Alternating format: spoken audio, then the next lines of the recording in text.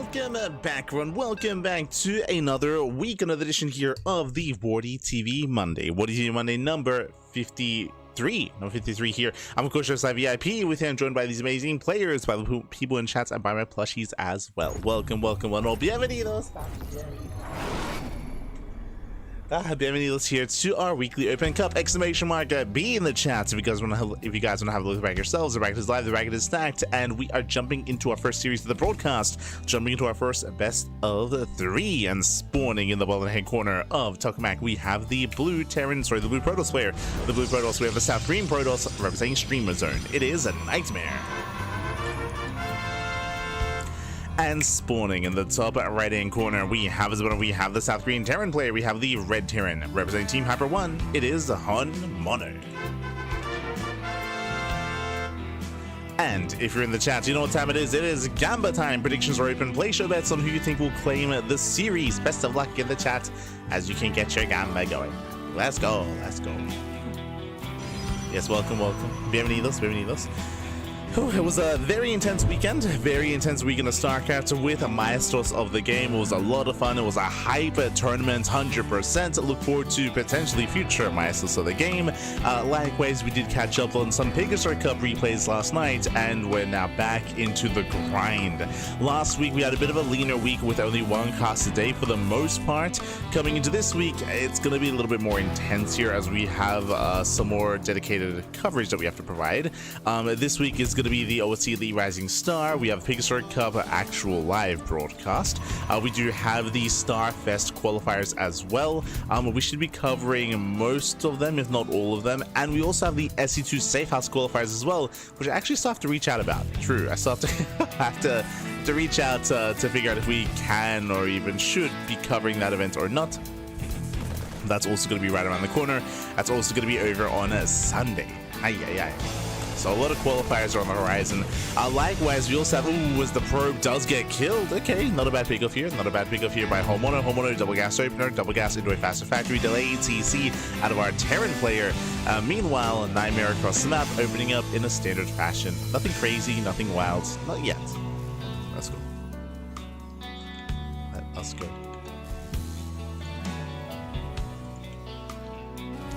Won't be so okay.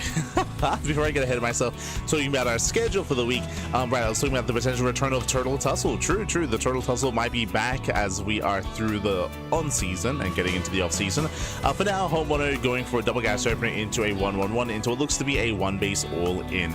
If you're unfamiliar with Homeowner, then he does one thing and one thing only in TVP. It's a little bit broad in that way. All-in. He all-ins every single game. Sometimes one-base all-in, sometimes two-base all-in, sometimes proxies.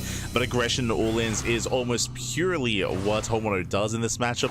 There are some instances where he has tried to play macro and try to be greedy to try to catch his opponent off guard, but there's a few and far between. For now though, 2 Marines going to be going down. Nice pickups here by Nightmare. Marines are amassing. We have the tank production on the way. Medic as well to boost across the map, and we'll see what Homeowner can get done. We shall see.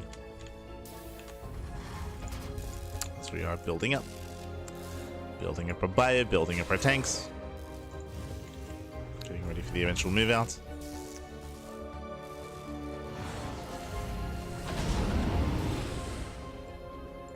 As here comes the boost as we move out across the map. I believe the Adept does not spot this. Job is not seen, but Nightmare did see the star. Okay, he knows. Yeah, he saw the starport. He knows that Nolan is coming his way. Shield battery is ready back at home. He's throwing down a 3rd gateway, so 3 gates set up here back at home. Very safe play out of Nightmare. Stalkers are amassing. We can see Homeowner dropping into the main base, but Nightmare, he is in position. Okay, he's ready in the main. He has the Adept to buy some time. From here, going for the Marine. Marines to take a couple of hits, and Homeowner has to get the hell out of here. Does pick up, does get some extra damage here. Doesn't kill anything yet. Pull away. And remember, behind this, Banshee. Going into more tanks, Banshee play. Eventually, we're going to pull the boys. Homeowner is going to pull the boys alongside this to repair, to buffer. And one way or another, the game is about to end. Homeowner is up to 3 tanks. Let's go 3 tanks, a robo on 2 bases. That should be for safety motor production. I love the Nightmares being proactive. And here it comes. Here comes the move outs. We got those 3 tanks. One does siege. And the tank should punish. Yep, Link is done. Tank volley goes off. Stalkers pull away. You can see the tank lead going forward. Another volley goes off. Another 2, another 3. Nice tank shots. Nightmare getting caught with his pants down. Taking a lot of damage. From here he rotates around to try to catch reinforcements. Now we're up to 4 tanks. And here come the boys. The boys are getting caught. Yeah, the boys are caught. SU's gonna be going down, and this is the waste of the boys, papi. At the same time, ooh, Nightmare, he does micro on top of the ramp. Using 1 Stalker, takes care of all the SCVs, which means now there's no buffer for this. And do we recall? Does the recall? He's racing back. He's racing back home. Stalker's trying to hold the line. They pick up some of the Marines, but the tanks, they're trying to get within range of the production. Immortal has arrived, but it's too late. Yeah, tanks have siege. Tanks do siege up. Nightmare, he has to pull back. Ooh, diving into the main. Gets a tank. He does get 1. And then get Nightmare. No, he's pushing within range of the tanks. Yeah, big overextension. There's the mule to repair. If he has no boys, he's got a mule.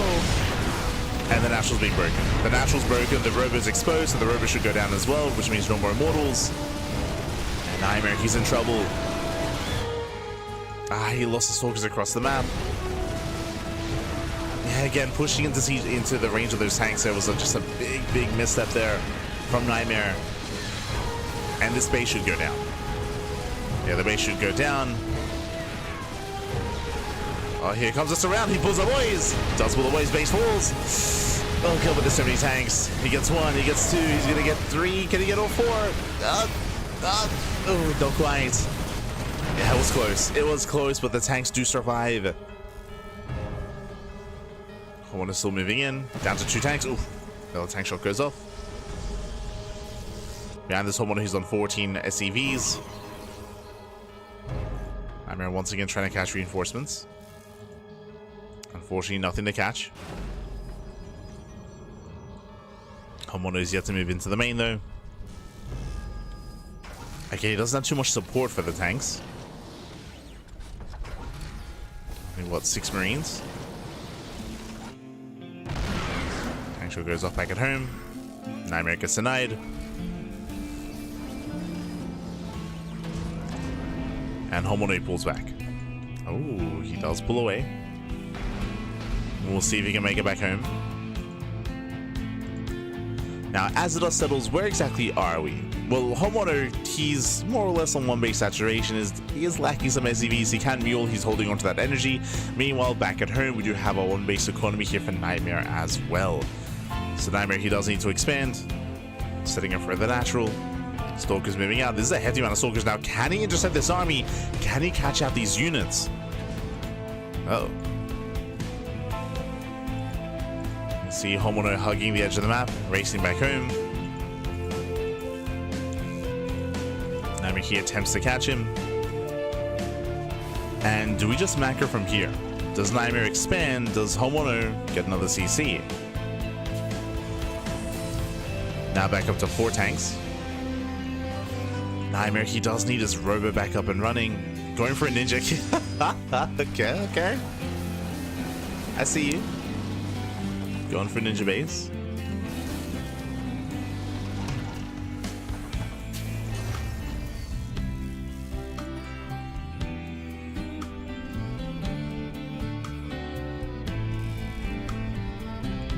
Man, she's poking. They're trying to lure the army within range. Oh, he does! Nice bait.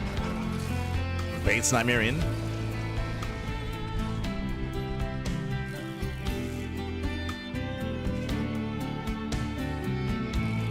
Bait him in. Charge is almost done. More boys are being pulled. We are not getting a CC. We're going for a second wave, a second all in. The second round is here. Once again, trying to catch up the Stalkers.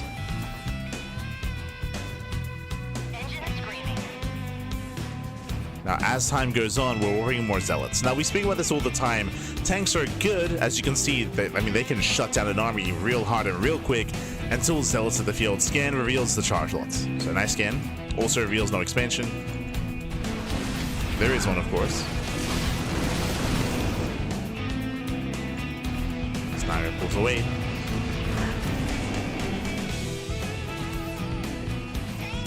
Homono moving in. Nightmare trying to catch reinforcements. Zealots are great and all, but this is not enough charge slots. We need more war pins. There are a couple of sentries. Once again, Nightmare going for the counterattack. Oh, can he slice off that army? Tanks are sieging. Zealots, they cannot move into this. Not with the tanks unsieged. Okay, nice force field. Buy some time. But Homeowner, he should get in. Yeah, he's getting in. If these tanks can get within range of the Nexus, that's game. That's going to be game then and there. And he's done it. Yeah, he's done it. He's pushed up the ramp. Stalker's doing what they can. There's a recall back home. Oh, wait, my apologies. The army's blue. Yeah, the main base is forfeit. This main base will go down. Now the best chance here, true. Nightmare. Can he destroy all the buildings? We have 2 floatable buildings. We have 1 starport and 1 CC. So 2 buildings can float. And did I say 2? So to be 1 because this building will catch fire. Oh no, the SCV! SCV walks out. No. There was potential, but 1 worker does get out. Ay, ay, ay. Yeah, the SCV gets away. Actually, finding the ninja base. CC goes down. There's 2 workers. There's 2 SCVs out on the map. Homeowner, he finds the pylons. So Homeowner is a diva enjoyer. Of course he is. So Homeowner is being revealed, but Homeowner, he can afford a CC. And he should be able to throw one down. Stalkers, they race back to defend. Nice control. Picks off a couple of Marines. But Nightmare, he cannot take a head-on fight. Tanks do siege. Nightmare gets it back the hell off. Oh no! They'll siege! Did on siege at the wrong moment. Nightmare, he does get 1 tank. Gets a tank, gets a Banshee, gets 1, gets 2 Banshees. But Homeowner is going for the kill. He's going for the main base. But there are 4 shield batteries. Tanks are sieging. Tanks do siege. Homeowner's being revealed. Ooh, nice dodge. Okay. Dodge the entire armor. Gateway goes down. No warpins, no reinforcements. Boys are being pulled. Does get 1 tank, but the tank shots. Oh, that tank blows are brutal. GG gets called, and Homeowner, he takes game number 1. Whew, GG. GG, well played. Homeowner, he does take a lead in the series. Again, Homeowner, he does TVP like no other. He's the cheesiest player out there, and non-stop all-ins is what we expect out of Homeowner, and that's where he thrives. Does take the first game here. Again, I will say that Nightmare, he had definitely some opportunities. He did have some nice moves, but there were some brutal moments where he was fighting within range of tanks, where the tanks were punishing him time and time again. We saw a lot of tank volleys going off. We saw, of course, the big moments when the Immortal overextended, when the tank shots went off on the Immortals, on the Stalkers, when he was trying to defend back at home while attacking at the same time. So in the end, Homeowner did snowball out of control, and GG, we're getting into game 2. Let's go. Jumping into game 2. And game 2 is going to be on Maganatha.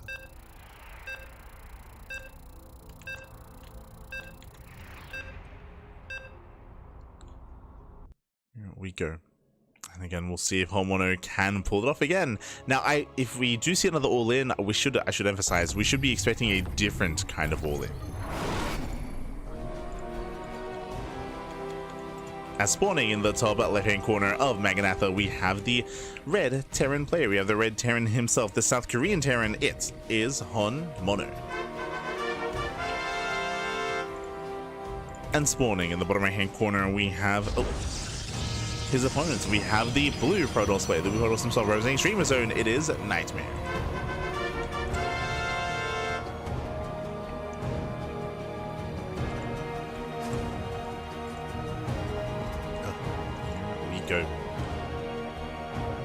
And again, Homeowner popping off with the 1-base all-in 1-1-1, just going mass tank bio. Again, with Banshee support, and the Marines had no upgrades. No stim, no combat shields, all the gas was being invested into tanks and into Banshees as well.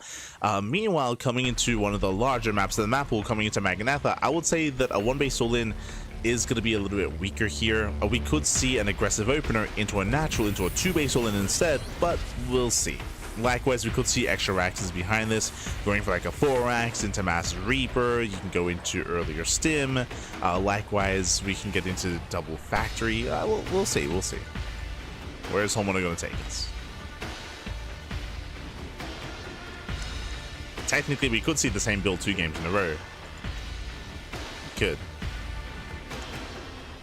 Probe does confirm the double gas. So again, double gas means faster factory, delayed CC. But how delayed is it? Like, we might just not get it entirely.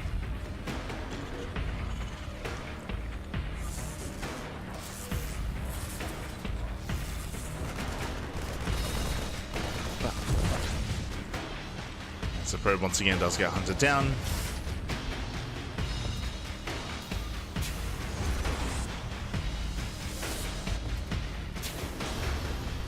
He had the right idea, getting into the Stalkers and eventually into. I mean, I don't know if I'm too fond of him going into charge when he did. I mean, by then it was too late. By then he'd already lost the natural. True. So far, same build. So far, 1-1-1.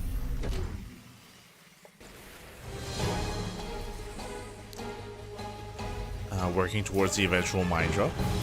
Interesting. Okay. Now, if you remember last time we saw, 2 Widow Mines. Last time we saw a much earlier tech lab. We saw an earlier tech lab into tank production, into medevac drop with tanks. But here is 0 tech lab, 0 tanks. Instead of going for a marine mine drop instead. Okay. So this is a different opener. Once again, Nightmare does poke in. Does spot the Widow Mine. Does see the lack of tech lab. And does take a mine shot to the face. Brutal loss.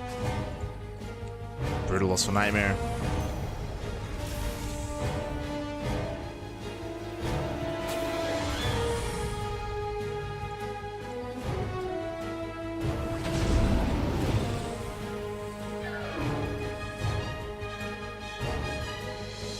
So he does boost across the map.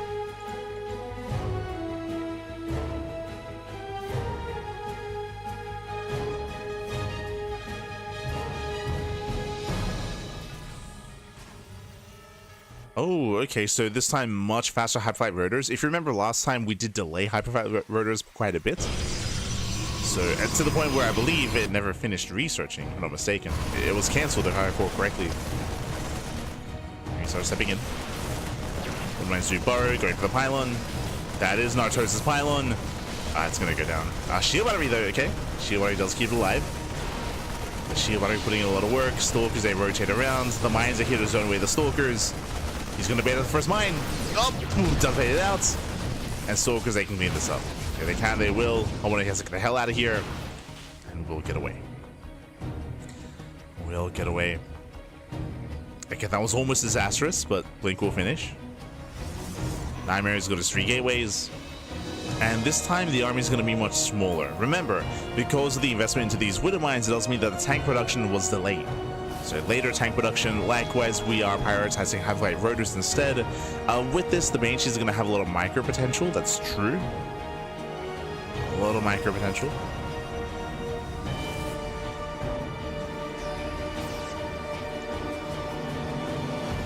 You have the repair going on. Nightmare once again is moving out to delay the push, to delay the all-in. And he already has immortal production. Yeah, you can see here, Nightmare, he went for a much faster robot, much faster immortal production. Nightmare, he is trying to hard counter his opponents. Because of the successful all-in after game 1, this is hyper safe play at a Nightmare. Just being very safe, very secure.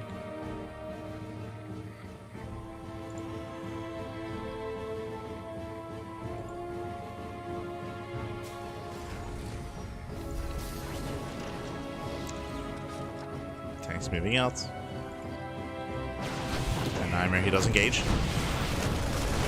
He should not get a tank. Tank does get low. And once again, the goal for Homono should be to catch out these Stalkers with those tanks. Banshees move in, they get 2 probes, they get forced back. Nightmare's at home to defend. Oh! Medevac taking a lot of hits, and the Medevac does get picked off. Yeah, a bit of miscontrol there by Homono, as he could have tried to have baited with that Medevac, but tanks were unsieged. Homono does punish, gets 1 Stalker, nicely done. Again, these are the moves that Homono is looking for, to siege up, to catch the army.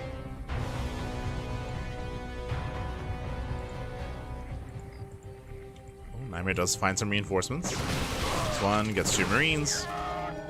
Very nice. There's 3 Immortals this time. Oh my god. 3 Immortals and charges done. It also helps that this time the push was delayed,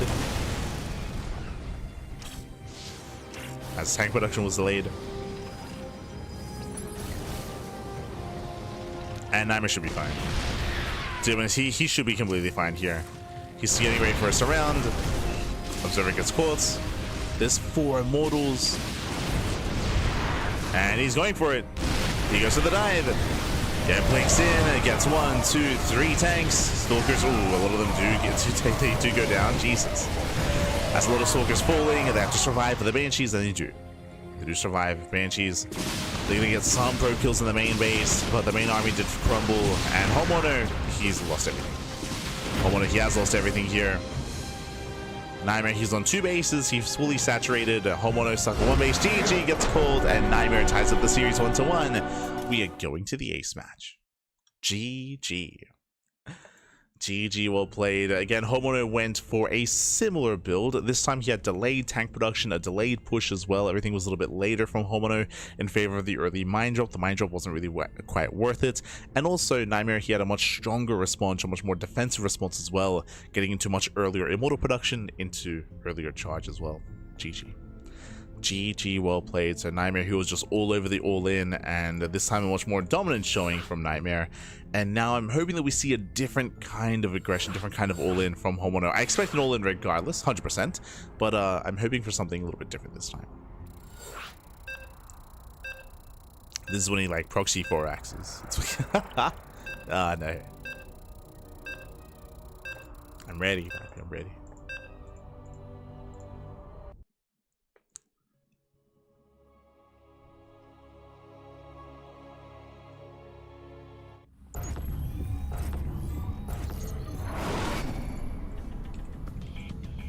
And spawning in the... Oh, we've changed colors. God damn it.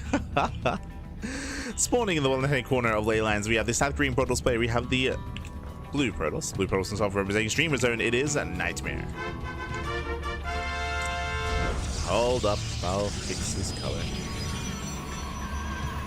And spawning in the top right-hand corner, we have the Teal Terran player. The Teal Terran himself from South Korea. It is Homono. Go.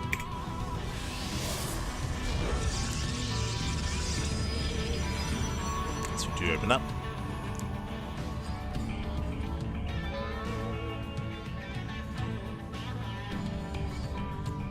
To open up, and again, both games so far we've had double gas openers into a factory, into a starport, into an attempted 1 base all-in. Successful in game 1, less so in game 2. And do we do it again here? As so far, no proxy. No proxy set up here across the map. Oh boy.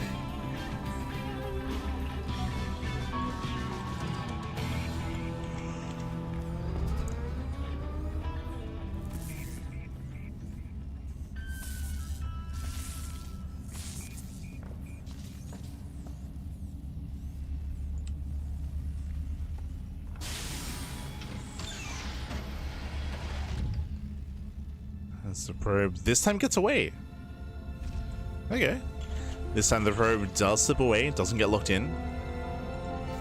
Does confirm the double gas, does confirm the factory. Nightmare, he's aware of the initial opener at least. And we'll see where this takes us.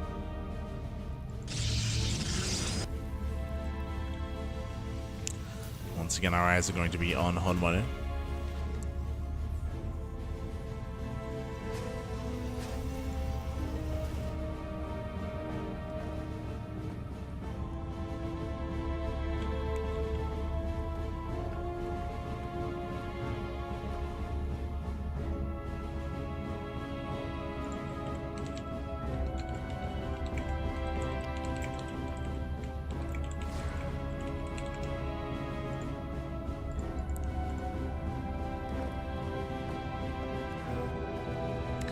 Oh, as Nightmare going for a Stargate opener. This is a bold move.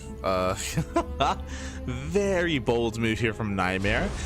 Winding it back, once again, 1-1-1. This time we're going back to game 1. Remember, my big criticism of game 2 is that it was a racks into factory into starport with Widowmine production into a delayed tech lab. That is why the all-in hit later in game 2. That's also why Nightmare was that much more prepared. This time, tech lab. This time, straight into tech lab. We're not wasting any time with Widowmines. This time, tank production is going to be prioritized, which means the push is going to be faster as well. Ooh, as that does get caught out. Recall is wasted. And Homeowner does push. He does move out. So much earlier move out. I believe checking Nightmare's vision, he is aware. Oh no, he did not see the tech lab. And again, the reason why I said this is risky here, Phoenix production can shut things down once you build up a high enough Phoenix count, but this early on, what are you gonna do? I mean, he has potential to lift the tanks, of course, but there should be support. And there we go. A couple of boys are being pulled. There's gonna be 2 tanks and Marines. And I don't really have too much faith here, but we'll see.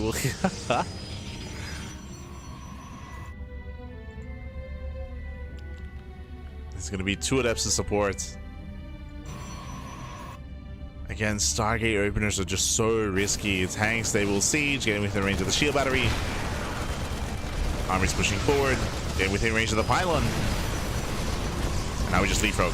Now we leapfrog forward. The pylon's going to go down. Natural base is forfeit. Phoenixes are building up. Again, what can the Phoenixes? They do nothing. They're dead supply. But essentially, these are dead supply Phoenixes. They can go in, lift 1 tank, and then be targeted down. He's going for it. Does lift 1. Phoenix is targeted. Does lift the other. And 1 tank is going to go down. Can he get the second tank? Can he get it? Oh, barely does. Whew. Gets both tanks. It did cost him 13 probes, but another tank has arrived. Do we have energy? We do. Is there enough DPS though? Tank is within range. Yeah, tank is within range. You could argue that the first 2 tanks were a little bit too far forward. This is all they need to do, just be within range of the Nexus. Tank being covered now by the bunker. Bunker does protect. He's going to lift. Yeah, it does go for it. Instantly does get targeted. A tank goes down. And without tanks, Nightmare should hold. Like, the tanks, they're the one biggest threat. The one biggest threat here. And the Phoenixes, they were barely enough. Whew, I didn't believe that. I didn't believe. And Nightmare holds. Nightmare, he does hold on. Takes down the Liberator, takes down the Medivacs. Again, if Homeowner was a little bit more careful with those first 2 tanks, then maybe he could have kept going and could have saved them, more importantly. But in the end, Nightmare holds. Hey. Does hold on. And from here, Nightmare should snowball out of control. He did lose a lot of probes defending, that is true. But he does have 2 bases, so he just make 2 probes at a time. Nightmare should maintain an economic lead. And now he should contain his opponent. And now with Phoenixes, he can do a better job at shutting down Medivac, shutting down the Banshees. Has to be careful though. Does want to throw them away. Just so he can just contain. Just contain the Terran. And just build up behind us. That's all we gotta do. Just build up behind us. Twilight Council's on the way.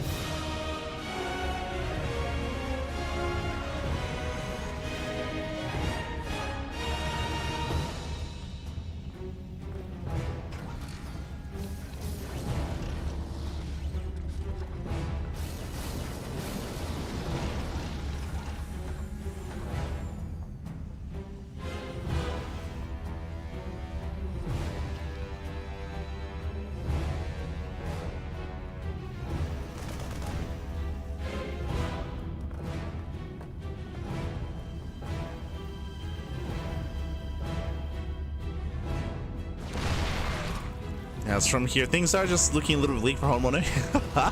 Again, the longer this goes on, the worse it is, right? The worse it is for the Terran player. He is building up a really high tank count, that is true. So when he does push, he's going to have, what, 4, soon to be 5 tanks? I mean, this is still a pretty intense army. Still very intense. Now, when it comes to Phoenixes, their utility here is important just because it is his way to deal with these tanks. The problem here for Nightmare is that because he went for the Stargate, he has no Robo, he has no Immortals. So when it comes to the move out, it still has a lot of potential. As there are 3 Phoenixes, soon to be 4. The Phoenix also does provide vision. Oh. One goes down. And here comes the move out.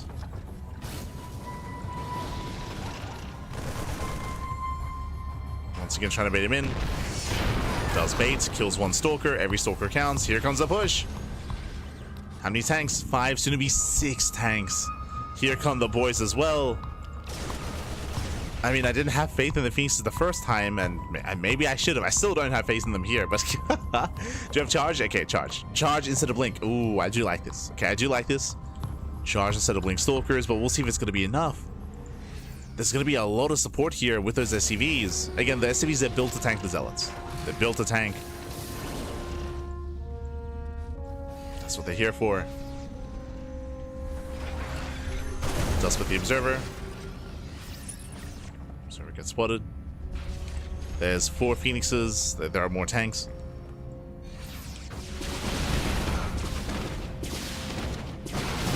Army's moving in. Only 1 shield battery. Tanks do siege. Zealots, they're coming from behind though. Yeah, they're coming for the flank. SCVs are dead. And wilking up the tanks. Whew. Okay, very nice round with those Zealots. There's not that many Stalkers left over, but the Zealots will clean up. Yeah, the charge lots, they are enough. They clean up the tanks, the Marines. And Nightmare holds. Whew. Nightmare, he does hold on. Thankfully, because they came in from behind, the SCVs were out of position. The SCVs were over towards the left-hand side. They were not there to actually protect the tanks. And with that, Nightmare, he does hold on. The MVP charge lots. And that's all that we really had, right? That's all the homeowner had left. That had to end the game. And again, he had quite a fight in him, for sure.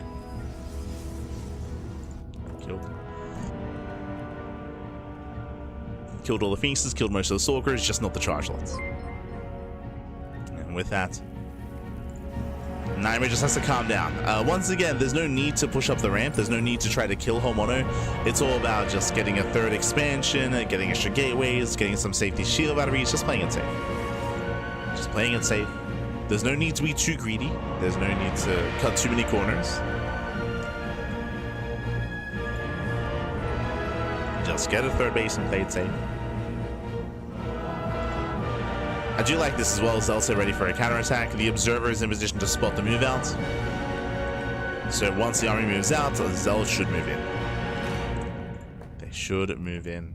And meanwhile, big shout out to Luis GGG in the chat. Thank you so much. Thank you so much for the raid. Hope you had a great stream. Hope you had a great ladder session. Bienvenidos, one and all. Hopefully the ladder went well.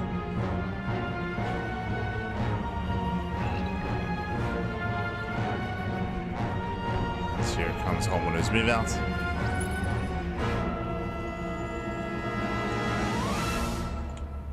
And as he moves out, Zel's move in. That's a lot of boys, which means there's nothing to kill. Literally pulls all the boys except for 2 mining gas. Yeah, Zealous, they will catch the reinforcements. Nice depot drop. Does heal up. Heals off the wall. When he commits. That is going to be a lot of supply not defending, but it might still be enough here. Like Nightmare, he should have enough. Again, playing it slow. Does force a siege, pulls back, extra warp ins. Zealous, they will eventually break down that wall.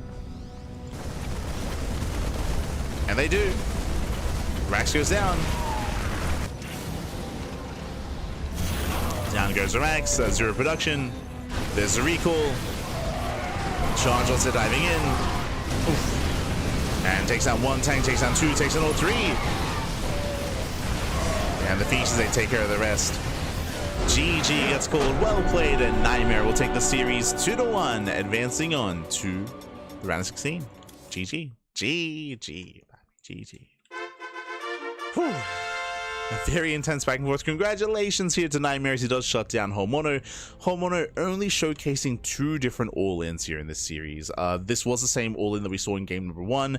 I was still very on the fence about Nightmare going for the Stargate opener. I do think it was quite risky. I do think it was quite greedy. But he got away with it. He barely got away with it when it came to the first all-in, when it came to the first push. And with that, GG, well played. And Nightmare, he does claim the series, and Homono is out of the tournament.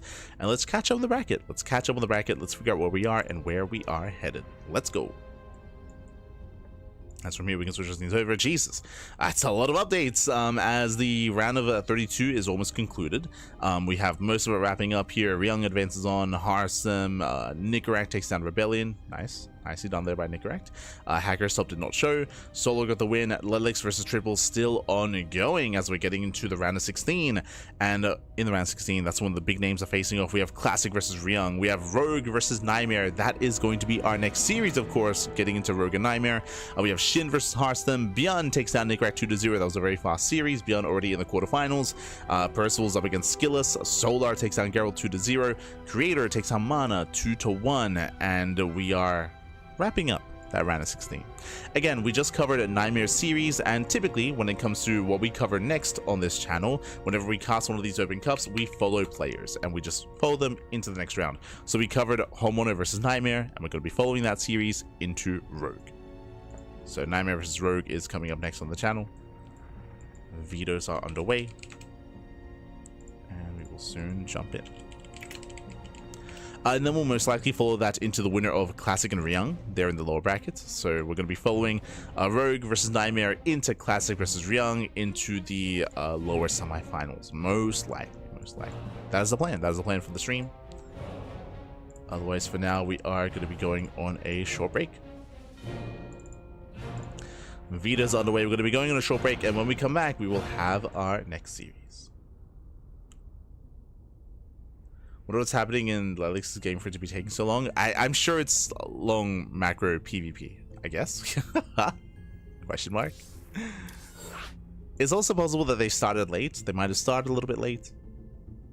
But yeah, very long series. True.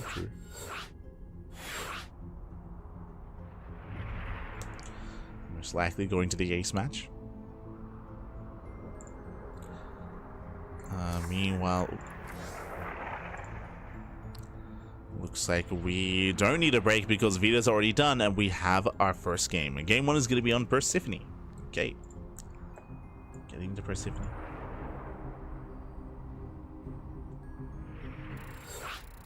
Unsure why Homono is still in this game. If you haven't watched Homono's games before, like, I mean, there's a reason why he had like that last digit, like last effort all in towards the end, because they can sometimes work.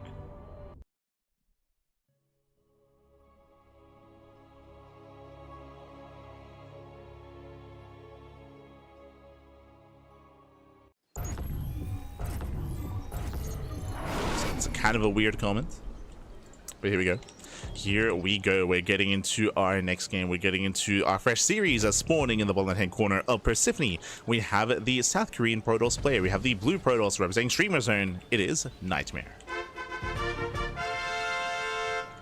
And spawning in the top left hand corner, we have as opponent, we have the South Korean Zerg player. We have the red Zerg representing Team Falcons. It is Rogue.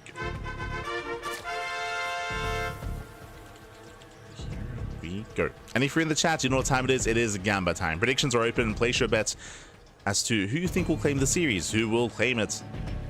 As coming into this, Rogue is going to be the favorite player, but Nightmare, he has been improving very quickly over time. For those that are unaware, Nightmare, he retired. He retired earlier this year.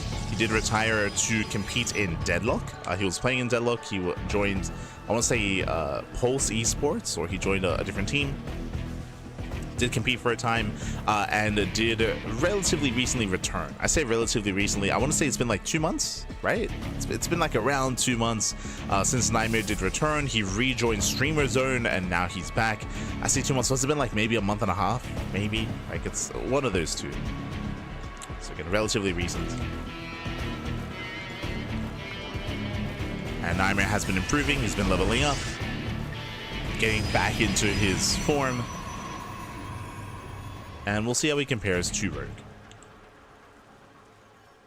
We shall see.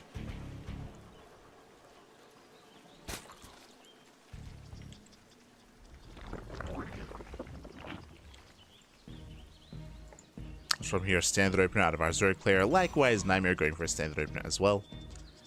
When it comes to Rogue's preferred style in this matchup, we do often see a lot of all-ins. We see a lot of all-ins. I mean, as we do see from all Zerg players in this matchup, to be fair.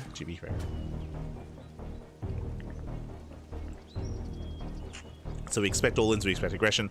There are certain maps where I would say that Rogue, he might go for a very tech-heavy style. There was a period in time last year where Rogue was going for just very tech heavy, very macro oriented, very defensive, maybe that's a better way of putting it, very tech heavy, very defensive play, where Rogue would basically rush Lurker. He would rush Lurker, he would slow the game down with Lurker, and then max out, and then go for mass Nidus play, right? Nidus play with a Lurker Hydra. And try to snowball out of control from there. But that was last year, right? It's been quite some time. Since that time, we've seen Rogue again go for more aggressive styles instead. So we'll see what he goes for. We shall see. For now, Stargate. Stargate opener out of Nightmare. Back at home, everything's looking normal. Stargate into a third base. We'll keep an eye on the Twilight Council timing for Nightmare. We'll see if he goes for an earlier Twilight Council or a later Council instead. Likewise, Rogue across the map. We'll keep an eye on his gases. We'll keep an eye on his tech if he goes for an earlier Evo Chamber, Roach Warren, or Lair. Or even Baling Nest.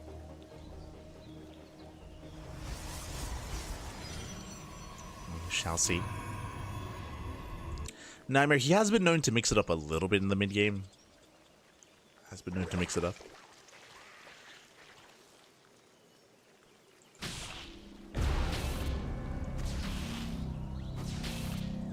What is going to be hunted down.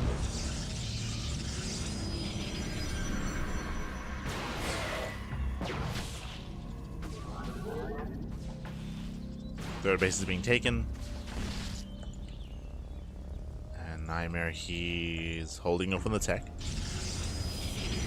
There's the Evo Chamber, that's indicative of +1 melee, indicative of Link Hydra. As generally the Zerg player will be skipping their Roach Warren here. Generally. Ooh, earlier Twilight Council, okay. Does go for the Twilight Council. This is earlier than usual. So the question becomes, is this Glaive Adepts or is this early Blink? We have the answer. So we have the Forge on the way. This means Glaive Adepts are off the table. The Forge is typically indicative of something like Charge or Blink, not Glaives. Glaives does not benefit from that upgrade.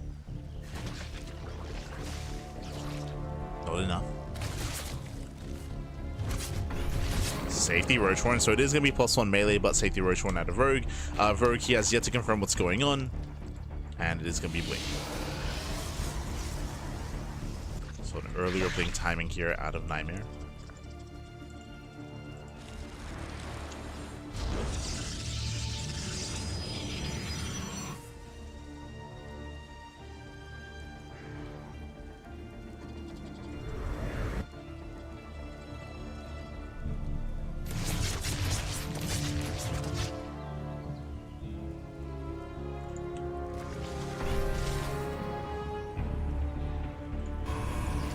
Temple Archive is going to be on the way.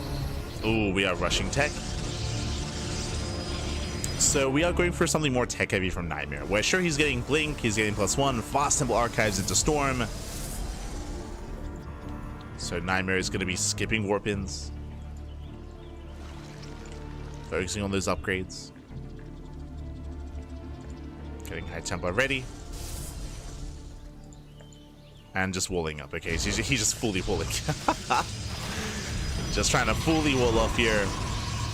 Nightmare, he's turtling up. Again, defending with the bare minimum because he rushed into Storm. And into Blink, and into +1. So just a really greedy style here out of Nightmare. Tech-wise greedy.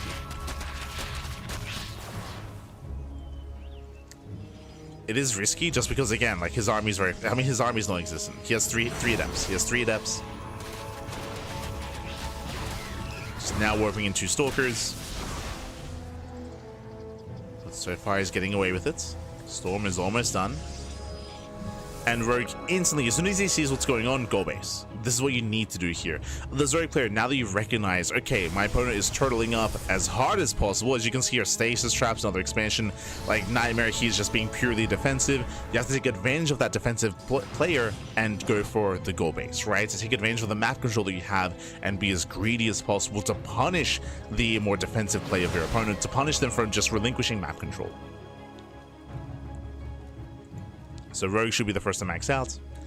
And the question becomes, oh, okay, it looks like Ling, Bane, Hydra. We have Overlord Speed. Overlord Speed is typically indicative of Dropper Lords, which means the goal is not to go into Hive Tech. And he has the option if he wanted to go into a Lurker Den, into Hive, into Hydra, Lurker, Viper, but that is not the case here. Lings, they get caught out. Rogue, he's going to be maxing out on a lair-based army instead. So it's going to be what looks to be a lair tech all-in. Purely maxing up on Ling, Bane, Hydra. And Nightmare's playing with fire right now. Remember, Nightmare, he is taking up into Sky Toss. Nightmare's army isn't really what it needs to be. So Nightmare, he cannot push. He should not push. Here come the Dropper Lords. So we have 6 Dropper Lords morphing in, getting ready for the Doom Drop into the main. Nightmare currently has no idea. But the Prism will spot the Dropper Lords. Yeah, crucial moment for Nightmare. Does see the Dropper Lords, does spot the Hydras. Nightmare knows, and here comes the Warp in. So this drop should fail.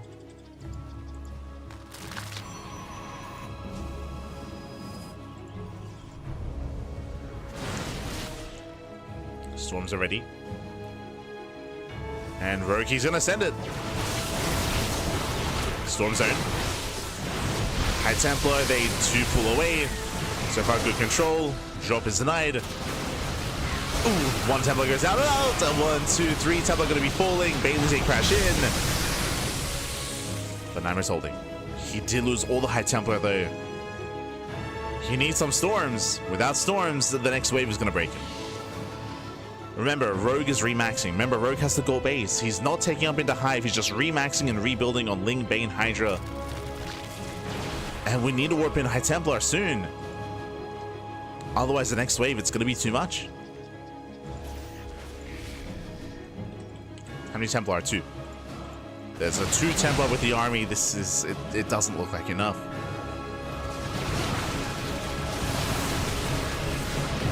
There we go, drop into the main. Bit of an awkward drop, but does unload everything. Ling Bane's rolling in. There's one more Storm. Ooh, Storm does connect. Storm connects. Rogue, he's running out of steam. He's running out of army. Very nice stasis trap. Stasis goes off. A drop is held. Holds against the drop. And Nightmare, he defends. And now Nightmare is outscaling Rogue. The all-in has failed. The all-in has failed. Rogue now at 10, almost 10:30, he throws down Infestation Bit. Sorry, 10 minutes. 10 minutes for Infestation Bit here by Rogue.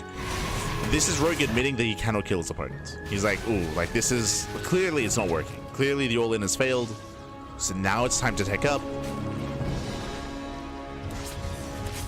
But this is a late realization. And as he realizes this, we already have carriers being morphed in.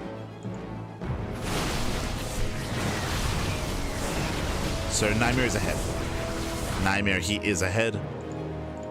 And he's looking to get further ahead as well.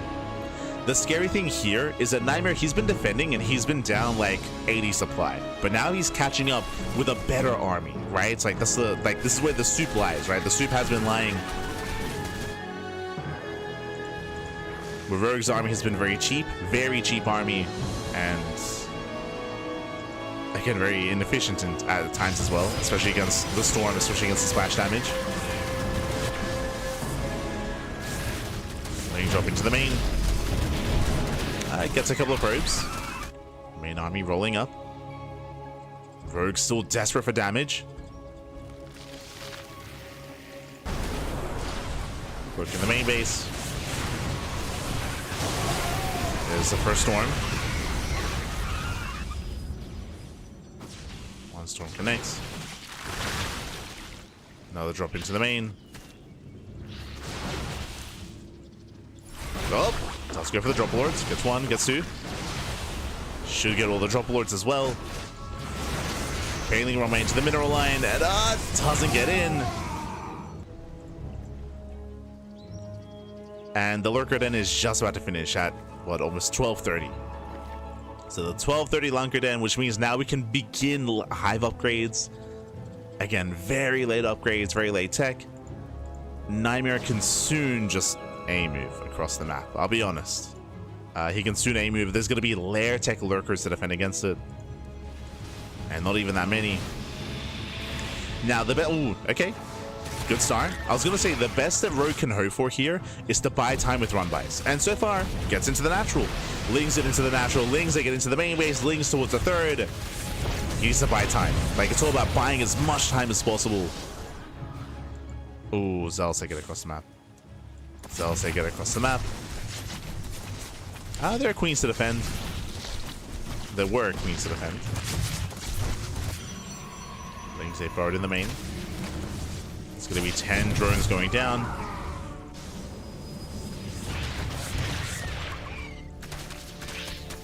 Lings they have borrowed. And Nightmare, he's still stuck at home. He's still stuck at home. Now, what's scary about this is that Nightmare, he has been refining his army. And what does he have? It's very Stalker heavy. It's very Stalker heavy. I would say that's a negative thing about this army. He's got a decent amount of Storm. He's got some good Archons. He's got Carriers, no Tempest. So this army is not as good as it otherwise could be. Tempests are superior here when it comes to gaining value over time, when it comes to being efficient. Carriers are good to brute force it. If the goal here is to just push and to end the game, Carriers are better at that, as their DPS output is higher, especially when moving into like a Hydra-based composition.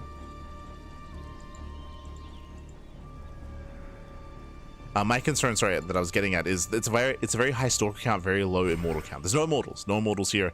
So Lurkers, especially as we are finishing the Hive upgrades, Lurkers, they can defend. They can hold the line. There's 11 Lurkers. Immortals are built to tank and built to close the gap, but there are no Immortals here. So it could be a little bit risky. Meanwhile, speaking of risky, Rogue, he moves out most of his Lurkers. He can't afford to lose this. He cannot afford to lose this army. Lurkers do borrow. Lings move in towards the left-hand side. And we're diving with the Lurkers. No! Get out of here. Losing 1, 2, 3. 3 Lurkers go down. Lings, they do deny base.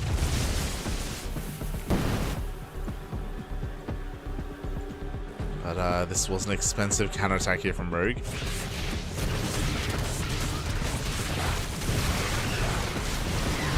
I mean, he will defend.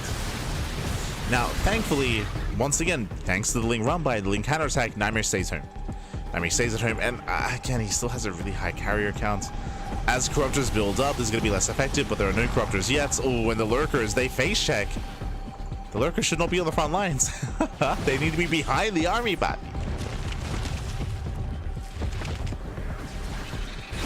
here comes Nightmare. We spoke earlier that Nightmare, he should be able to A move, and I will say that enough time has passed where we've built up a high Lurker count. Much higher Lurker count. And again, Carriers aren't really built to deal with this kind of siege position as well. One Carrier goes down, second Carrier goes down as well. Takes on 2 Carriers.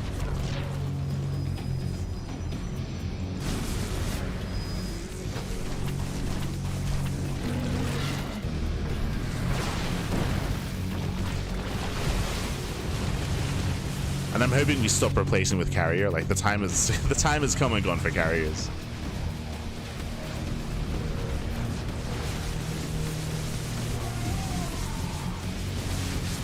Ooh, that's once again trying to force a way into Lurkers.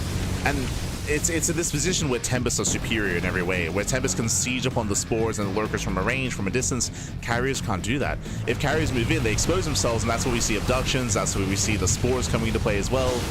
Oh, Lurkers do clump! Oh no, the Storms! Storms, they shut down the Lurkers! The Lurkers were clumped up! Oh god, the Copium Microbial Shroud. Not like this. And Nightmare, he is breaking through that front line. Trying to at least. Does go for the Parabomb. Droppers do all go down. And Nightmare, he should still have enough. Yeah, you can just keep going. Not the cleanest fight. And not the cleanest fight here. High Templar does fall. Once again, carriers are exposed. Ooh, Nightmare rebuilding carrier. Okay.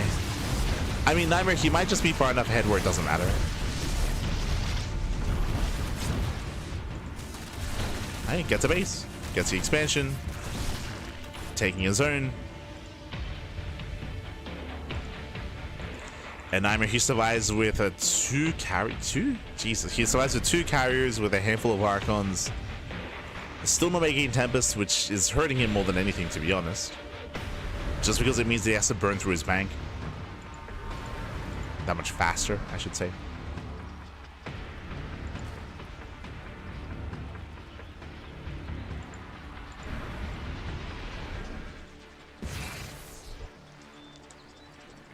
Home Rogue still just building up his lurkers. And there's no rush for Nightmare, to be honest. All the Nightmare has to do to win this game is deny the gold. Which, I mean, the gold doesn't even matter anymore. It's already mined out. Jesus. It's already mined out. It's also running to lurkers. There's 10 lurkers so far, soon to be 15. I mean, it's been a while since I've seen a composition like this, like a low tier composition like this. Trying to push into lurker spore. Like Nightmare, he's making it more difficult on himself. Going into carrier, but it's fine. I mean, will it be? Is this still fine?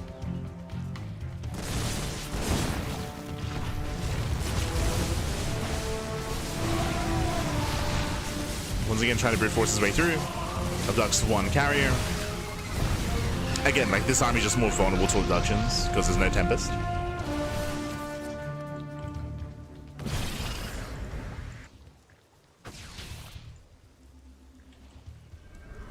It's just more vulnerable.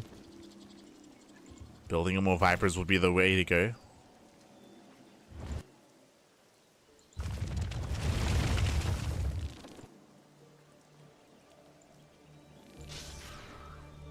Nightmare pulling back. What are we remaxing on? Nightmare, he has no product. Like, he's not making anything. He has money. He's on supply blocked.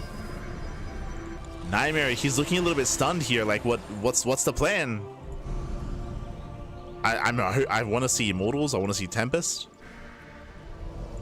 We're still not warping in.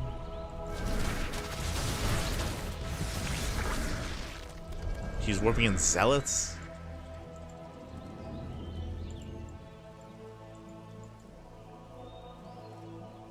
Nightmare, he's stuck.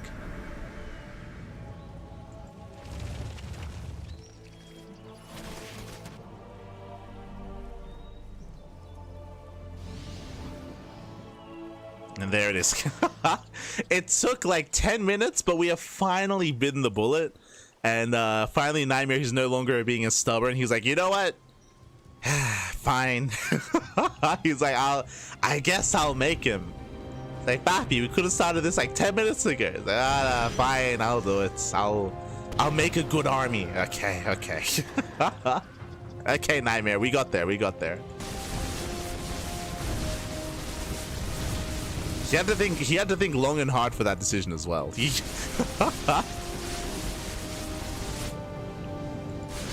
Did not come by easy.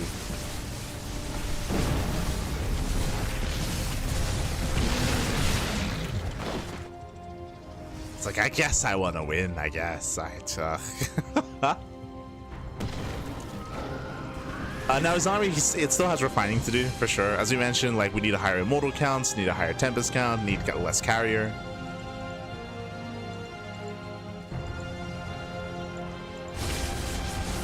Otherwise, Nightmare, he's just been trading so inefficiently, pushing into these lurker lines.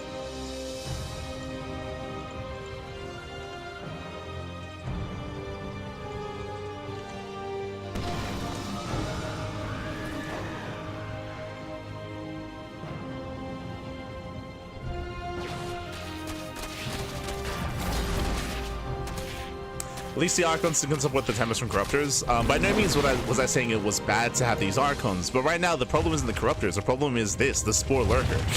Like this army is not built to push into Spore Lurker. I mean, we've been seeing Nightmare try and plummet in supply every time, right? Like, it's just been very, very inefficient.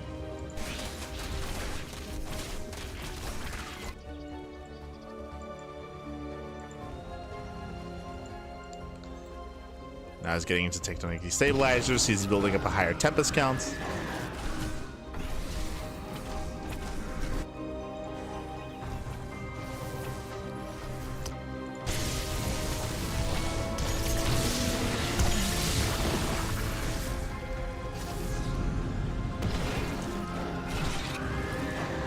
As Rogue, he has successfully slowed the game down to the point where he's catching up. So Rogue is catching up. He does reestablish a new base.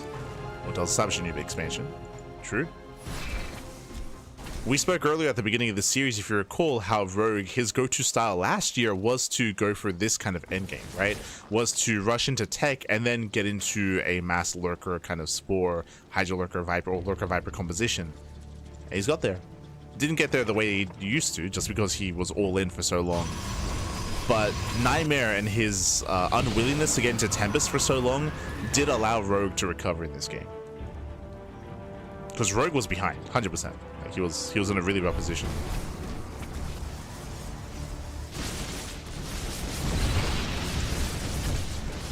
For Rogue, he's caught back up. Now Rogue, he's getting a greater Spire, getting into +2. He's slowly building up those upgrades.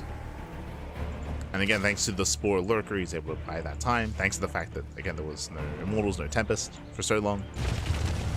Now that Nightmare's built up his Tempest count to 6, he can start to chip away at this army and try to chip away at the front lines. That is true. That can soon begin. I would still prefer if he would... I wouldn't even mind it if he killed his own carrier, to be honest. He killed his own carriers, started making Immortals. I think he only has one robo, right? Yeah, only one robo.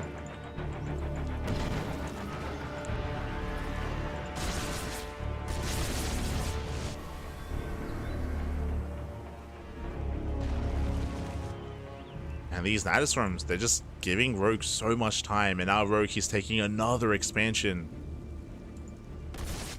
Oh, Nightmare's moving in, okay. Now, where are the Corruptors? They're here in the center. So Corruptors in the center, which means that Nightmare, he has time to get a couple of volleys off first before this army responds. Here they come. Corruptors are coming.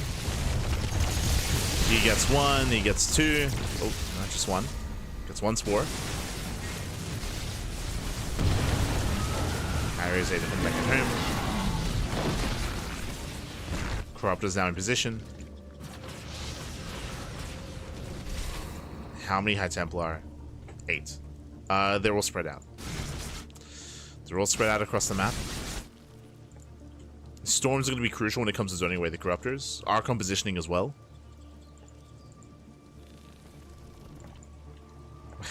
Hey, we thread the needle.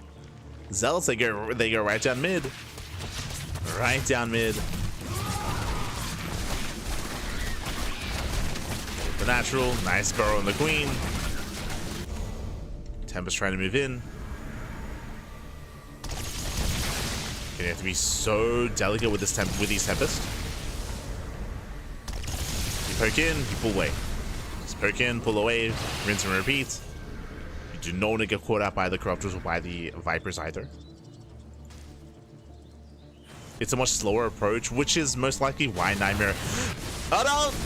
Oh, the miscontrol. Yeah, it does miscontrol, does rally into the army, doesn't lose anything, but does take a lot of hits. He killed his own rocks. Sorry, he knocked down his own tower, so the pathing was really awkward. Carrier's getting caught out. Ideally, you don't want to lose them for free, but I mean, this will force Nightmare to replace these carriers at least. So 2 carriers go down. Here comes Neural. Here comes +3. And we do see that Nightmare is replacing the carriers with more Tempest.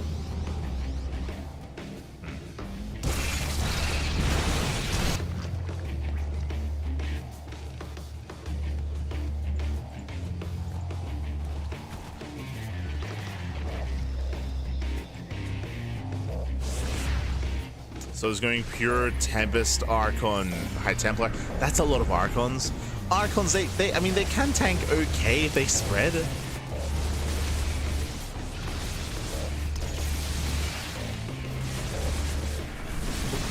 Revelation. Oh no! Yeah, bit of miscontrol there. Does leave the Oracle's idle. One Oracle goes down. Now let's go time for the Tempest. Tempest, they got to move in and kind of wait. No, no! Does leave. Jesus, so careful. You have to be so careful with this Tempest. Just ensure you can always kite back to your Archons. Lurkers, they get within position, they get within range. Carrier almost thrown away.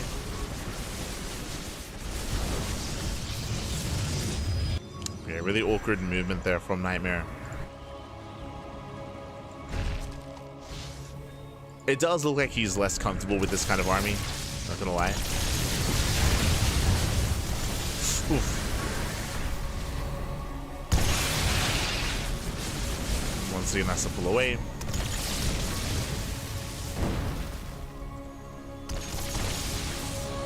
So the by running into Hydras.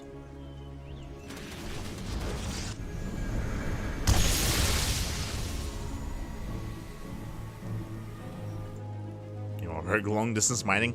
We're getting to the point where we're running out of resources on the map, right? It's like center base, mined out. Top right, mined out.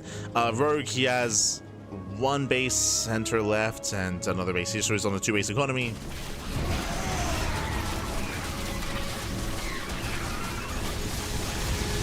Now, the scary thing for Nightmare, because of how he was expanding, Nightmare's fresh bases are spread out, right? Like, for Rogue, they're right next to each other. For Rogue, he saved these 2 expansions for the late game. Meanwhile, Nightmare, he's expanding bottom right and center left. He's spread out. So the early mid-game, like, expansions and how we did decide to expand is going to be hurting Nightmare. Just because his economies are centralized, oh, the Archons, they do veer too close to the Lurkers. Oof. And once again, a bit of miscontrol here from Nightmare. Hold position is your friend, Pat. Gotta hold position the hell out of those Archons. Oof. And just get spotted. Raptors, they attempt to go for the dive. Nice pick up with the Tempest. Once again, like the Archons, they keep moving with the Tempest. But the base goes down. Regardless of hiding, the control with the Tempest was good enough. Takes down the base.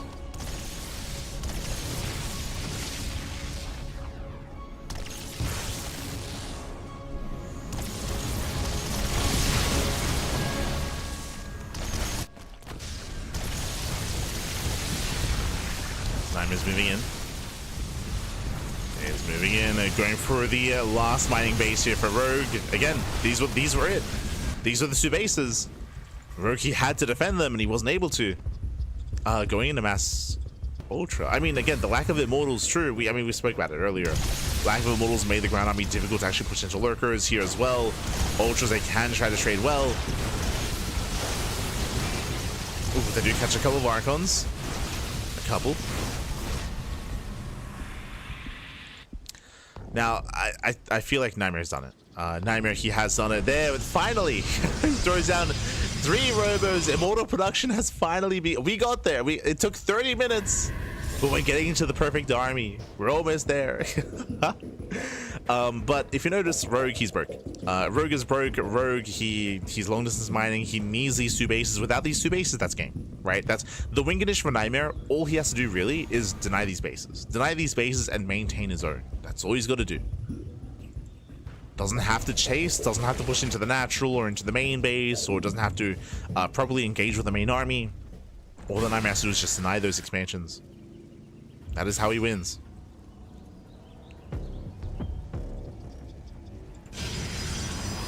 He's mining out center left, center right as well. Now, what is the most scariest and what is happening here and the most dire for Rogue is that Nightmare still has another base. He still has another fresh base that he has not taken yet. And specifically, we speak about this all the time, because of how Persephone is, because of the layout of this map, there's no way that Rogue can ever take that expansion. He's going in though. Mongols do catch some of the army. Ooh, brutal stasis. Yeah, stasis goes up. The Archon count is barely there. Yeah, the Storm does zone. Zelsa charging in. And there are 4 Archons. Yeah, there are enough Archons. Corruptors, they go for the dive. They do magic clubs. And Corruptors, can they take all the Tempest? Up. It looks like they cannot. Yeah, they cannot. Whew, the 4 Archons on the ground, it's barely enough. They support, they defend. And that should be game. That should be game. But as we were getting at, specifically on this map, because of the specific layout, there's no world where Rogue ever takes this expansion. So the fact that Nightmare doesn't have it doesn't matter. Like, once he finishes mining, then he can expand and freely just take another fresh base. Another fresh base here for Nightmare.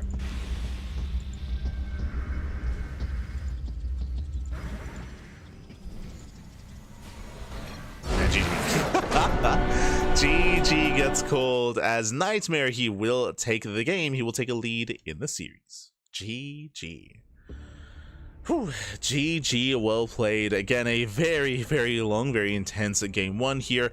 For the most part, Nightmare, he was in the driver's seat. My biggest concern for Nightmare was his inability to tech up, his unwillingness to tech up. If you remember, Rogue was all in. Remember, Rogue, he went for a lair tech all in where he maxed out twice with purely Ling Main Hydra and he failed to kill. The moment that he failed, he did eventually catch up though. He eventually caught up, and this is partially because of Nightmare. Because Nightmare, he refused to make Tempest for so long in that game. He instead was maxing out with Archon Carrier, and because he maxed out with Archon Carrier, when he eventually decided to move out, he saw, ooh, there's a line of lurkers, a line of spores, I can't do anything. It allowed Rogue to recover, to bounce back, to take his half of the map. But specifically here, this map is brutal because of the limited bases. You have very limited expansions here on Persephone. As I mentioned, because of the layout, you cannot take your opponent's expansions, unlike on some of these other maps like Leyline, where more of these bases are contestable expansions instead. And with that, Nightmare slow and steady did take it in the end. GG. GG, well played. He eventually got into his Tempest. He got there. And was working towards Immortals towards the end. As we are now getting into game number 2 and spawning in the top right hand corner of Leylines, we have the blue Protoss player, the blue Protoss representing Streamer Zone, leading the series 1-0. It is Nightmare. And spawning in the bottom left hand corner, we have as opponent, we have the red Zerg player, himself, representing Team Falcons. It is Rogue.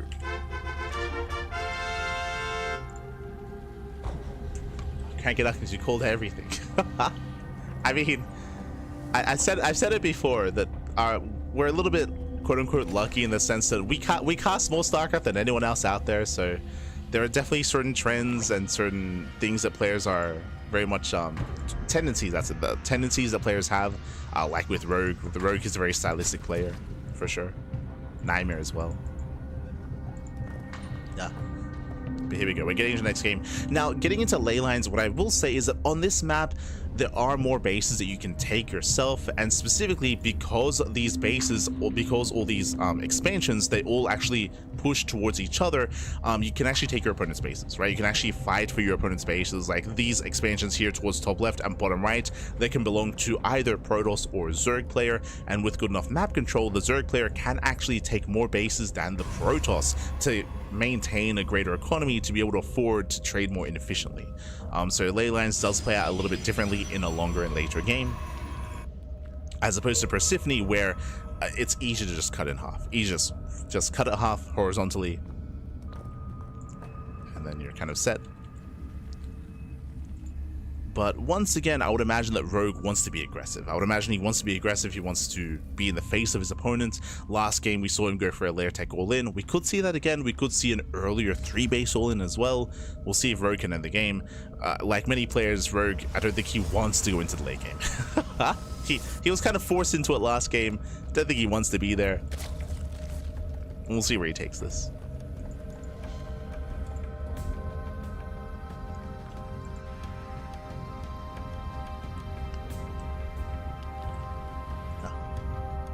Remember to hydrate. Remember to hydrate.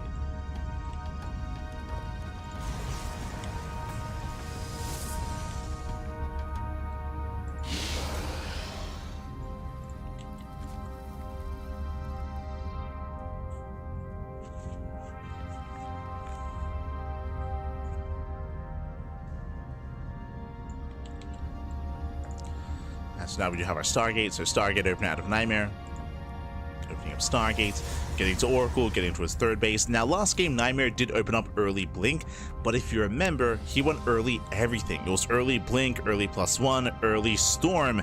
And with Nightmare he was skipping Warpins. He was skipping Warpins and just turtling up on 4 bases. Now I will say that it should be a little bit more difficult to do that here on Ley Lines. I would say that Ley Lines allows for more aggressive builds from the Zerg player. It is going to be a little bit more beneficial here compared to on Persephone. So it's going to be more difficult for Nightmare to be that greedy. Or at least it should be. So we're expecting a different kind of build here. We're expecting a more active style out of Nightmare, but we'll see.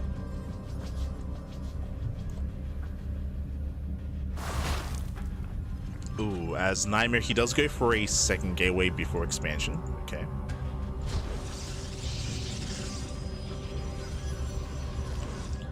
Lings, they confirm.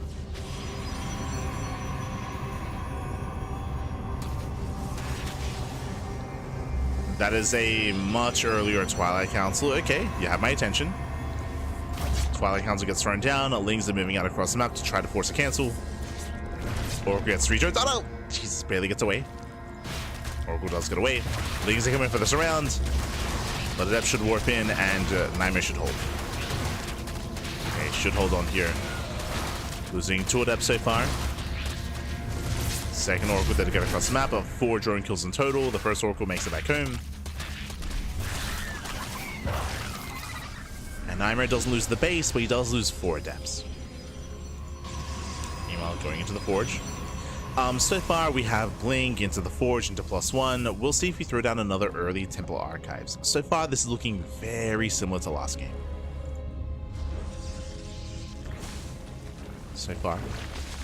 Oh, never mind. Oh, Jesus, that's a gateway explosion. We did not see this last time, so this time a big gateway explosion here out of Nightmare. We have 5 gates on the way alongside the 2 that's already done. That's going to be 7 gates in total. This might be, it's been a while, this might be the beginning of an 8-gate 3-base all-in, where you skip your gases at the 3rd base, you get a proxy 8th or 9th gateway, and you just commit with pure Blink Stalker. Meanwhile, Rogue is playing safe. Rogue, he does go for a later Eva Chamber into +1 range into Roaches. So he's going for a more Roach Ravager heavy style. I get a much safer playstyle here from Rogue. Stalkers are warping in. Again, this time Nightmare, he's not skipping warp-ins. Oh no! I think he gets in! Yeah, big scout here. Rogue, he gets into the main base. He will see extra gateways. And he will confirm everything. Yeah, he sees the gateway explosion. Here comes the probe. If you remember, what did we say? 8-gate, 3-base all-in. We should be proxying the gateway. No gases at the 3rd base. Here he comes. Okay, here comes the all-in. Now, thankfully, Rogue was playing safe. Thankfully, he was making roaches. That will help. But it comes down to the control, right? It comes down to the blink control. It comes down to the stasis traps. Rogue, he should have the tools to defend. It's all about the execution. As there's a proxy.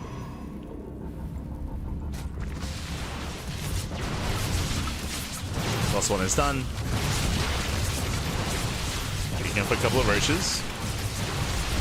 And, oh, we lose 1 Stalker. Yeah, a bit of miscontrol.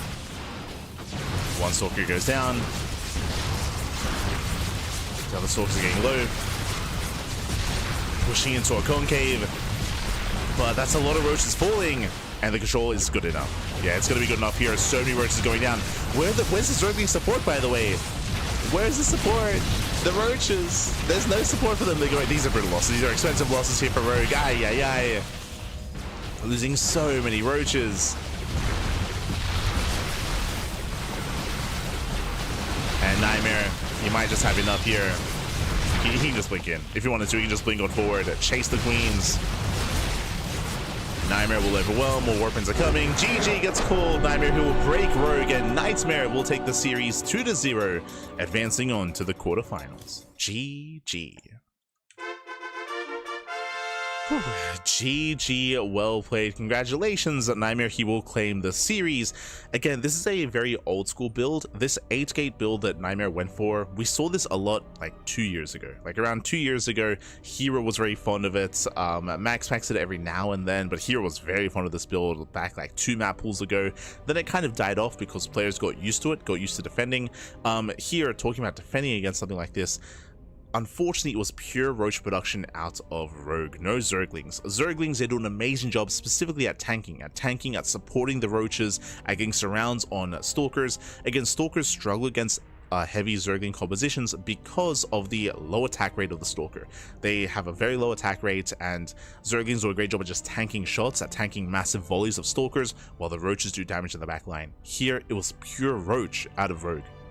So really expensive losses every single time as roaches were falling and as the Stalkers were getting more value. Yes, we lost a couple of extra Stalkers there in the execution of the build, of the all-in, but in the end, GG.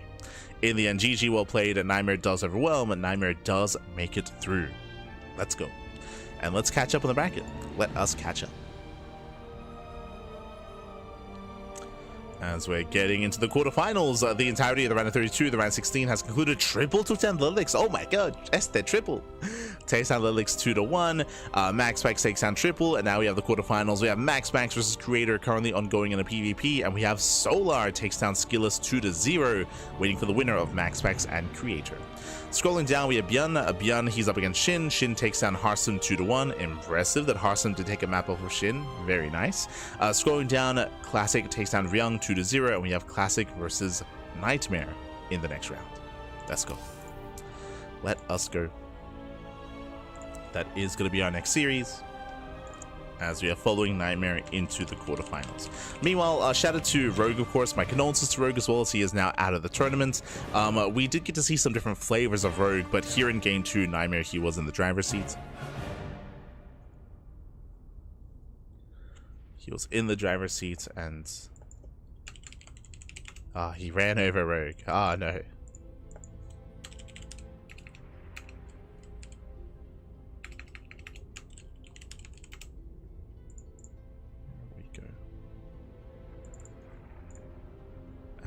Oh, betas are done. Vetoes are done, and we're all filing in.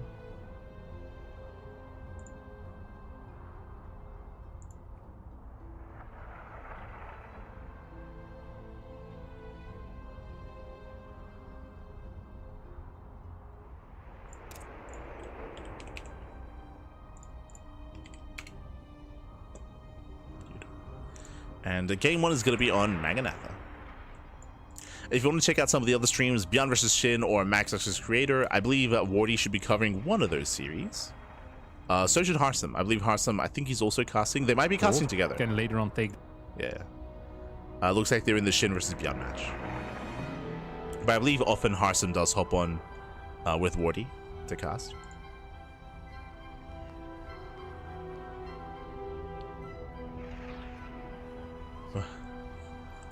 One Terran. We have one Terran in ByuN. True. We got 2 Zergs left in Solar and SHIN. And then we got our 4 Protosses. Did Kira not play this week? Usually when it comes to our top 4 players, Cure is a regular, but it looks like, yeah, Cure, he didn't sign up this week. Okay, so no Cure. So 1 less Terran.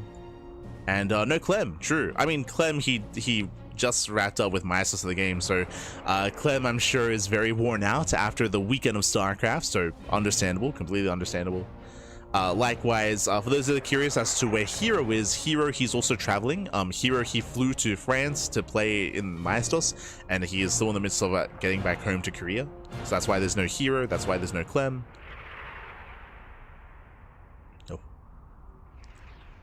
Just so those that are curious as to where some players are.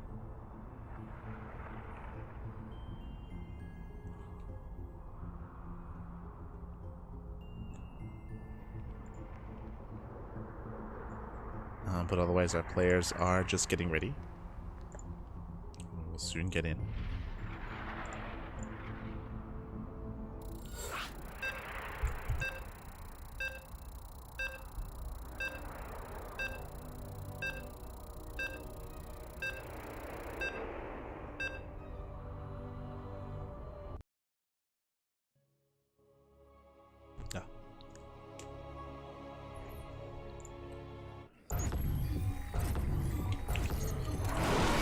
Here we go. We're getting into our fresh best of 3 quarterfinals match, and spawning in the top right-hand corner of Magnatha, we have the South Korean Protoss player. We have the red Protoss. Representing Protoss Pro, it is Classic. And spawning in the bottom right-hand corner, we have as opponent, we have the other South Korean Protoss player. We have the blue Protoss. Representing Streamer Zone, it is Nightmare. And if you're in the chat, you know what time it is. It is Gamba time. Predictions are open. Place your bets on who you think will claim the series. Best of luck in the chat. Let's go. Let's go.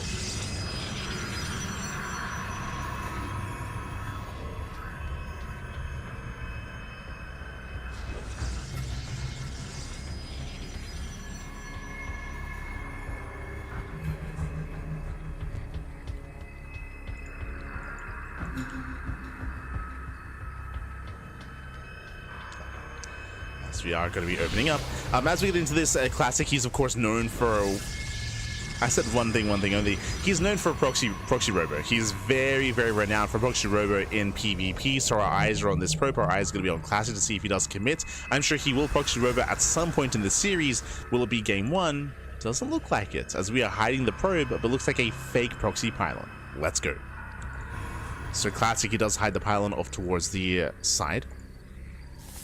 Looks like it won't be a committed proxy, as it's so far away. Nightmare being as annoying as possible. Tasing away in the mineral line. And Nightmare, he sees the pylon is missing. He knows, right? Like, the pylon is missing. Something is wrong. We can see that it's a fake proxy, but Nightmare, it's on him to decide. On him to judge.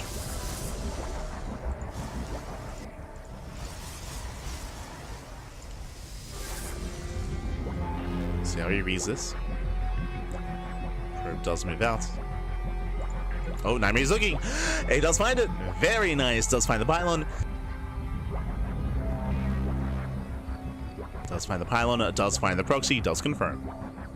So now Nightmare can just play standard. Now Nightmare can expand. Or even open up Stargate. So very nice scouting here out of Nightmare. He knows.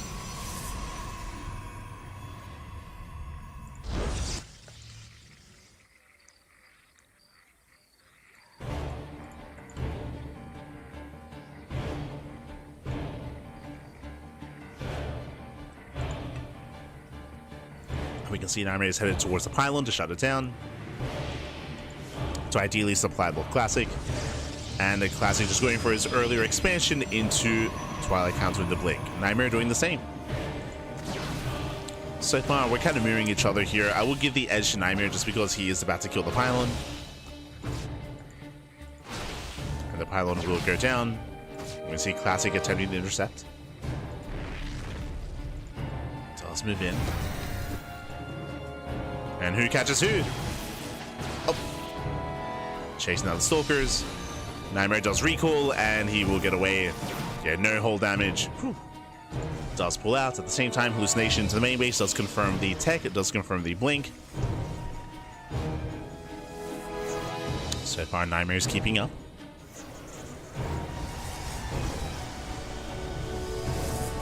He's keeping up with Classic.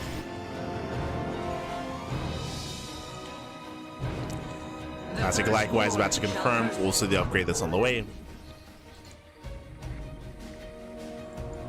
And after the more intense start, we could just slow down. We could just slow down and get third bases up and running and just build up and max out.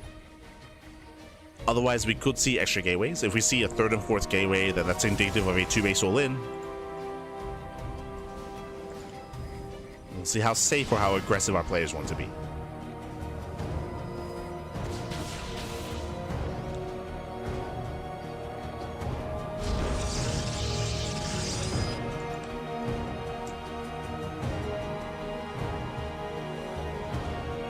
does move out.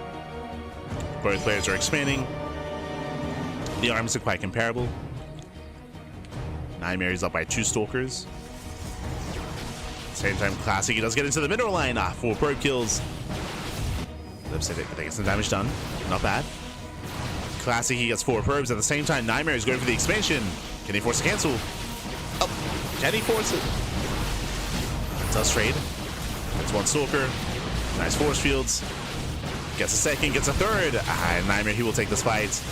Get 3 full Stalkers going down. Picks up the sentries. Link just now finishing. Ooh, and no, he gets chased out. They do trade back and forth, and in the end, Nightmare looks like he will not be able to break the expansion. I say that 3 more Stalkers have right, okay? So 3 more Stalkers. Oh, diving in the army. Boys are being pulled. Classic getting desperate. Can he save the base? Oof. They're losing more probes. Losing another Stalker, and the Nightmare's done it. Nightmare, he has done it. He breaks the economy. He breaks the army as well. Down to 2 Stalkers. Down to 1. Oof. Does get 2 more.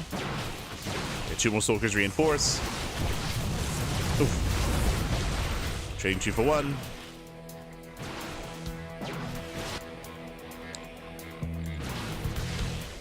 And Nightmare's just been out trading and just out scaling at this point. Nightmare just gonna spend our money, just gonna warp in, and Nightmare, he should run away with this. They get a very tense early game, but for the most part, Nightmare, he was slightly ahead at every aspect, at every turn. Once again, boys are being pulled. Once again, probes that ClanKy cannot afford to lose.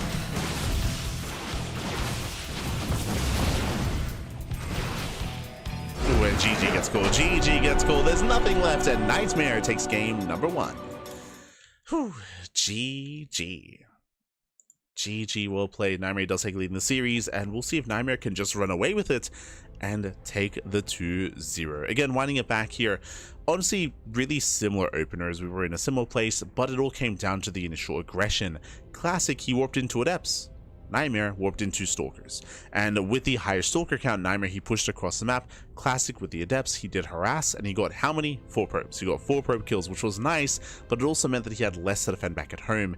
And he may have only been down 2 Stalkers, but that was enough. That was enough. Oh, in the end, for Nightmare to push through, to take the better fight, the slightly better fight at the 3rd base, and it slowly snowballed out of control, where he was able to get 1 extra Stalker kill, 2 extra Stalkers, 3 extra Stalkers, and it all just fell apart. It all fell apart for ClanKy. GG, well played. And with that, so now getting into game number 2. And we'll see if ClanKy can bring it back. As spawning in the bottom left-hand corner of Leylines, we have the red Protoss player. We have the red Protoss, the South Green Protoss, representing Streamer Zone, sorry, representing Virtus Pro. It is ClanKy. And spawning in the top right-hand corner, we have as opponent, we have the blue Protoss player. The blue Protoss representing Streamer Zone, leading the series 1-0. It is Nightmare. We go. Now, ClanKy, he also began that game with a fake proxy, which got shut down, which got scouted. This time, what do we go for? Do we go for a real proxy, another fake out, a Stargate, a Robo, a regular expansion?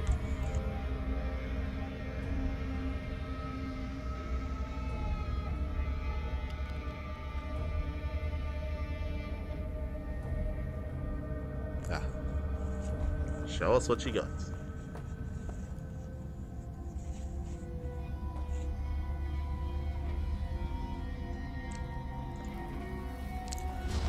It's been a little bit sneezy today.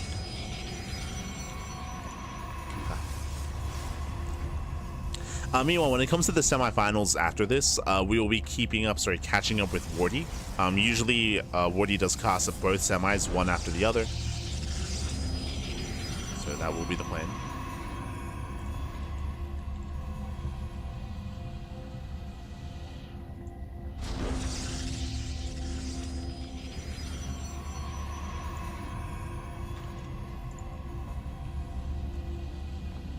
As Classic throws down his second pylon in the main base, a little bit off to the side, quickly checking Nightmare. He has not seen it. He has not seen, once again, a fake proxy pylon, but this time it's safe in the base, so it shouldn't be sniped. And Nightmare, he will check, he will confirm. So nicely done here by Nightmare. Once again, he scouts. Once again, he's aware of the lack of proxy. Nightmare knows. It is going to be a double Adept opener here from Classic. Opening up double Adept. Nightmare instead opening up a Stalker Sentry.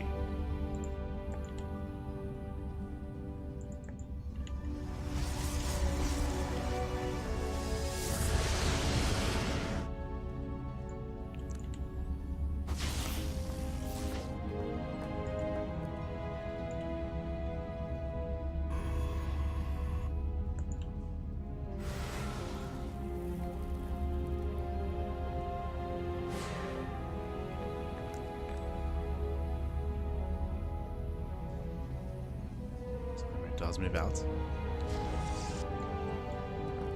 Does go for the full scout. It does confirm the attack of choice. Once again, Twilight Council out of Classic. Double Adept, it does make it in. But so far, we're keeping up. Remember, 2 Adepts, they can one-shot probes. They can one-shot workers, so it's on Nightmare to keep over these Adepts at every turn. And make sure they don't get into a mineral line. Whether it's the main or the natural. Nightmare going for a later Twilight Council.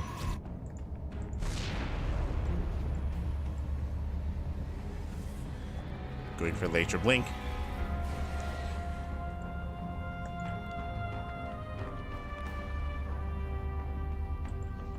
Oh, that Absation in. Nightmare, he was late. Yeah, he was not able to block in time. Does force field. That's going to be 3, 4 dead probes. Can we get 5? 5 workers go down. That should not have happened. And again, that was on Nightmare. Just late reaction to wall off. It was late to wall. Nightmare falls behind, and when behind, Dark Shrine. Let's go. Let's go. So a bit of a desperation moment here from Nightmare. We'll see what he can get done. Blue Station's moving in, and Nightmare, can he deny the scouts? Oh, nice positioning. And he will take down the first hallucination. Okay. Does take down the first. Here comes the second. And Classic plays it safe. He plays it safe. He throws down the robo. He's like, you really don't want me to scout, huh? It's a little bit suspicious. Starts the robo. It's not uncommon to go for a third base before the robo, but here, Classic plays it safe. Robo before the third, so he will have access to detection. Once again, scout is denied. Classic, he knows that something is wrong. Throws down a spotted pylon. Classic does have that earlier blink timing.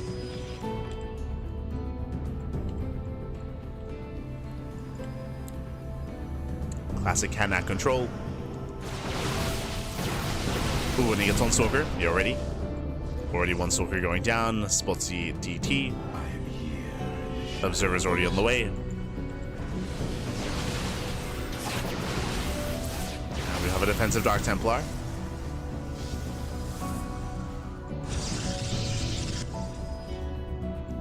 But these DTs, they shouldn't really get anything done.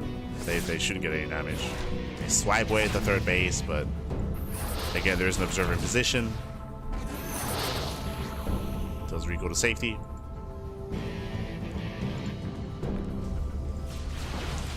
Second DT into the natural. Will get in. And remember, DT's a one-shot. One-shot probes. Gets one.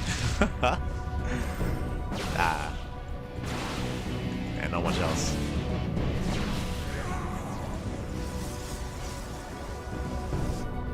And Nightmare, he's far behind. He's far behind here. He's down when it comes to his third base timing. He's down in workers. He's down in tech.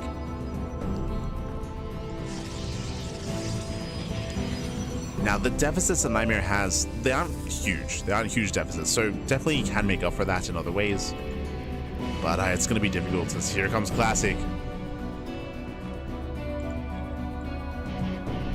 Nightmare's all in. He's just going all in. It makes sense. As Nightmare, he will not get charged, he will not get +1. Going for the proxy, going for Mass Stalker. So the hope here is that Classic is too greedy. Classic, he's making probes. Classic, he's getting into upgrades. Templar does distract. Nightmare getting up to 7 gateways. Stalkers are moving in. And again, it's all or nothing. Going for the pylon. Boys are being pulled, nice force fields. But does Nightmare have enough Stalkers? I mean, he has numbers on his side, but Brutal Concave, the boys tank well. And Classic, he will chase. He will chase him down.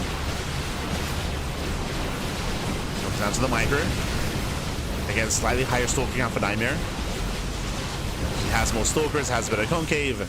Okay, takes the better fight. +1 is still not yet done for Classic. Needs a couple more seconds. And again, Nightmare, he's here to end the game. He's here to just straight up end the game.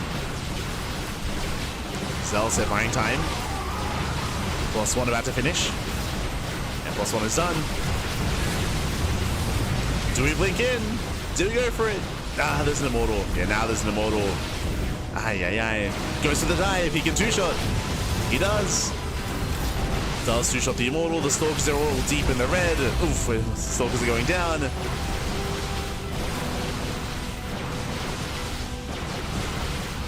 Shield batteries are coming into play. The shield batteries of brutal losses here on the Stalkers. Yeah, brutal losses. As Nightmare, he's running out of steam. Warpins, they're just now finishing. It's still quite close. Yeah, still very close. Yo, we got the slow lots. The slow lots are coming. Let's go, baby. Let's go. I mean, they're tanking, to be fair. They're tanking shots. And Nightmare, he has enough. Yeah, he barely does. The power of the slow lot back. We're wasting some DPS on the expansion. Yes, some wasted DPS. But there we go, does move in. And GG gets called. GG, Nightmare, the all-in is successful. He breaks through, and Nightmare takes the series 2-0. Whew, GG. GG, well played. A very intense all-in. A really brutal start for Nightmare. Remember, Nightmare, he lost a lot of workers early on. They lost even more workers afterwards as well. He had a later expansion, no +1, no charge. Nightmare, after he lost all those workers, he had to go for the all-in. So he made the decision not to get a forge, not to get charged, to stay on a lower gas count, and to just commit with 7-gate blink. So 7-gate blink out of a Nightmare, and he was able to barely overwhelm. Came down to the control. Not just that, he also hit before +1, right? He hit just before +1 finished for Classic. So for a good half of that fight, +1 was a non-factor, and the higher Stalker count was more beneficial for Nightmare. With that, GG, well played. It was still very close, still very clutch, but congratulations, Nightmare does claim the series. And with that, we have some downtime. Okay, we do have a little bit of downtime here. Let's catch up what's been going on. Let's figure out where we are.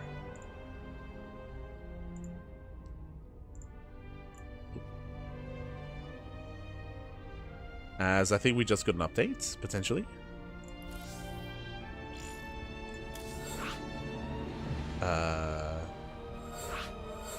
What's happening?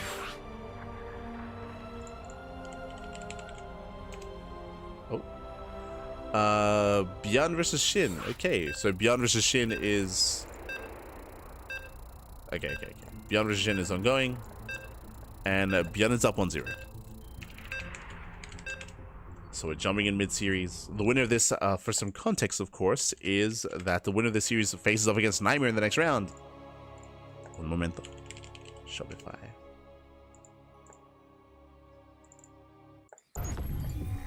Huevito Gaming.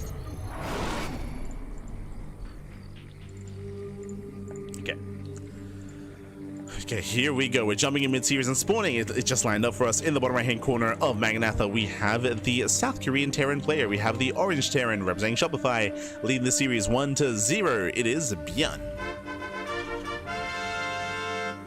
And spawning in the top left-hand corner, we have the red Zerg player, himself, from South Korea, representing Weibo Gaming, WBG. It is SHIN.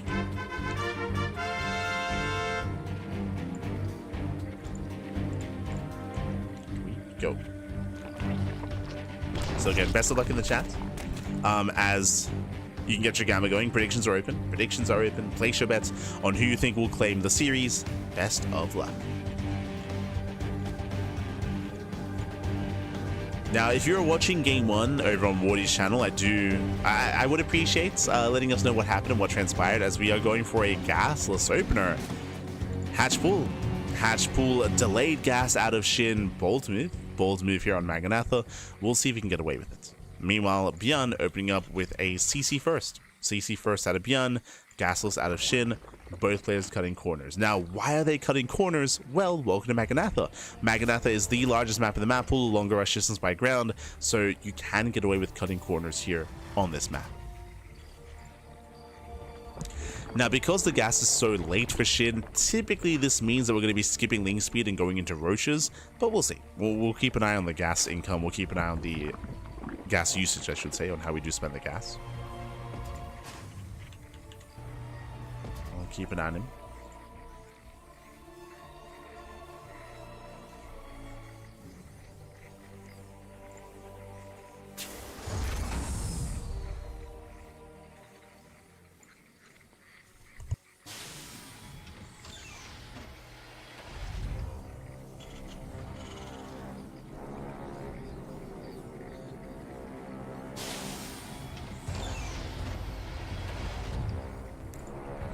Now our players are settling in.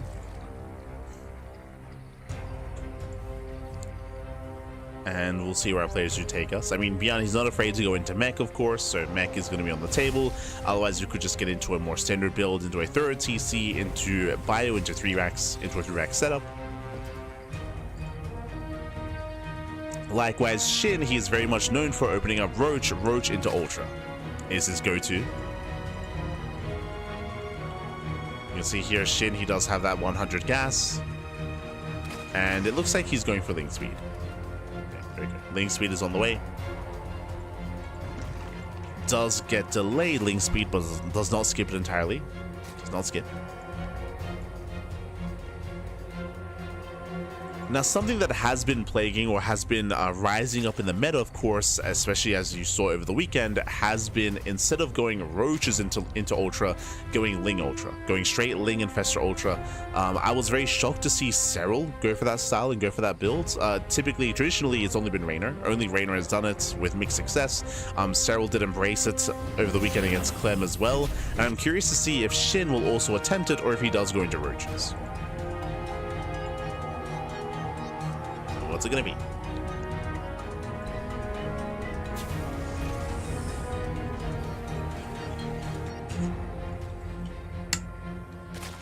Going for the 1 Evo chamber. This does look like Ling into Infestor into Ultra. With only 1 Evo chamber, this screens +1 carapace. Does scream carapace. Does set the gas for it. Third base getting up and running.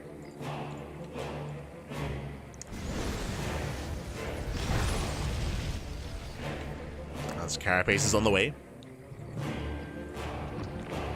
Now, the reasoning why you want to rush into Carapace with this style: one, fast Carapace is very beneficial against a bio composition, as of course the Marines have a very high attack rate, and Carapace applies to every single hit. So Carapace is the most beneficial, especially because it does allow your links to survive that much longer. On top of that, the fact that there's only 1 Evo chamber also important, because I believe the plan is to skip banelings. The plan is skip banelings and rush into the infestation pit, and then get the second Evo chamber. So I'm expecting. All right, we need a lair first. True. 5-minute lair. Interesting. So we have to go for the lair first, of course. Then second Evo chamber. Taking all 4 gases. With all 4 gases being taken here, I'm still leaning towards Infestation Pit, but we'll see if Shin takes in a different direction. Keep an eye on Shin. We'll see if he goes for the pit.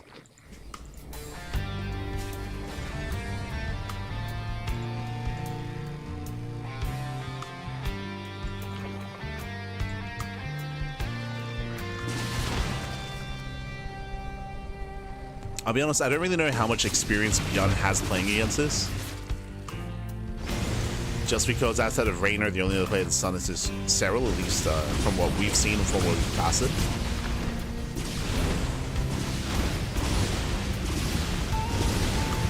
As Queens will be distracted, the base is still cancelled. The Ling's able for this around. Very nice.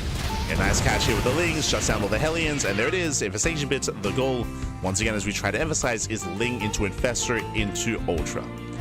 So this is what Cyril was flexing, was showcasing over the weekend, and it is the build that Raynor has been more known for in recent months. It's very greedy. It's very, very greedy. Just because, again, you're trying to get away with so much without banelings. No banelings, no roaches, no ravagers. Because of this, Araxes and very, very strong timing attacks can just kill. As we saw over the weekend, right? Like Cyril, he was just dying to Araxes and to these strong stim timing attacks from Clem, punishing the fact that there were no banelings. So the Terran can punish, and the Terran should punish. If they don't, then the Zerg player will just get out of hand. So the pressure is on ByuN. 1-1 is finishing. Infestors are on the way. It's going to be close. The Lings, they go for the counterattack at the same time. Yeah, ByuN is out of position. SCVs are going down. At the same time, ByuN will deny the expansion.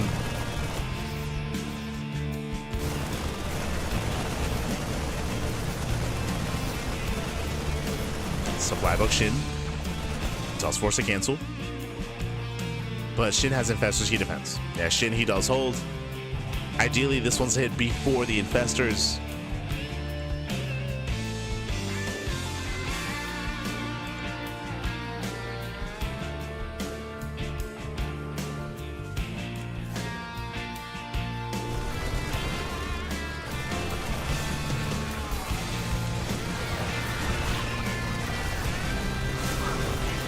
Marines are moving in. Move in, they shave with 4 Lings. Oh. And with good enough fungals, Shinny should be fine, and he is. Let's catch all of the Marines. Now diving on the 1 tank.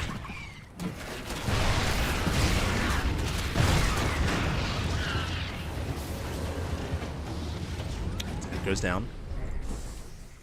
And here comes the Ultra Cavern. Remember, this is the big power spike. This is the win condition for Shin, is survive until Ultras with skipping Banelings and skipping Roaches. And he's done it. He has done it. The Ultras are coming. Shin is building up.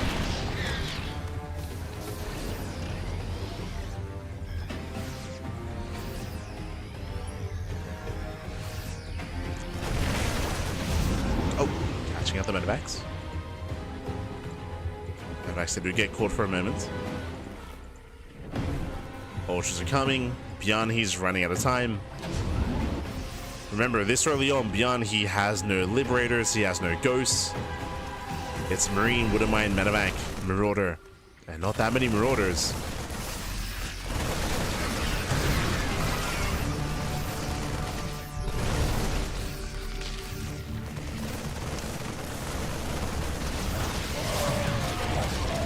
Marines getting caught out. Mine shots getting baited. And ByuN is in a rough position. ByuN is in a very rough position here.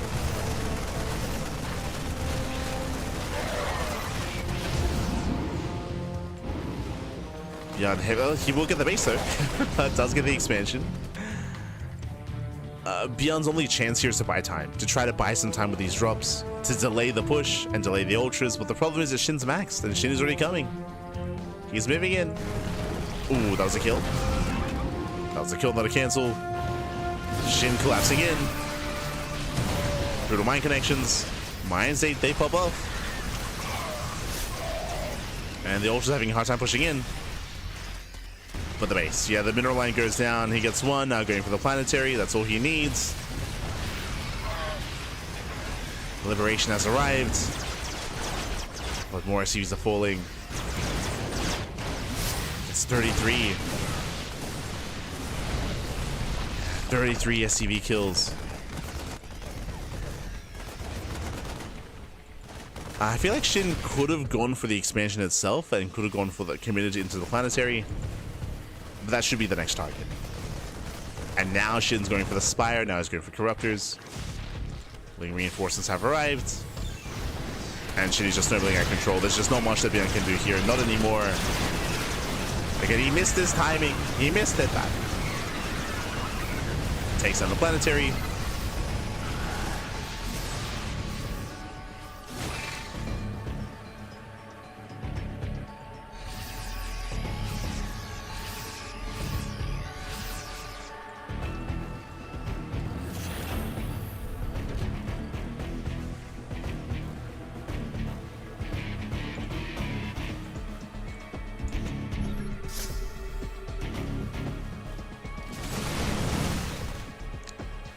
ByuN is beaming out. ByuN is pretty all in at this point. Like, it's all or nothing. He has to break through. He has to get not just the base, but also a mineral line. Trade well against the army.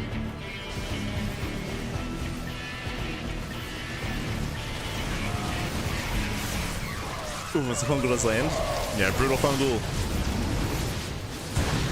Some decent mine connections. Decent winter mines. Liberation has arrived. Assault Zerglings. It denies mining at the third.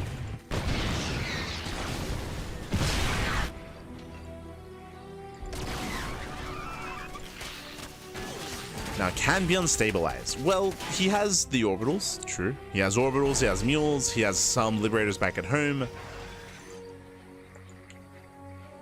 You can try. He can try to stabilize.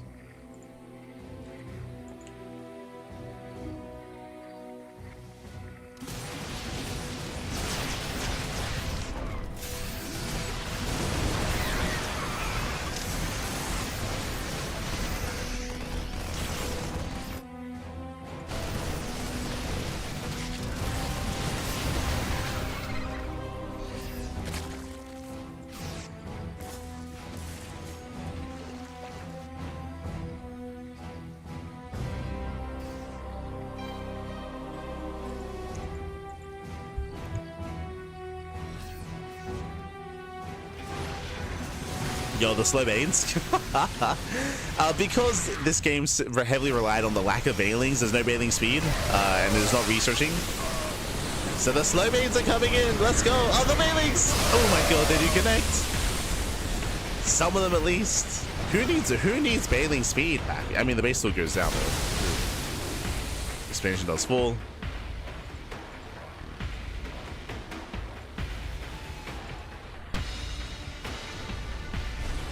As when will SHIN notice that he does not have bailing speed? Like doesn't have the money for it. Yeah, no money. The lack of expansions is hurting. Lack of gas as well. Uh-oh. ByuN, he's back in this. He's clawing his way back into this game. I still do favor SHIN's overall composition, just because ByuN has no ghosts. As ByuN has no gas. He has no gas at the third, no gas at the fourth. ByuN doesn't have the best army yet. He's getting there. Oh, here come the bailings! Fungals are connecting. Bailings, they're almost there. They're not the right shots. Oh my god, brutal connections. Widow Mines, they pop off. Bailings are waddling in. They get into the middle line. They kind of connect. And GG gets called. GG gets called. SHIN, he overwhelms, and SHIN ties up the series 1-1. We're going to the ace match. GG. Whew. GG, well played. We're going to the ace match. Again, a very I say unique style, a style that has been rising in popularity over the past couple of days, going into this mass Ling composition. We have been seeing it from Sterile and from Rainer before him, and now we see SHIN attempting it as well. As we mentioned before, there is a window in time where you can punish this build, but ByuN did miss that window. That is, of course, to break the Zerg player before they get the infestors up and running, and before they get too many fungals. And with that, GG. With that, GG, well played. SHIN, he got away with it in the end. He got to embrace Ultra Tech. He got into his hive. ByuN failed to get damage done early on. And from there, SHIN did snowball out of control. Snowball out of control. GG, well played. And with that, we're going all the way to game number 3. Going to game 3. Let's go.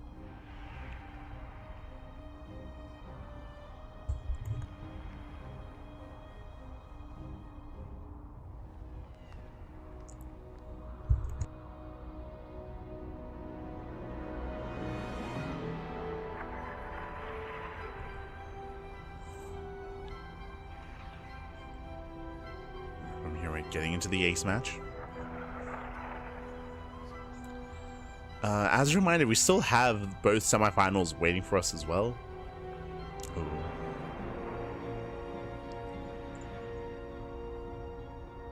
So still plenty more games, plenty more matches,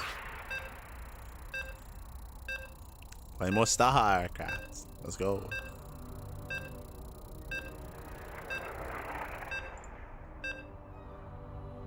As game 3 is going to be on Tokamak. Ooh, okay. One of the more defensive maps in the map pool. I could see SHIN doing the same build here, for sure. Could see it again. Let's go. As spawning in the top right hand corner of Tokamak, we have the orange Terran player. We have the South Korean Terran representing Shopify. It is ByuN. And spawning in the bottom left-hand corner, we have his opponents. We have the red Zerg player. The red Zerg player representing Weibo Gaming, WBG from South Korea. It is SHIN. Here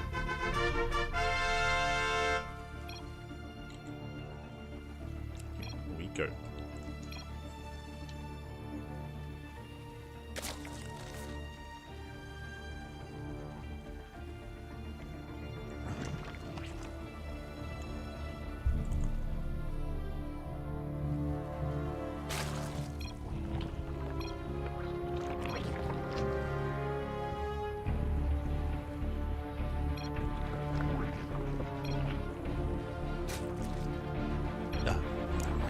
Okay, we're good.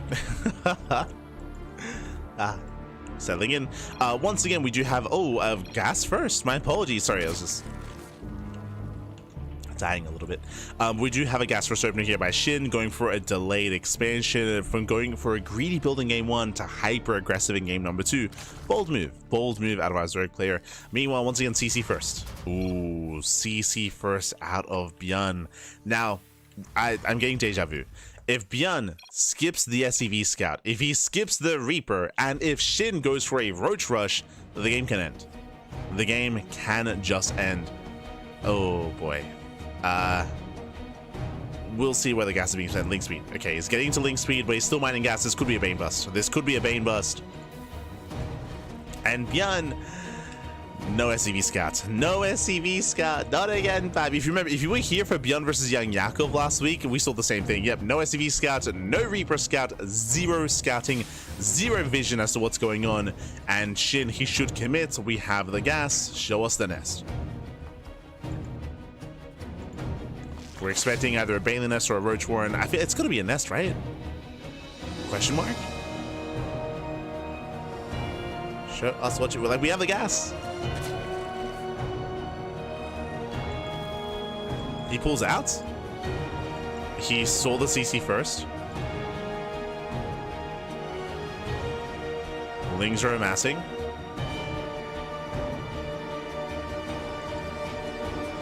Lings are building up. Can he break ByuN without roaches and without banelings? We'll see. SHIN, he made one drone. Here comes a Ling Flood. The Ling Flood is coming. Like, ByuN, he was so greedy here. And if SHIN can get up the ramp, Ah, he's droning. He has no faith. He has no faith, Pappy. SHIN, he's droning up. Can he get off that ramp? Oh, ooh, barely doesn't. It doesn't get up. Takes down 2 Marines and going for the SCVs. He will kill the SCVs at least.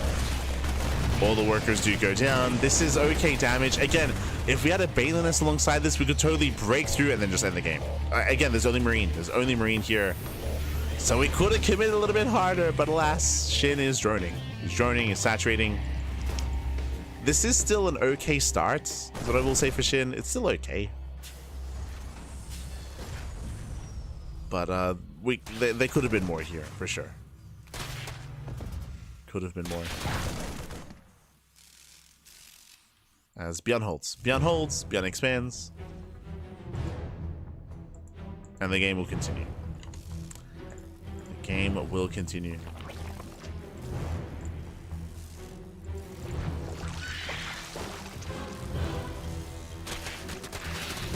Let's talk about the stock market. I wouldn't be surprised if...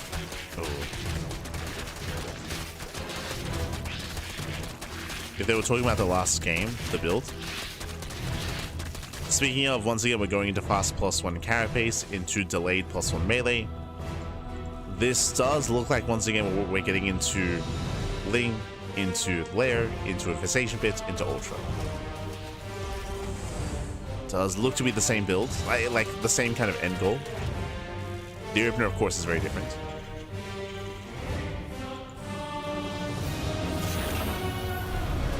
ByuN getting to his own 3-1-1 setup. Early stim. Stim is already done. True. Really fast stim timing here by ByuN. He's pushing. +1 is halfway done as well. I say really early. I mean, it's like a 2-1-1 setup. But he's moving out. SHIN breaks down the rooks. Does SHIN have enough? He will not have the upgrade.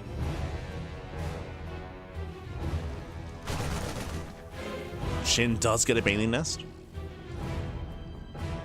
He gets a nest.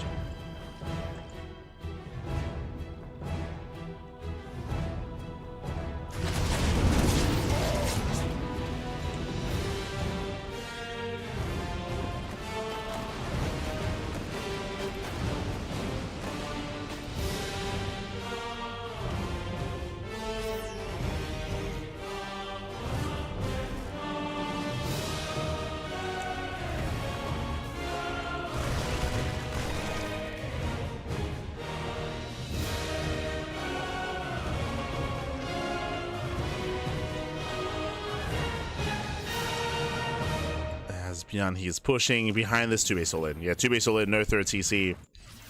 He is committing. I should have pointed out that we had extra access without an expansion.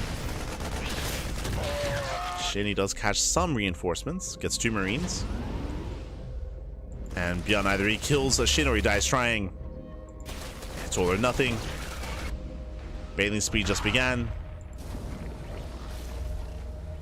And once again, we get the slow Banes. Can we pull off the slow Bane defense? Trying to go for it. Tank Boy's very nice target firing. Does focus on the Banelings. Banelings get targeted, and ByuN, he's pushing in. Once again, SHIN trying to catch reinforcements, but there are none.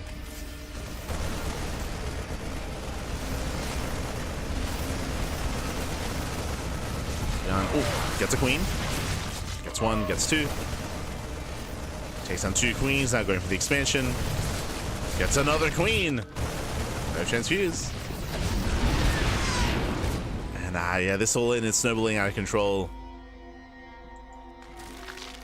Again, SHIN had potential with the early aggression. With a Roach Worm, with a Baneling, with anything. There was so much potential there, but SHIN, he faltered. ByuN got away with his greed.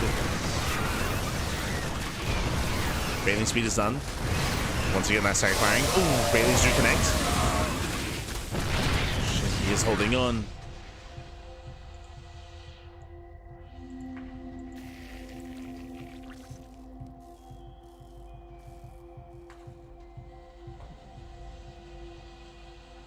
He's barely holding.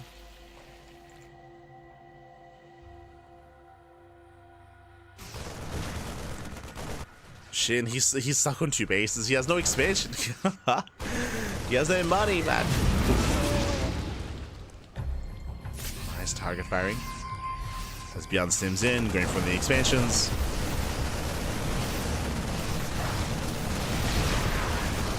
Alright, well, tanks are in position.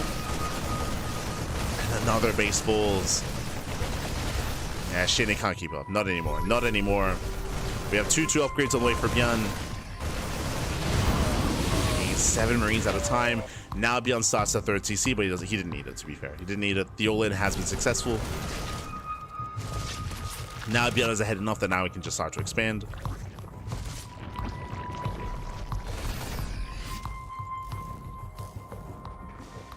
Shin is still not mining from his 3rd. Still not done.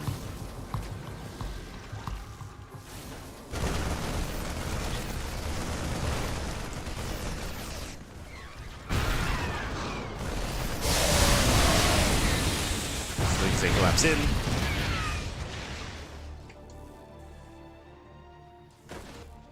Catching out some of the tanks.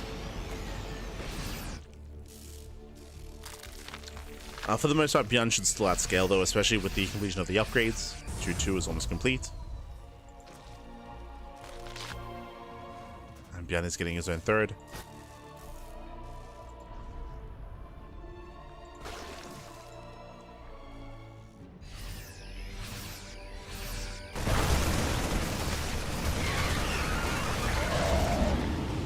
Pick up in time.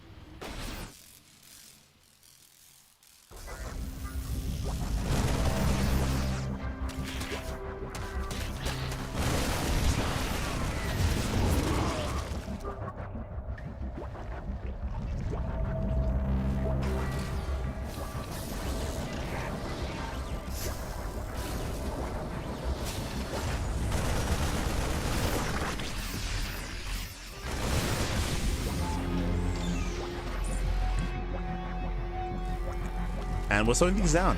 Despite how hyper-aggressive this game has been, despite ByuN having a little momentum, we're slowing things down. +3 has begun. Jesus, that's going to be a brutal 3-3 timing. ByuN getting his 3rd. Shin trying to get a 4th base, but again, Shin is still far behind. Economically.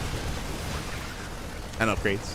And tech. Just, just behind in every aspect. But a nice thing run by going for the tank. Tank goes down, going for the mineral line as well. It's a decent run by killing more SCVs. The SCVs! Yeah, 13 SCVs going to be going down, getting the entire mineral line. This was very necessary, very nice. 17 dead workers. As ByuN, he turned to fight with the workers. He didn't pull away. He could have saved them, but he chose to fight. Lost every SCV. And now suddenly, ByuN's in a rough position. Now suddenly he has no economy. Uh-oh. No economy for ByuN.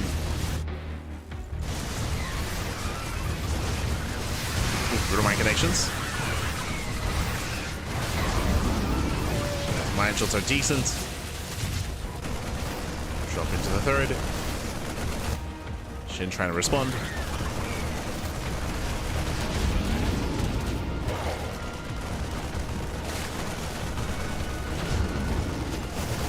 Still popping up. So that's +3 on the way. As ByuN is trading efficiently here, but he still has no economy. Despite that, takes down so many lings. Yeah, so many Zerglings. Yay. 247 Zerglings going down this game. Again, ByuN has been so efficient. Catching on more lings.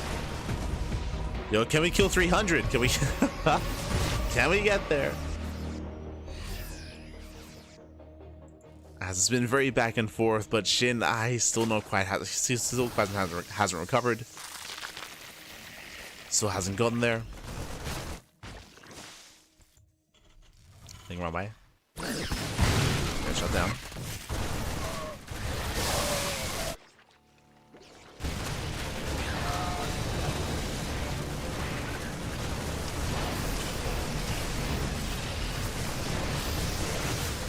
It spreads well. Takes care of the expansion. Avoids the Bard Banelings. Yeah, it does avoid. And takes down another expansion. Again, a very back and forth game, but GG gets called. ByuN, he will overwhelm, and ByuN, he will take the series 2-1, advancing on to the semi-finals. GG. Whew. GG, well played. A very intense back and forth that honestly could have gone either way.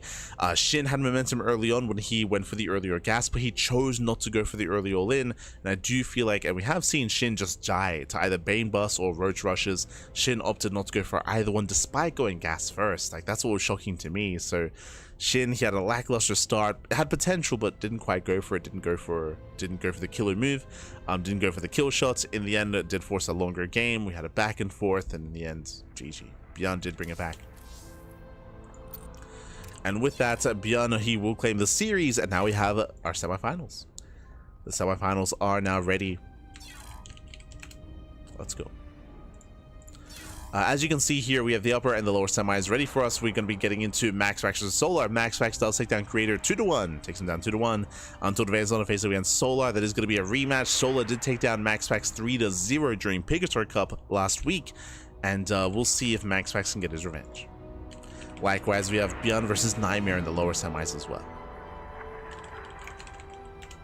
So we have our semifinals.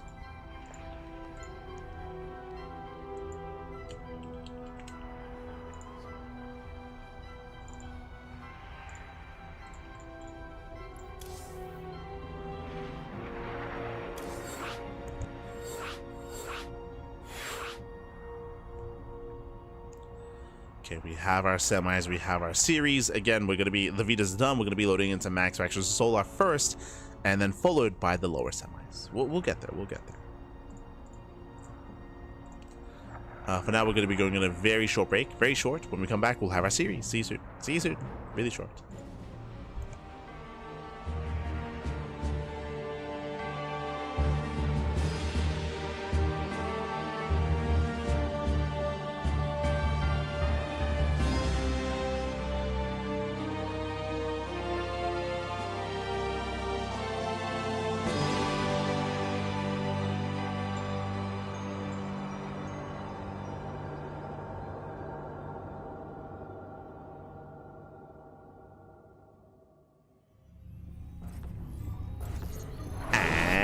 Welcome back, everyone. Welcome back. Hope you enjoyed that very short break, and I hope you enjoyed the brutal OC as we have returned with the upper semifinals. And spawning in the top right hand corner of Tokamak, we have the Danish Protoss player. We have the blue Protoss representing Sidestorm Gaming. It is MaxPax. And spawning in the bottom left hand corner, we have his opponent. We have the red Zerg player, the South Korean Zerg representing Team Falcons. It is Solar. Here we go, and if you're in the chat, you know what time it is. It is Gamba time. Predictions are open. Place your bets on who you think will claim the series. Best of luck in the chat as we get into our ZVP. Let's go. Let us go. So we are getting to our first series. Getting into it here, this is going to be a rematch. Once again, if you were here over the weekend, we did cast Pigatory Cup. Pigatory Cup this week did lead into a grand finals best of 5 between these two players, between MaxPax and Solar did defeat MaxPax 3-0. Did beat him 3-0, but now we're in a shorter series, and now MaxPax can get his revenge. Solar, he went for an all-in every single game. To be expected. He went for, I mean, that's how Solar does approach ZVPs every single game. Just different kind of all-in, time and time again. We'll see if MaxPax can get a read on what's going on, can defend, can survive the aggression from Solar. Can he survive the all-ins? I mean, game 1 is on Tokamak. This will already favor MaxPax. Does favor the defending player. So MaxPax will have an easier time getting up to 4 bases. Meanwhile, Solar, it's going to be on him to try to break MaxPax on those 4 bases. We'll see if he can.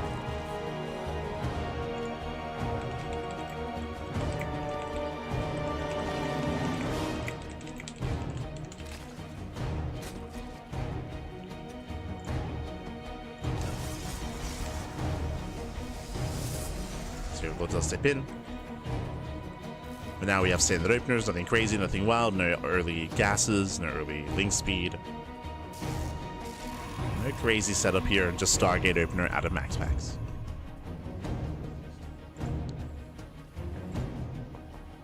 Just opening up Stargate.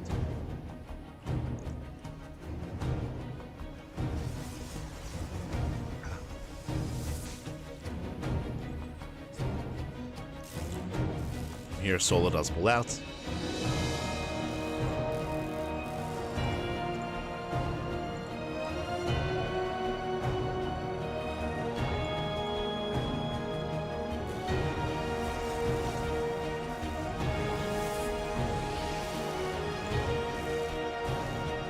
Solo pulls out of gas. MaxPax going for a Void Ray first. Oh, okay.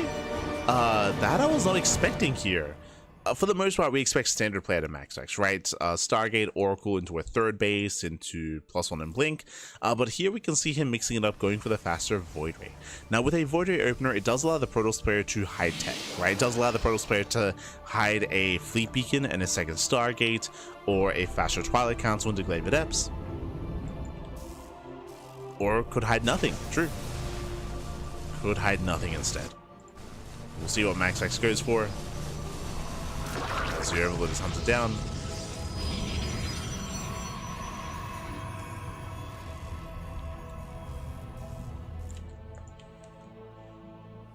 MaxPax does move out.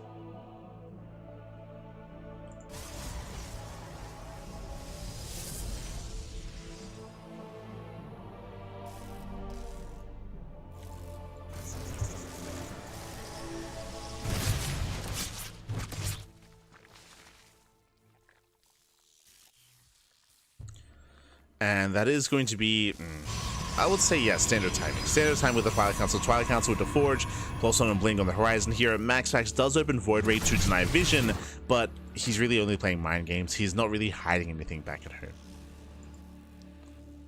Solo behind this, going for an earlier lair. Into Roach Warren, no +1 melee.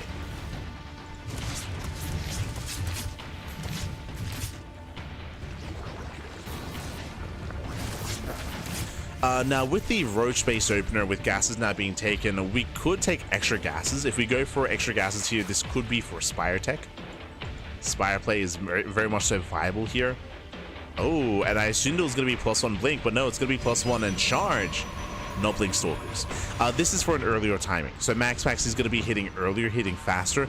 Thankfully for Solar, he will have Roaches. Roaches are ideal against a more Zealot-heavy composition. Lings poke in. Doesn't confirm. Here comes the War Prism. Here comes the early Zealot timing. Lair is complete. Are we going for the Spire? What's the plan? No extra gases. All the gases are just now being taken. Didn't prioritize them. Solo playing safe.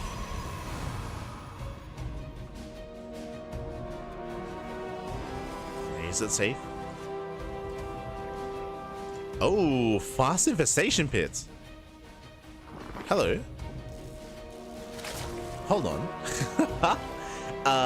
If we're going for the fast pit, are we? Is anyone feeling Swarm Host?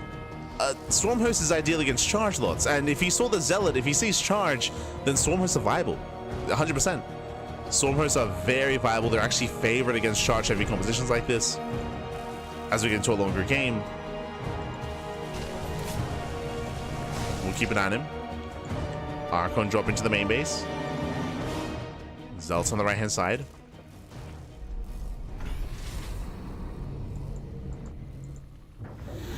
Archons do drop in. Queen gets caught. Yeah, Queen is going to go down. Drones as well. Nice harassment so far. Zealots run into Roach reinforcements. The Solo he will hold. He will defend the main. He defends, he deflects. And did we scout the tech of choice here? Quickly checking here. MaxPax, he did not see the infestation pit. He's not fully aware.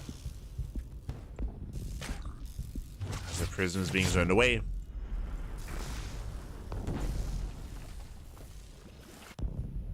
And yep, there it is, Swarm Host. As we mentioned, Swarm Host made plenty of sense once we saw that it was charged. Swarm Host is a very common as a response to Charge Archon. So it was a really fast reaction from Solar to throw down the infestation when he did. Oh, lose the Queen.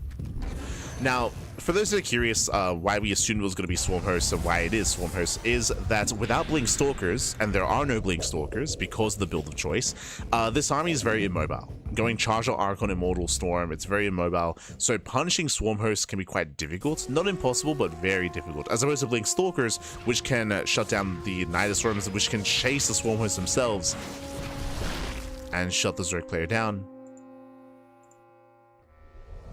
This is also why you only see Swarm Host against the Protoss player that does open up charge. Like that specific scenario.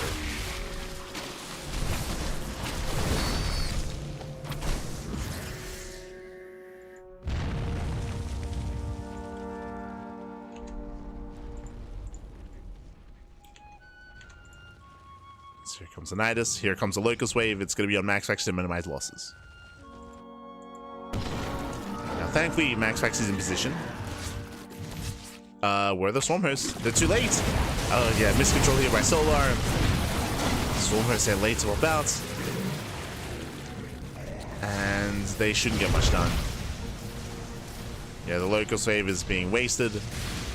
Actually not being spent. The A-move, Fabi, A-move. Does get the expansion though. Base goes down, drop across the map. Yeah, a bit of a blundered execution here from Solar. He's getting cords. He'll lose the army here. The Roach Ravager has to get out. At the same time, the base is falling. The Locust Wave didn't do anything.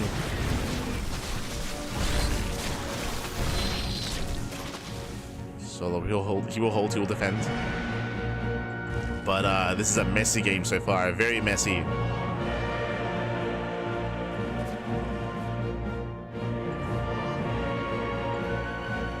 Nidus. And what's scary here is that the Locust Waves, typically the first Locust Wave does the most damage because it's caught unscattered, right? It's unseen, typically. This time we'll force a cancel at least. Does get some pylons. No defensive Locust Wave. It's a very Immortal heavy composition.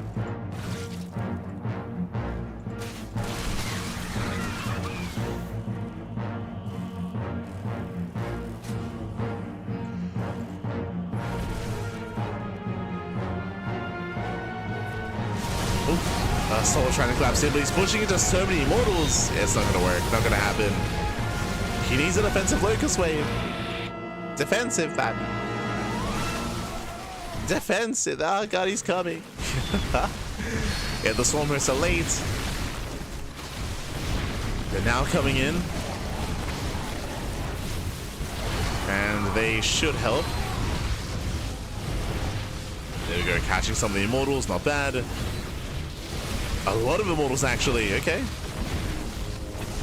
Also got three Immortals going down. Getting an Archon as well.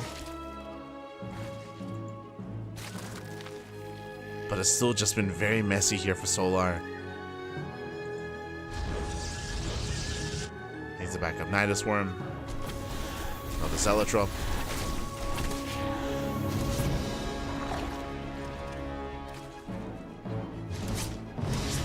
And these Swarmers, they've been very hit and miss.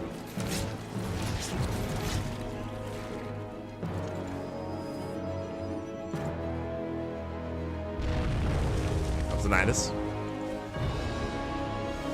How many Immortals? 8. 8 Immortals so far. There is a world where Solar can try to pounce on the Immortal army with the Locust Wave. But there are storms to zone away the Locust. Up.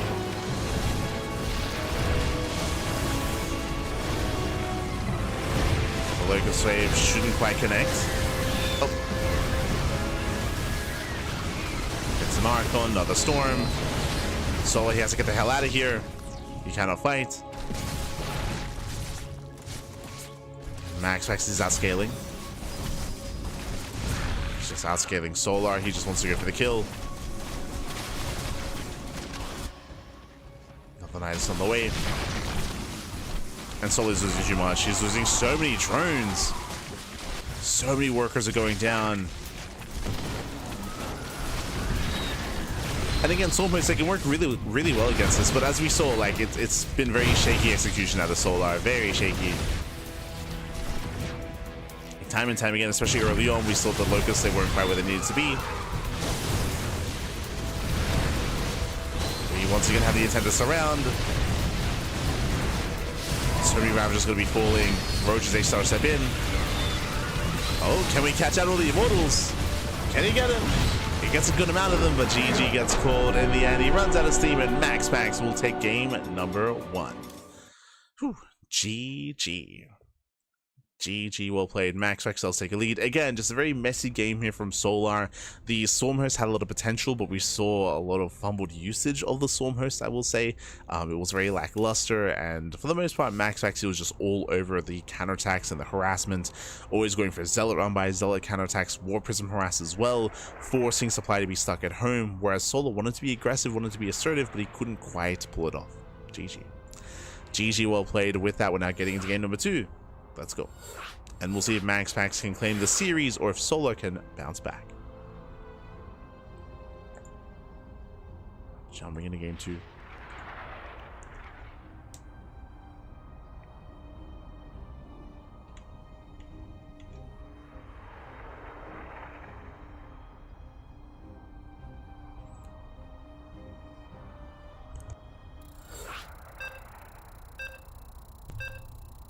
Game 2 is going to be on Incorporeal.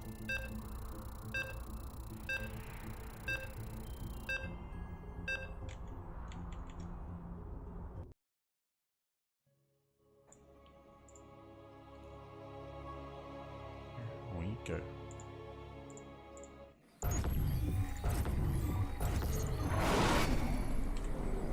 Spawning in the bottom hand corner of Incorporeal, we have the Danish Protoss player. We have the blue Protoss representing System Gaming, leading the series 1-0. It is MaxPax. And spawning in the top left hand corner, we have as a opponent, we have the red Zerg player, the South Korean Zerg representing Team Falcons. It is Solar. Here we go. And again, Solar, he did have a nice response, is what I will say, a nice build of choice against MaxPax, but again, the execution was lacking a little bit. Mistakes were being made. There was a lot going on, of course, all at once. And we'll see if Solar can bounce back. Welcome to Incorporeal. Now, this map is known for 3-base all-ins. We see a lot of aggression, a lot of all-ins on this map. That's what we're expecting out of Solar. We'll see. We'll see if he does embrace that kind of style here in game 2.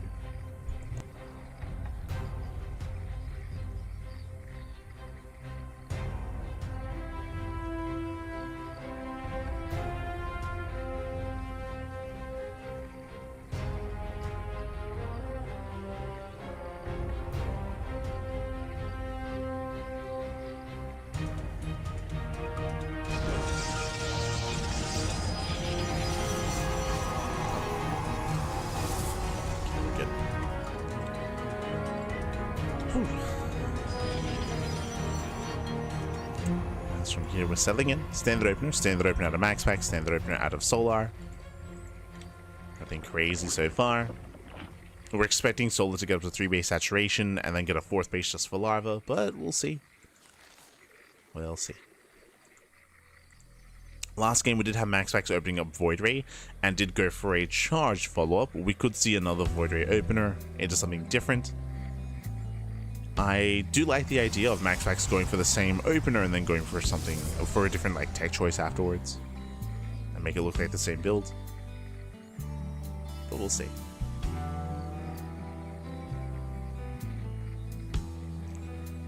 We will see.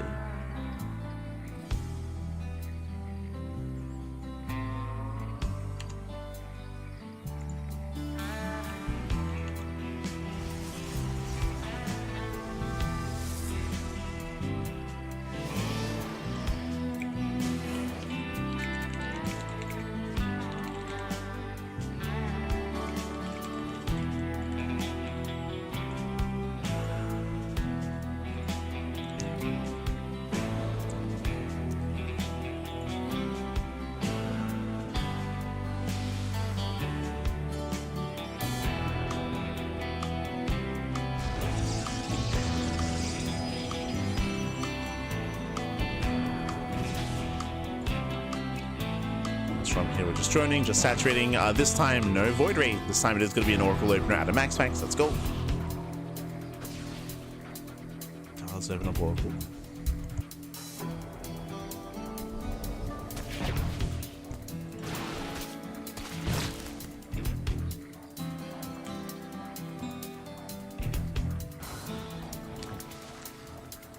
Likewise, a couple of drones do go down to Adepts.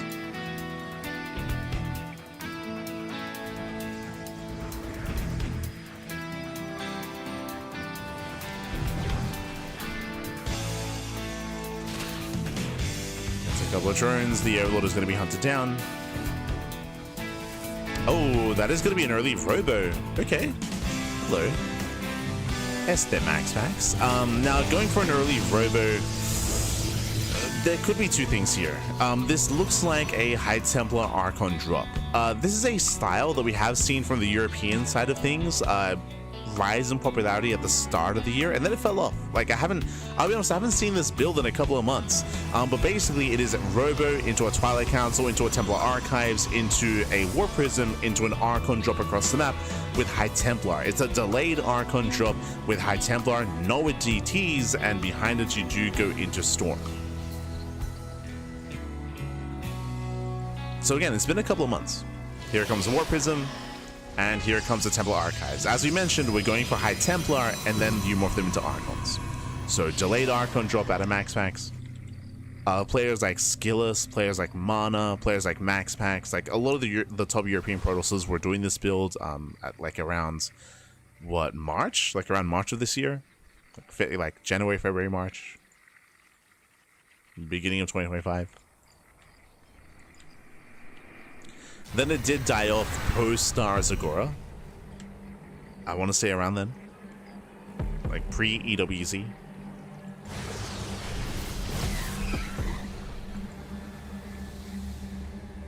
As here comes the Archons. Archons are morphing in. Behind this, we do have an all-in out of Solar. Solar is going for a German Taxi. So German Taxi out of Solar. And MaxPax is unaware. Zealots will not help in the defense. Remember, it's going to be a charged up follow-up. Uh-oh. That means Zealots can do what they can. Here comes a drop. I do lean towards Solar here, but we'll see what the Archons can get done. The all-in is spotted. He knows. He does see the drop lord. Prism moves in. And so, ooh, he takes out the Oracle. That should not have happened. Miscontrol out of MaxPax. MaxPax does miscontrol.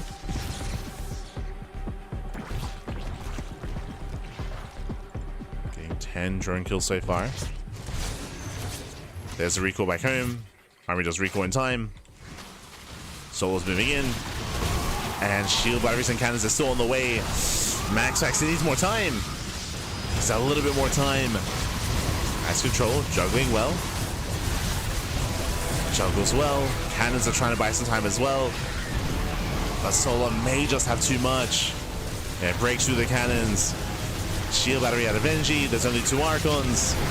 Results are going down. The boys are being pulled. MaxPax getting desperate. He's getting desperate. He has an Immortal. Okay. He has 1 Immortal left. Oh, the Prism. Prism goes down. No more juggling. And Solar, he's done it. He's done it. He has broken the mineral line. He has 16 probe kills. Takes down the Immortal. Cripples the economy. But Solar needs more. True. Like, he has to kill. He has to kill the base. He has to kill MaxPax. 16 probes is not good enough. MaxPax still ahead economically. It's crazy. He's still ahead.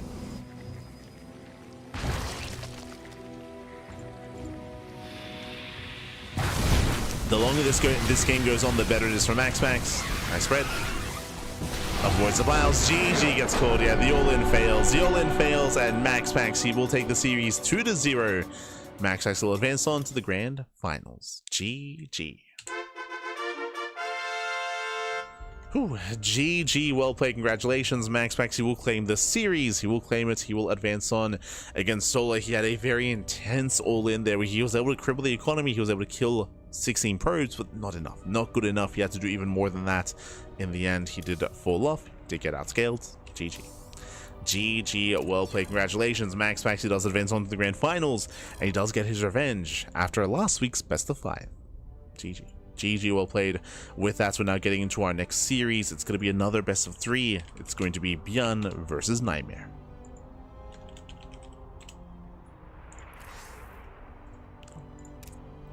Here we go.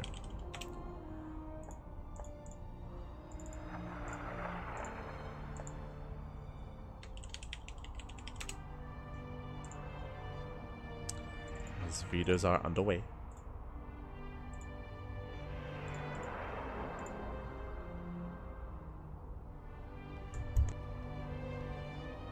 Here we go, here we go. We're going to be going on a short break, and when we come back, we will have our next series. We'll see you soon with ByuN vs. Nightmare. See you soon, Pat. See you soon.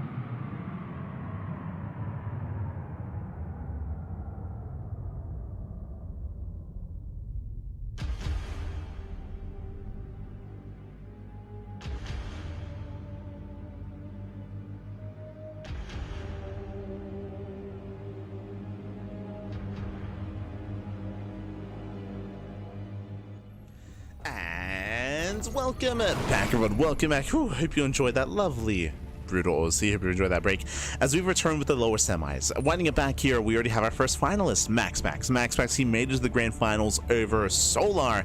He's waiting for the winner of this series. And who's it going to be? Who will face off against him? As spawning in the top right-hand corner of Torches, we have the South Korean Terran player. We have the Red Terran representing Shopify. It is ByuN. And spawning in the bottom right-hand corner, we have the South Korean Protoss player. We have the Blue Protoss representing Streamer Zone. It is Nightmare. And if you're in the chat, predictions are now open. Place your bets on who you think will claim the series. Will go the way of ByuN, will go the way of Nightmare as we load into Torches of all maps. The most aggressive map of the map, all known for aggression, known for all-ins, known for cheese, and ByuN does skirt around the edge of the map. He will avoid the main scouting path to slip in and go for an EV block at the natural. As he moves in, the probe is in position though, and Nightmare, he will spot the worker and he will be in position. He will pull the boys, he'll force a cancel. So nice reaction, nice scouting here. Nightmare, he will shut down ByuN, and Nightmare will have a cleaner start coming into game one. Have that cleaner start, will force that cancel. If there was too much regression, if the probe did not see this coming, then we'll be close to finishing the eBay, and then Nightmare will be forced to expand at the third location instead. And that's why ByuN could try to abuse him. But in the end, Nightmare, he will expand. And so will ByuN.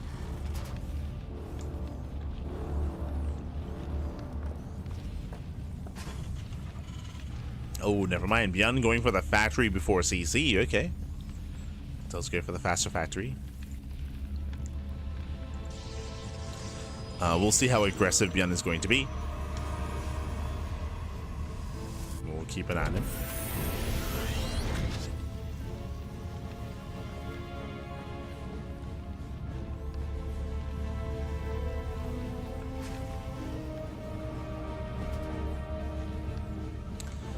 We have our CC on the high ground. No crazy one base all in out of ByuN. Doesn't pull a Hon Mono, unfortunately. Not quite at that level.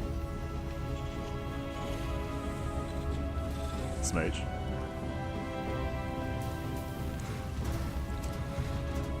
So from here we have our tech of choice. Twilight Council open out of Nightmare, and now we're settling in.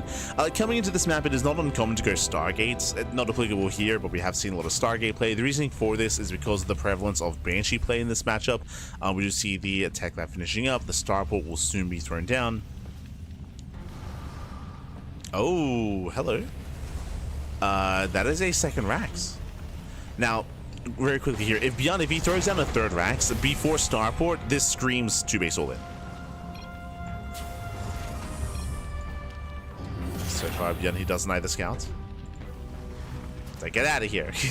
I was like, let me in, papi. I'm friendly. I just want to see what's going on. Speaking of, tank production has begun. We're waiting for that third Rax. Cyclone shuts down one of the Adepts. Gets one, gets two, nice pickups. Nightmare a little bit sad about losing both Adepts. Smooch. And we're going for the add-on swap into very early Stim. Okay. Stim is being prioritized. So we're going to be hitting a very early Stim timing. 2-1-1. Wow. So we do have a 2-1 set up into a 2-1-1 early Stim into medevac support. This is a very cheeky, very quirky build here out of ByuN. Not seen too often in this matchup. But okay. I can get behind it. Okay.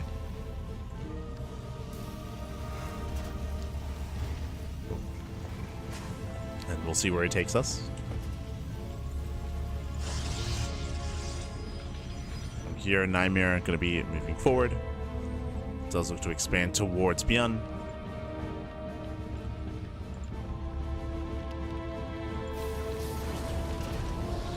And we're just building up and waiting for Stim. Stim should be lined up with the first two medevacs. Should be lined up.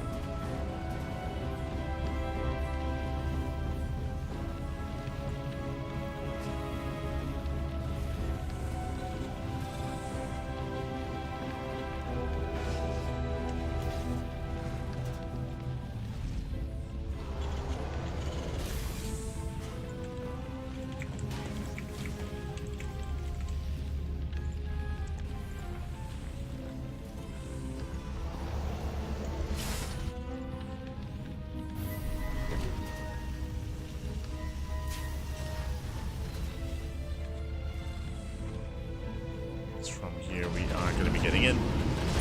Here we go. Stim is finishing up. Here come the 2 medevacs, and here comes the drop across the map.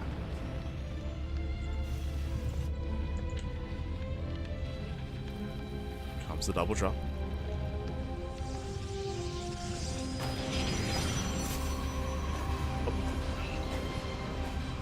And it's actually lined up to deny the third. It will force a cancel. There's no saving it. No saving the third base. Aye, aye, aye. Nightmare, he already has blink. He did play safe. I said, Jesus, wait. Sorry, I was so fixated on what ByuN was up to. Nightmare, he went up to how many? 7 gates on 2 bases? What is going on? Oh my god. We're set up for a 2-base all-in. Storm is finishing up. Very safe play here by Nightmare. Aye, aye, aye. Unfortunately, out of position to save the expansion. But that is a very late third.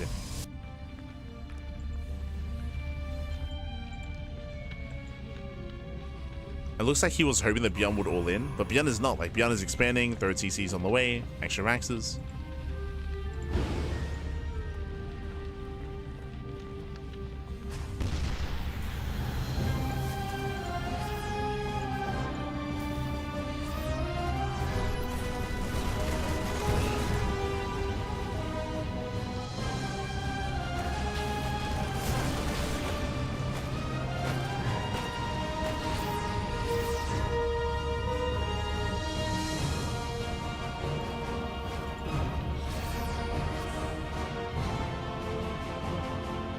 From here, ByuN just building up, getting his own third. ByuN, he has the greater economy. With the greater economy, he'll have a stronger timing. Getting into the mid game. Like, there's a lot of pressure on Nightmare to get something done early on. And Nightmare going for the storm drop. Setting up for the drop.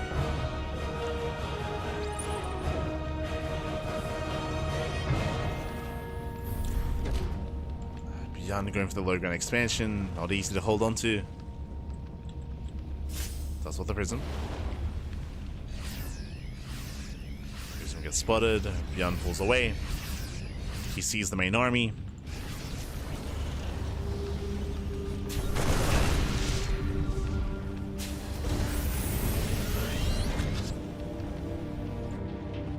ByuN now moving out.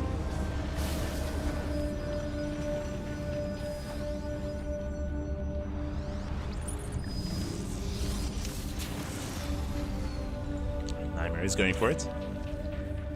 He's holding onto those storms.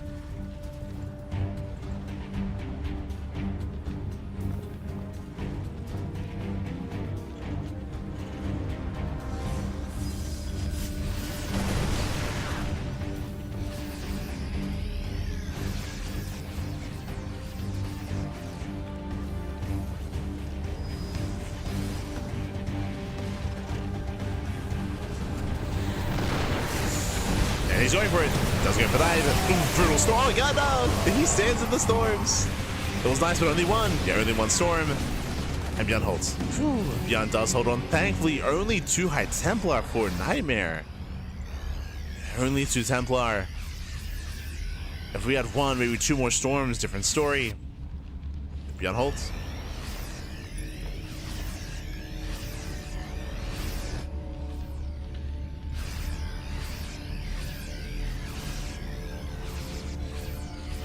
Hold on.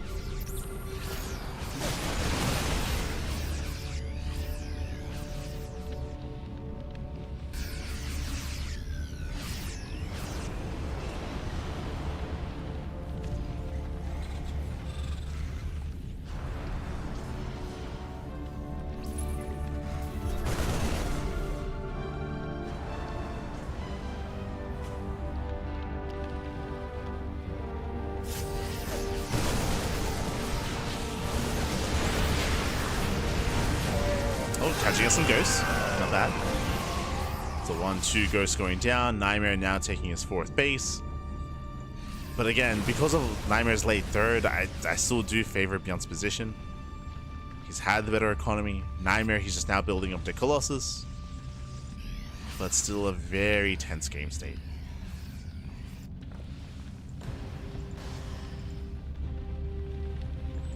lot of this will come down to the engagement. It comes down to the EMPs, to the storms, to the positioning of the Vikings.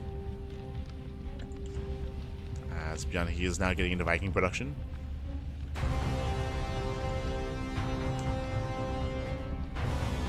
It's getting in.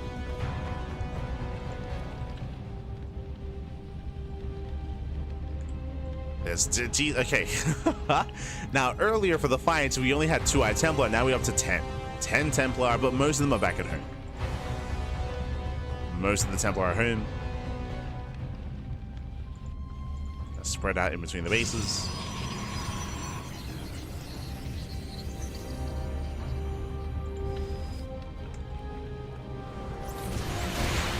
He goes off.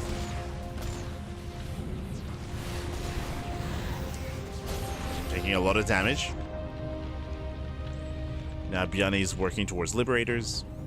Fusion Core is on the way for Liberator range. ByuN is perfecting his army.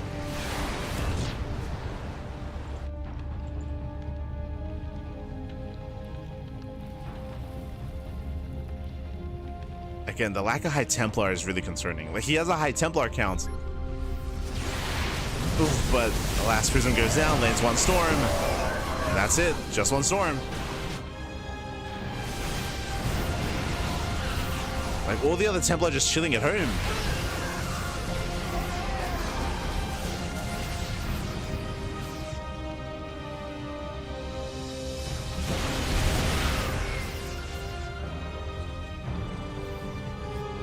And picks in, pulls away.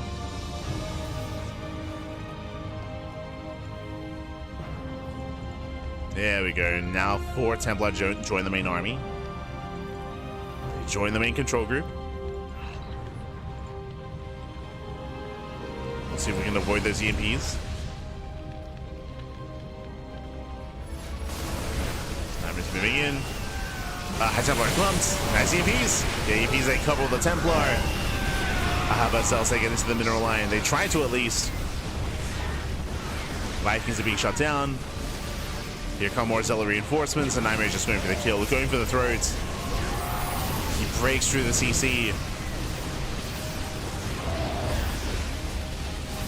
No major economic damage yet. Storm's going to be zoning. As more High Templar have arrived.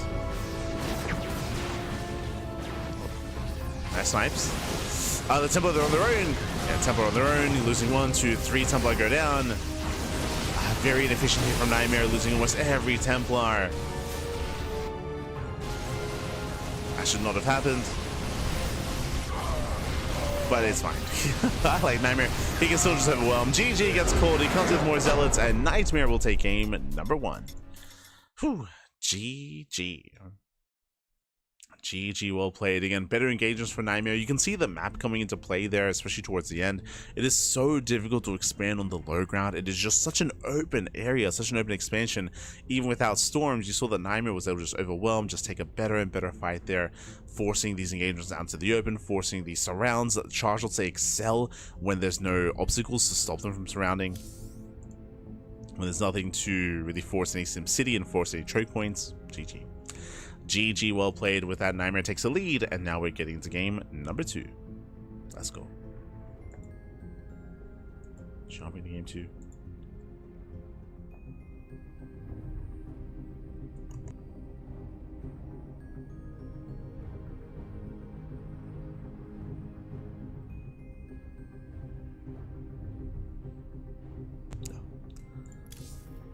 And where we're jumping. If game 1 was on Tokamak, if game 1 was on Torches, game 2 is going to be on Maganatha. Okay. Going to be loading into a much larger map.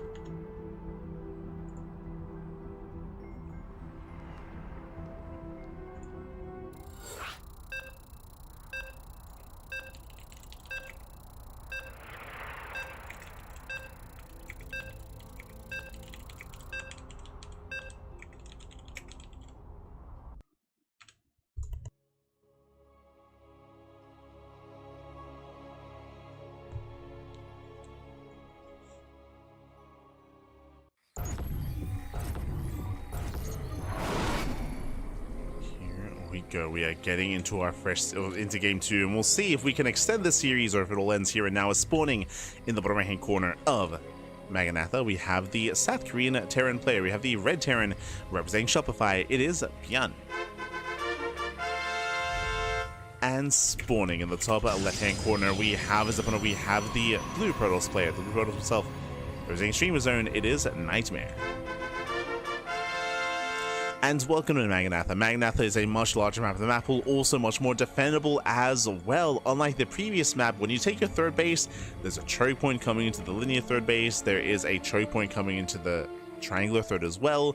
You can knock down these towers. You can minimize routes into the bases. And in general here, I mean, every other map in the map pool is more defendable than Torches. So ByuN should have an easier time establishing himself on 3 and 4 bases, but we'll see how we open up. This time ByuN does not move out with an SCV. This time ByuN does not attempt an eBay bluff. Not this time.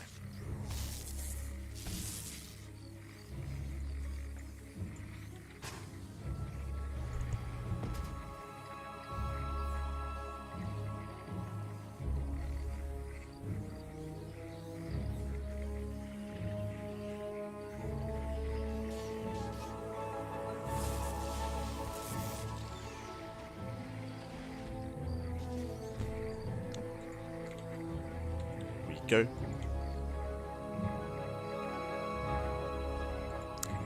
So now we are going to be opening up. CC on the high ground for ByuN as it does open up with a single gas, so just a more economic start out of our Terran. Much more economic this time. Remember last game we saw a 2-1-1 out of ByuN, which was crazy. And did force a cancel on the third base. Like, it wasn't a bad start for ByuN, not at all. But again, the map itself meant it just it was just so difficult to defend bases, to defend the third.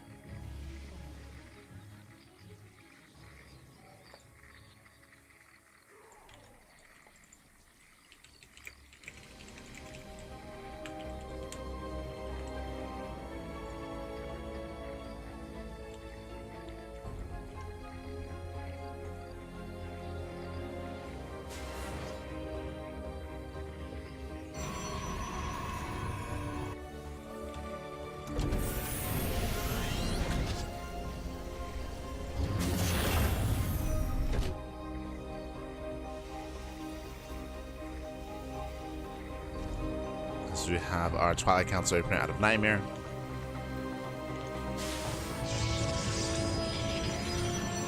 Does go for Twilight Council, most likely into Blink. Last game, Nightmare, he did stay on 2 bases for a very long time. I can't imagine there's much reason to do that here on Maganatha. We should be seeing greedier play. We should be seeing a faster third bases. It should be.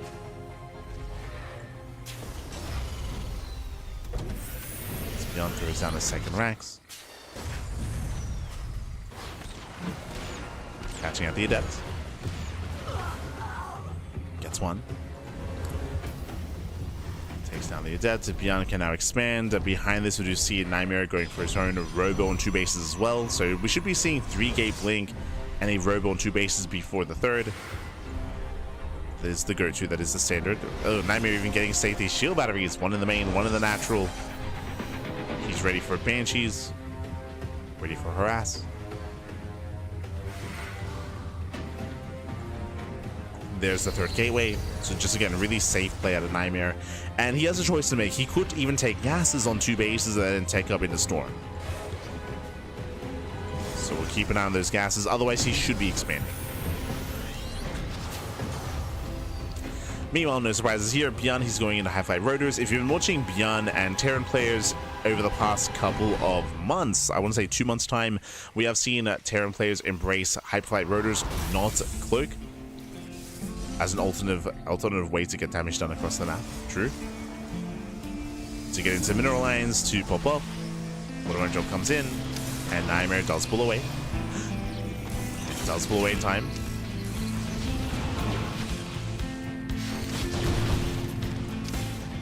There's one probe. Oh my god. Gets 2. 2 probes go down. Nightmare does hold. But again, the rationale behind going for Banshee speed instead of cloak is because Protoss players in the meta have been playing so safe. You can see here again, Gas is on 2 bases, Robo on 2 bases, Observer all on 2 bases, just really safe play from Protoss. So it's really difficult to get damage done with Banshees just because there should be detection. Just because Protoss players have been playing more and more safe as of late. Observer goes in, Observer gets eyes on the research on the tech lab. Does not know it's not cloak. The Observer gets caught.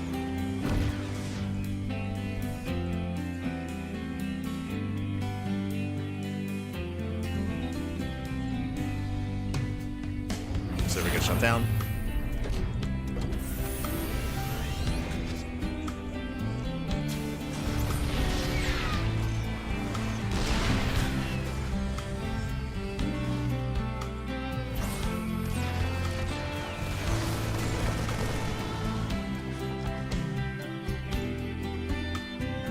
He's making his way into the main. Is there anything in position? 2 Banshees, they can one-shot probes. They can and they will. Probes, they can be one-shot. ByuN breaks out. He's pushing. And he's hoping to distract. Just dragging away Nightmare's attention.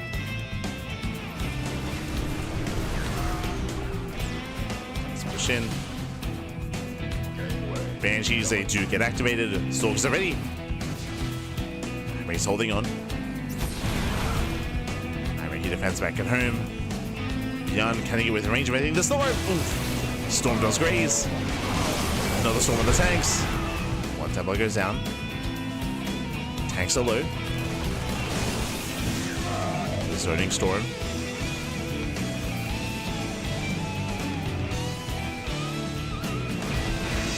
Zones. Banshee goes down.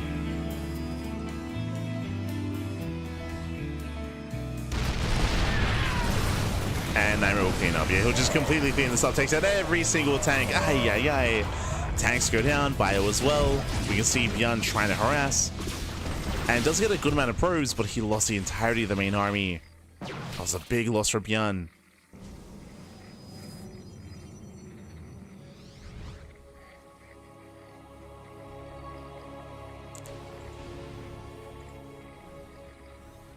And getting into this, Nightmare is in a slightly better position. I say slightly just because he lost a lot of workers. If he had retained his probes, then different story. But ByuN has lost a lot of momentum. As the tank count was reset. ByuN trying to be active. Pushing towards the third. There are 5 High Templar ready. There's 2 Templar in the Prism. And 3 back at home.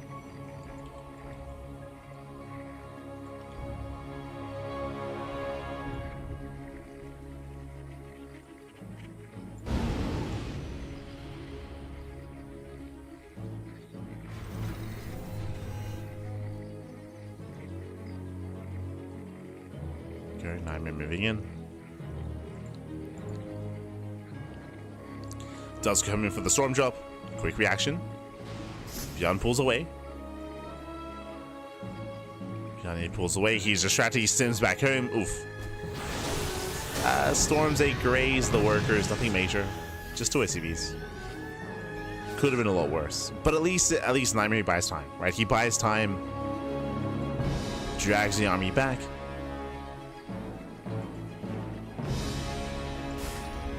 There's the recall, saves everything, doesn't lose any High Templar. And now we're building up into the mid game. Okay, we can take a moment. We can take a moment. Nightmare is getting up to 4 bases. He will soon get saturated. He will soon look to max.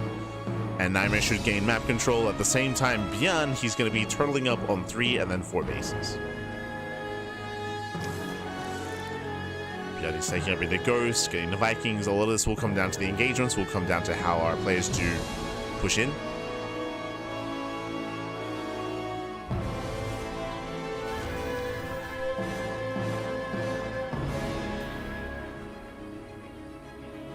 Sniper's poking around.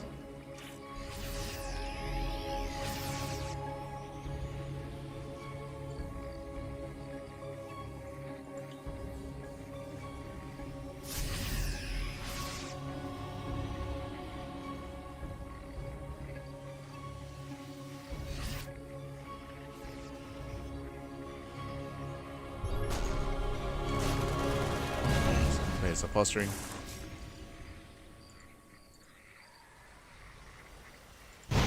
Storm jumping to the middle line, much better this time. 9 SCVs, and the Prism gets away. Yeah, the Prism does escape, not bad.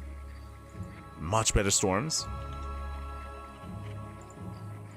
Okay, just slowing down ByuN. Colossus have arrived.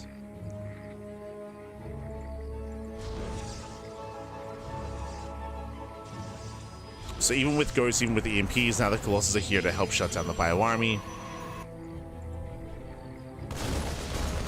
So far only 2.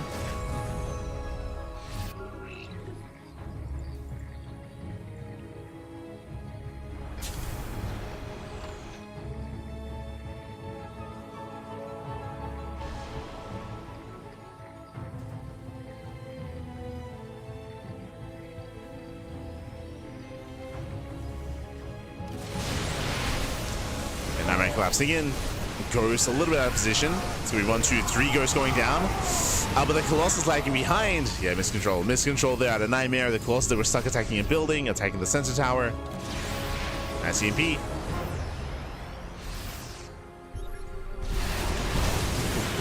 It's a storm. Tossing in the storm.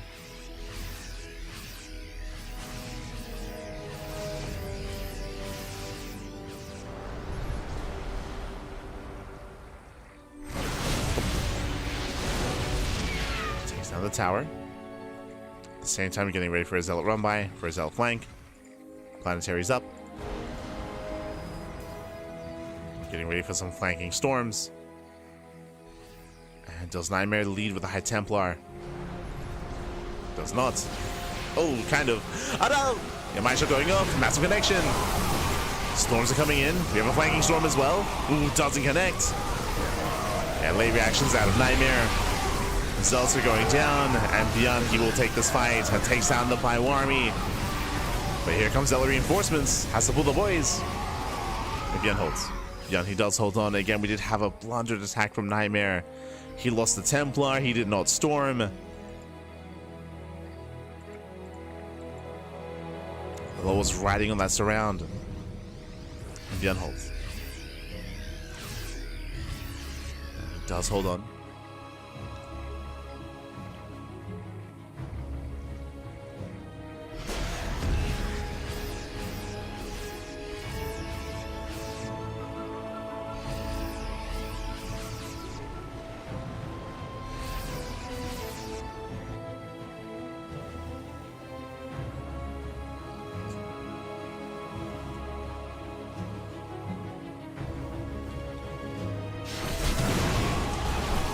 Nightmare trying to pick in. That's EMPs, no storm. And you can see without storms, like Nightmare, he just cannot engage. Not like this. Now up to 3 Colossus though. It's a very Marauder heavy composition.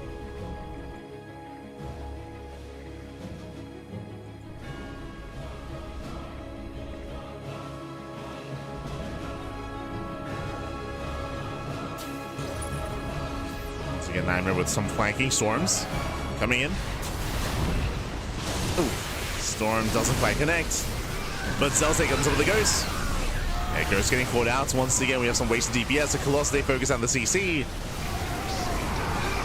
Prism falls, nice the warp in.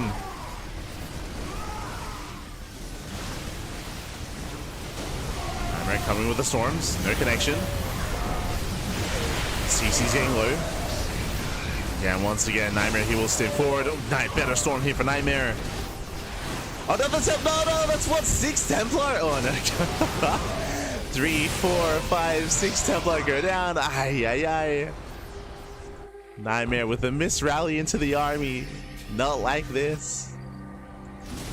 Does get 16 SCVs though, but again, messy fights out of Nightmare. Not like this.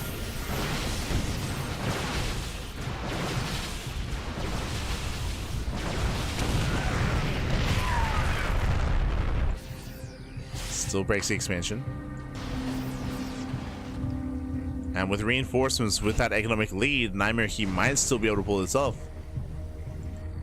How many had Templar? 3. Oh, only 3.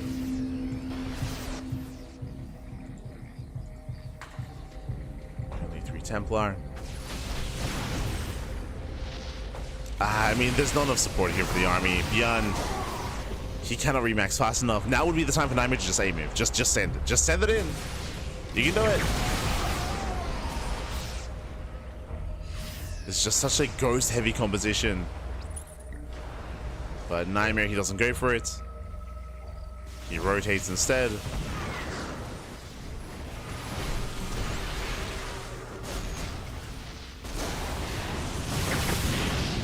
Gets a Viking. Gets a Viking, pulls away. ByuN is almost remaxed.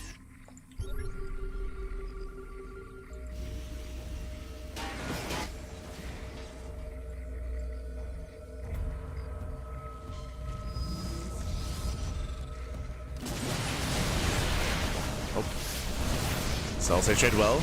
That's a lot of Marauders going down. Vikings they get targeted. The Colossus they just go ham. Oh, can he guy back? Oh no! Oh, he'll lose 2. We have 2 Colossi. Once again, what was the storm support? Vikings going down. Storm zone.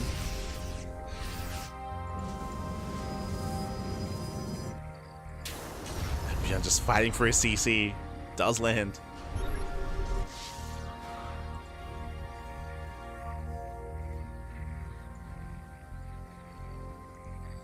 Oh, as Nightmare, he is a little bit oversaturated.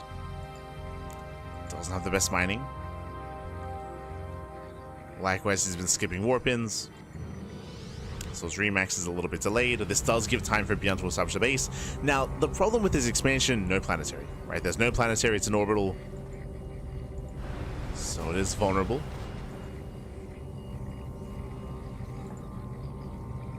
I'm going for a run by. Get spotted.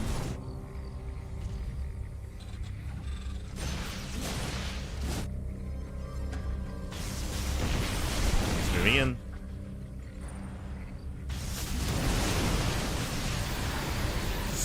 Prison does go down. Yeah, some premature storms. Storms are premature. Zealotay run into the main army. Once again, a messy fight for Nightmare. Very messy.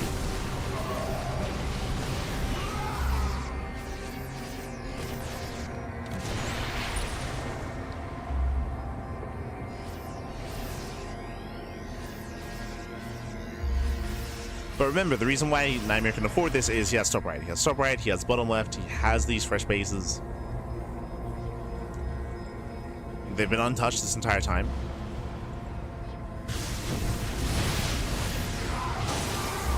So Nightmare, he can afford to throw away units. At least somewhat. Oh, some wasted storms.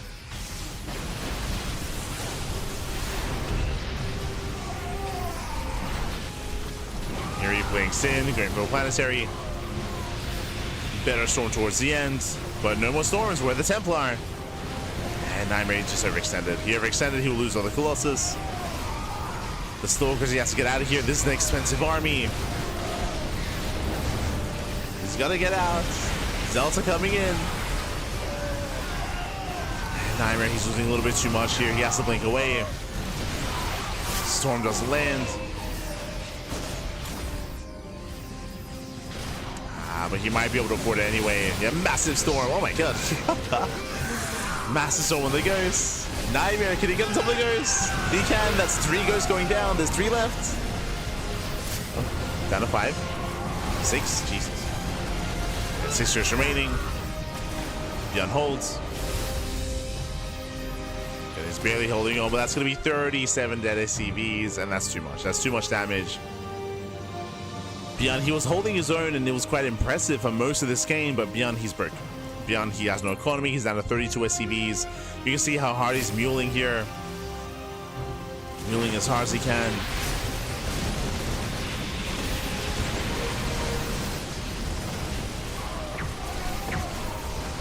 Nightmare's done it.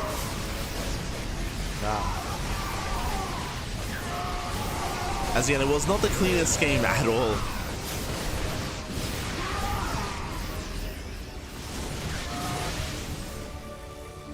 It's not Ronaldinho. It's very messy, buddy. Very messy. But in the end, Nightmare, he should be able to break this position. Should be able to.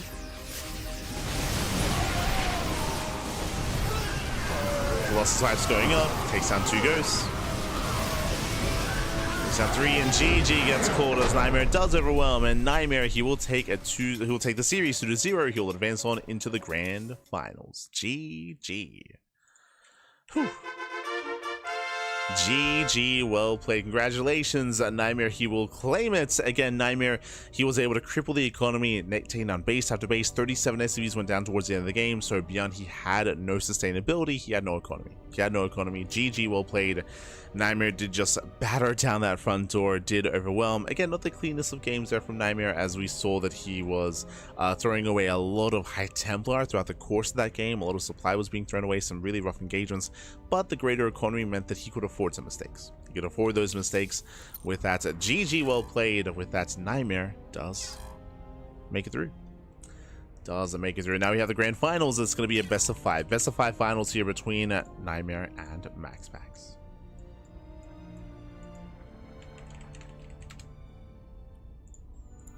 Let's go.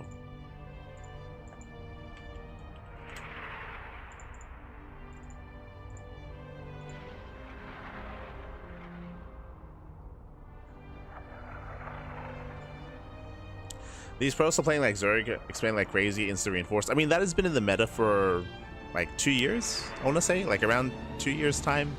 It is a very gateway heavy composition. Basically, you stay on a low gas count. And ideally you preserve your robo units. So you preserve the Colossus, you preserve the High Templar, you preserve your gas intensive unit, you preserve your Stalkers as well. And ideally, whenever you fight, you only lose Zealots. You mainly lose Zealots so you can back off and reinforce with mainly a mineral based army with Mass Zealot.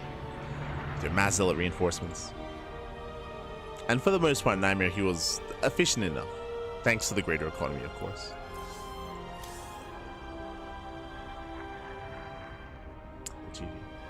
GG, well played. With that, we're going to be going on a short break, and when we come back, we'll have our next series. We'll have that PvP, that grand finals. We'll see you soon. See you soon after the break. See you soon. See you soon.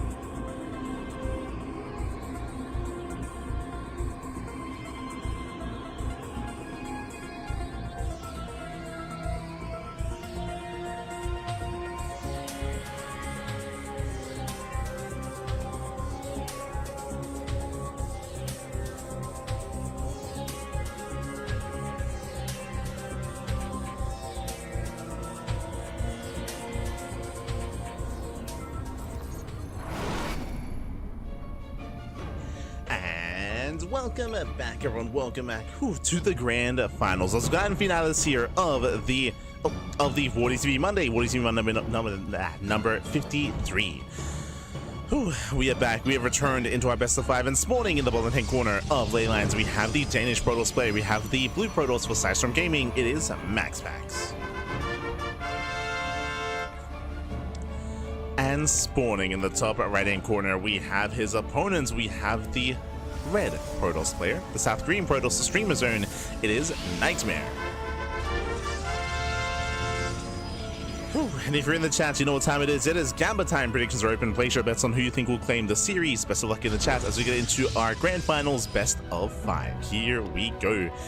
We have a PvP before us here, which we are used to at this point, for sure. There are definitely some players missing from tonight's broadcast. We mentioned it before, but Hero and Clem, they were, of course, busy with Masters of the game over the weekend, so they're not here. Hero is still traveling, and Clem is still resting after said endeavor. We were also missing Cure. And coming into this, we were leading towards a certain set of players, of course. We were leaning towards players like Rogue, or Classic, of course. But Rogue, who did he fall to? Rogue, he went down to Nightmare. Classic also went down to Nightmare as well. And ByuN just went down to Nightmare. Not an easy road. You can definitely argue that Nightmare had a more difficult road to the finals than MaxPax. Nightmare took down Rogue, Classic, and ByuN. So very impressive run here by Nightmare, already exceeding expectations, taking down one top player from every race, and now up against MaxPax. Oh boy, here we go. A very different kind of Protoss player, to be fair. Very different kind.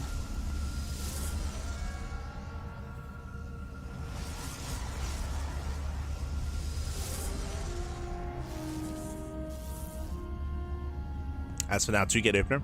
2-gate opener out of Nightmare, 2-gate opener out of MaxPax. We have an Adept Stalker opener out of our blue Protoss, likewise Sentry Stalker out of Nightmare. So Nightmare playing more standard, playing more safe. MaxPax a little bit more assertive, a little bit more aggressive. Yep, even going for a Stargate before expanding. Again, if you know anything about MaxPax in current meta, he is very fond of Stargate play, very fond of it.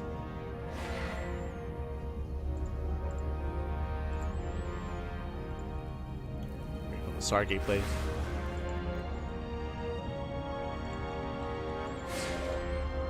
As he can make use of oracles like no other.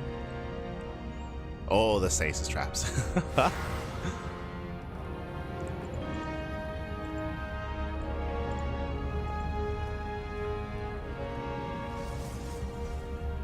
As NG Overcharge has affected PvP quite a bit by assisting the oracle. Adept does pull away.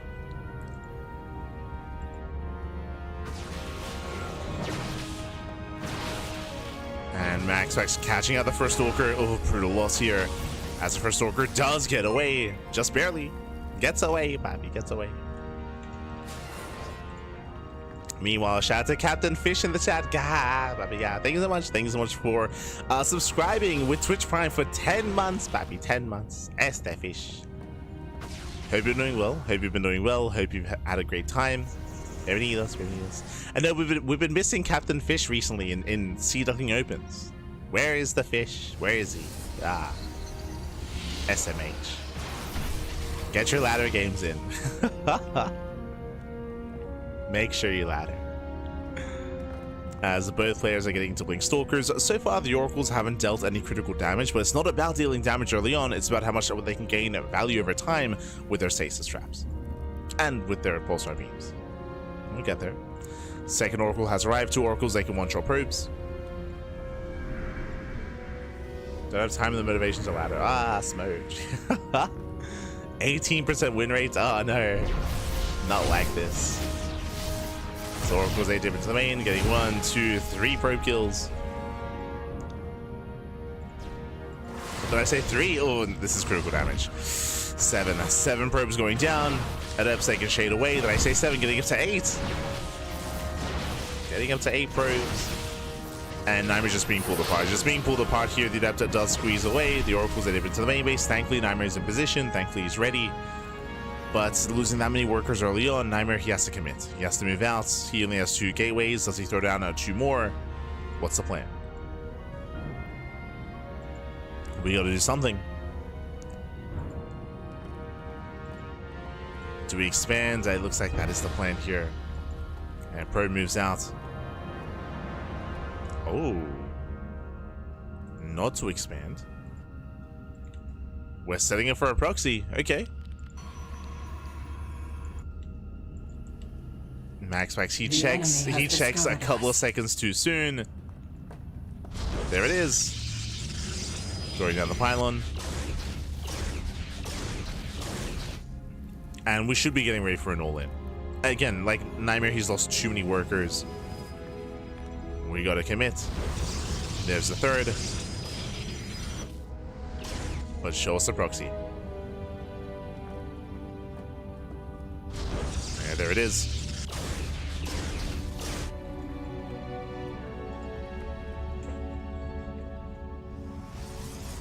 Get the pressures on Nightmare. Ah, MaxPax, he checks, he confirms. No, he finds the pylon. Yeah, it does find it.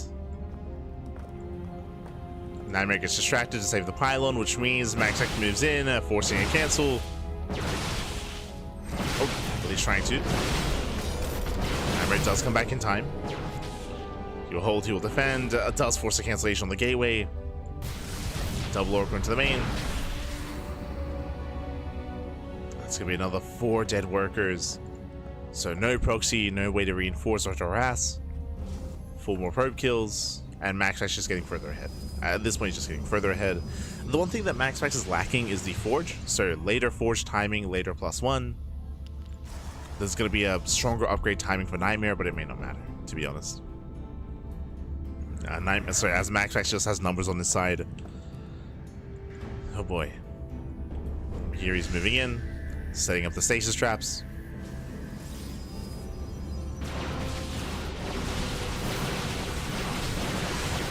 Here, better CranKy for MaxPax. Trying to bait the army in. Oh. Let's try to bait. At the same time, Oracle into the natural. 6 more probe kills. Oh no, it gets baited. Doesn't get dragged into the stasis. Does get caught. And now MaxPax is going for the kill. Going for the expansion. GG gets called, and MaxPax takes game number 1. GG. GG, well played. Again, MaxPax, he is renowned for this style.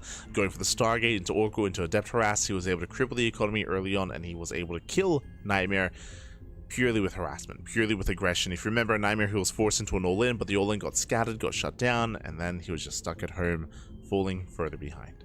GG. GG, well played. And with that, MaxPax takes the lead, and now we get into game number 2.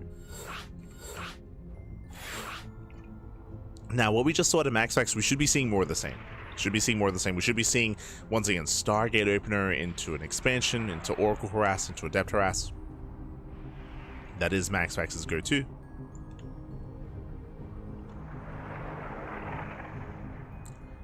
Not easy to keep up with.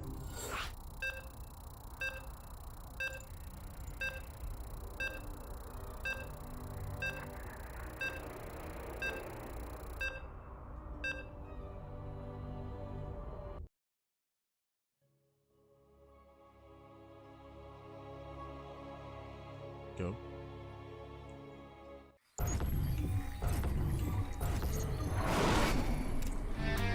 As spawning in the top left-hand corner of Incorporeal, we have the Danish Protoss player. We have the blue Protoss, representing Saxon Gaming, leading the series 1-0. It is MaxPax. And spawning in the bottom right-hand corner, we have his opponents. We have the red Protoss player, the South Green Protoss representing Streamer Zone. It is Nightmare.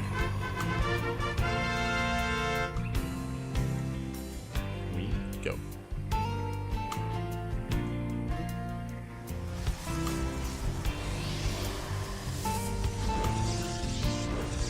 As we are setting up, as we are going to be settling in, and so far MaxPax does have lead in the series, and again we saw that Nightmare had a very hard time keeping up with the harassment of MaxPax, the Adept Harass, the Oracle Harass. We got to tighten up, we got to lock in. Back.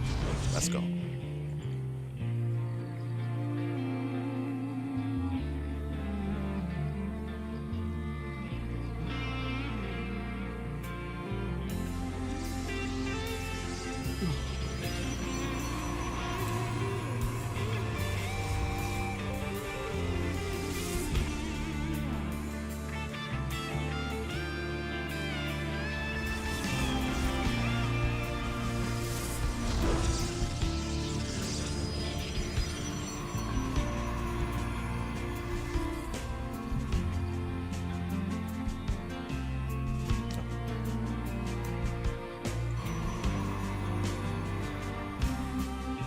So now we are a 2-gate opener at Nightmare. He does hide a pylon, so a fake proxy pylon out of our red Protoss. Cheeky move. Remember, MaxPax, because of the probe scout, he does count. He does see that the pylon is missing. He knows.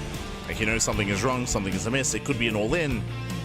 And Nightmare, he's hoping for an overreaction. Double adept. MaxPax, he does not take the bait. Opens up double. Oh, never mind, he does. Double adept into a robo. Uh-oh. So MaxPax, with a robo opener, this is a hard counter to a proxy. But there is no proxy. Yeah, there is no proxy setup. So MaxPax, he might turn this into his own aggressive build. He might have to.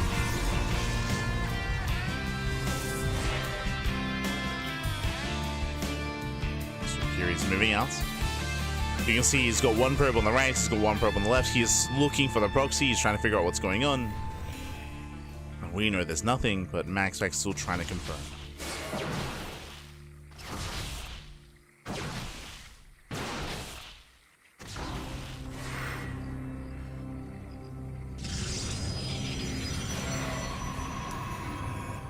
Yep, third gateway. One base all in. One base all in. MaxPax, he sees that there's an expansion. So MaxPax, because he reacted with a robo, he's now turning this into a one base all in. He has to. Otherwise, he'll just fall behind. And he should soon be pushing. And here comes a prism. Here comes the move out. Let's go.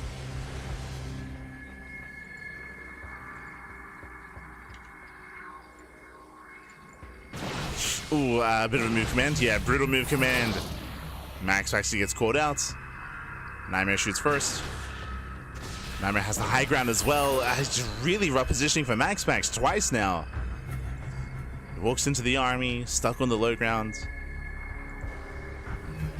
Really rough start for the blue Protoss.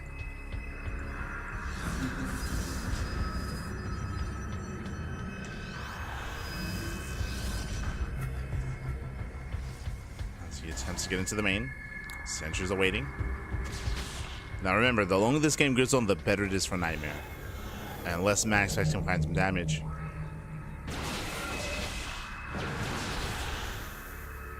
He needs to.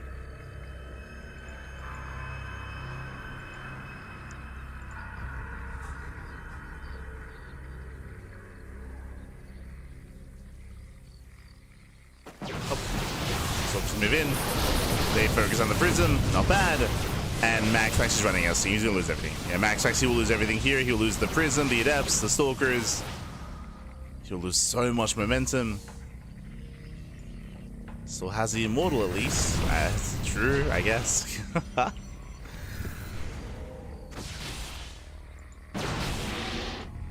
again, it all just came down to the misread at the start of the game. Remember, how did this game start? MaxPax, he saw that there was a pylon missing, so he assumed it was a proxy and he went for a robo. And it led into this kind of game state. So really rough start at the MaxPax. Really rough misread. Meanwhile, Nightmare just happily mining.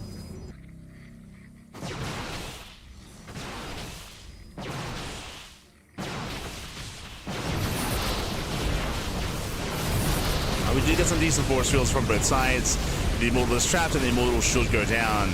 Yeah, massive big up. GG gets called and Nightmare ties up the series 1-1. GG. GG, well played. Again, just a brutal start out of MaxPax. He gambled. He did gamble.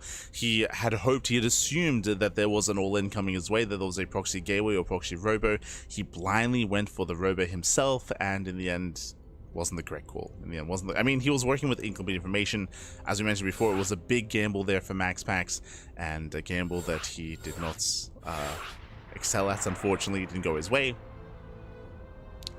And with that, we're now getting into Pylon for game number 3. We're tied up. Tied up 1-1. And we'll see who takes the lead in the series. Who takes the lead?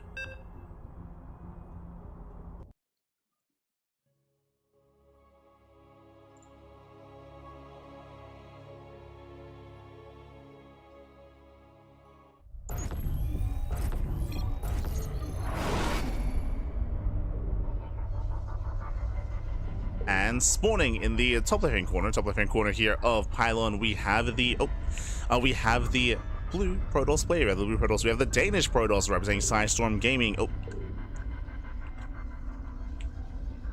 Being forced into a TAD series, it is MaxPax. And spawning in the bottom right-hand corner, we have the red Protoss player. The red Protoss representing Streamer Zone, it is Nightmare. Tying up the series 1-1. Did have a successful kind of fake out in game number 2, and do we do it again? I wouldn't be opposed to throwing down a Pylon, and this time committing to a real proxy. Just send it back. It might even be MaxPax's turn. Just scouting. Moving in for the scout.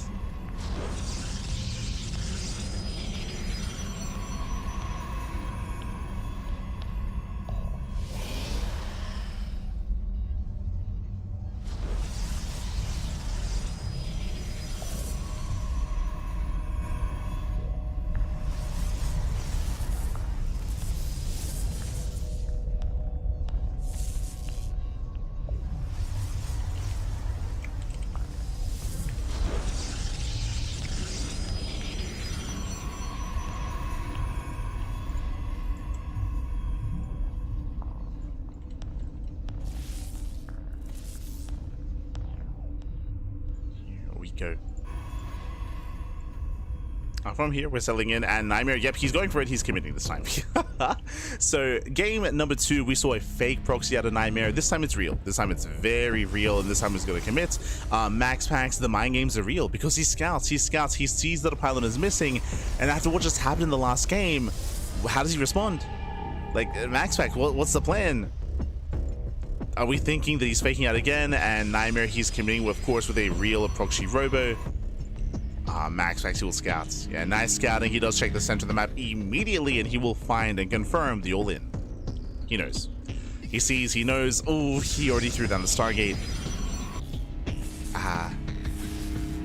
This is where a robo would have been ideal, but he does go for the Stargates. This is going to be a bit of a shakier defense. Not impossible. So the way this works, this should be proxy, so this should be an Oracle, I should say. This should be an Oracle first to get across the map into Void Ray production. Actually, true, because of the early scouts, MaxPax, can he focus on the Pylon? He might be able to. Pylon is getting low. Yeah, the Pylon is low. The Pylon's going to get depowered. MaxPax, he walls up back at home. Oh, not quite. Sorry, Nightmare denies it. Nicely done. Gets into the mineral line, gets 1, 2, 3, getting up to 4 probes. Do we get 5? Do we get 6? Jesus. Miscontrol. Takes down the Adept. And gets a 6th worker. Oh, what a mess. Yeah, a bit of miscontrol towards the end. Bit of mistargeting. The robo stays powered. I mean, had to replace the Pylon if I'm mistaken. Yeah, had to replace the Pylon. For a nice economic damage, Adept gets run away. It's 1 more probe. Gets 1 more. Void Ray production has begun. The Immortal's on the way.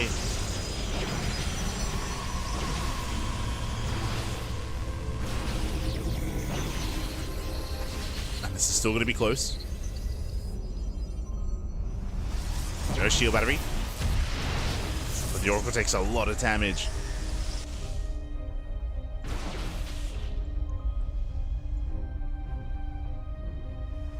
The Void Ray has arrived. There's 1 shield battery. Remember, the longer this goes on, the better it is for MaxPax.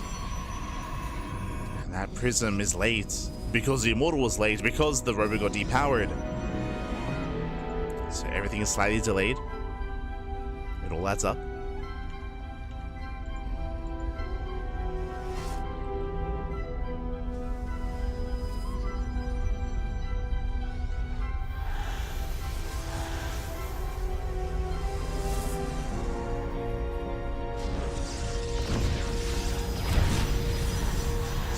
Drops into the main base. He does get in. Yeah, he gets in. The shield battery is out of position. Boys are being pulled. Yeah,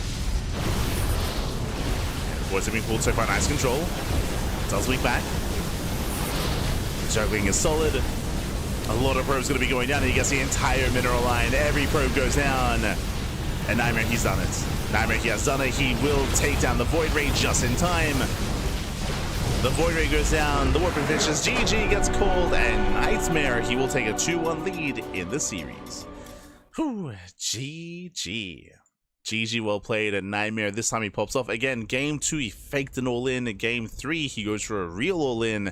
And MaxPax unfortunately went for the Stargate. As we were trying to emphasize, Stargate openers are very risky when it comes to trying to defend.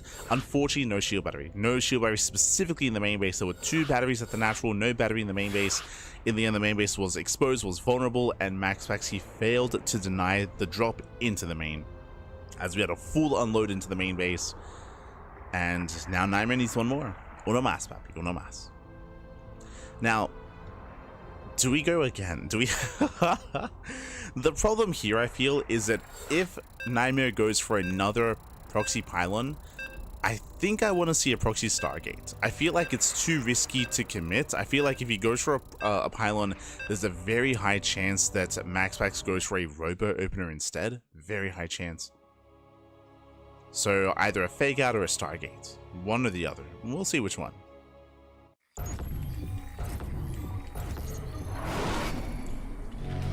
So we're getting into potentially the final game of the series, the final game of the tournament. As spawning in the top left-hand corner of Magnatha, we have the Danish Protoss player. We have the blue Protoss. Representing Sidestorm Gaming, it is MaxPax.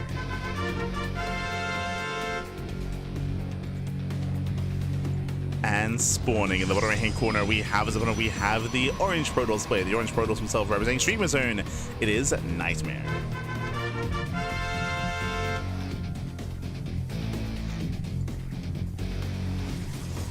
Go.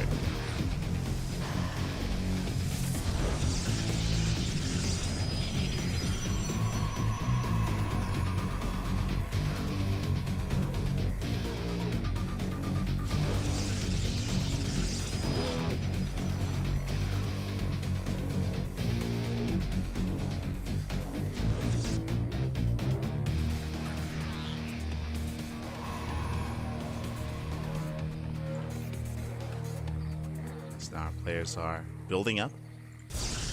And once again, we have a 2-gate open out of Nightmare, 2-gate open out of MaxPax. Show us where's the pylon. No shot, he goes for a standard opener. Oh, game paused. As we do have a bit of a pause. Hopefully everything's okay. As I'm sure Uber Eats has arrived. So the food is here. But again, mind games have been flourishing so far for the past 2 games. Coming into game number 4, though, there's no probe, right? There's no probe out on the map, so it looks like we're seeing a standard opener out of Nightmare, which I feel like is going to favor MaxPax.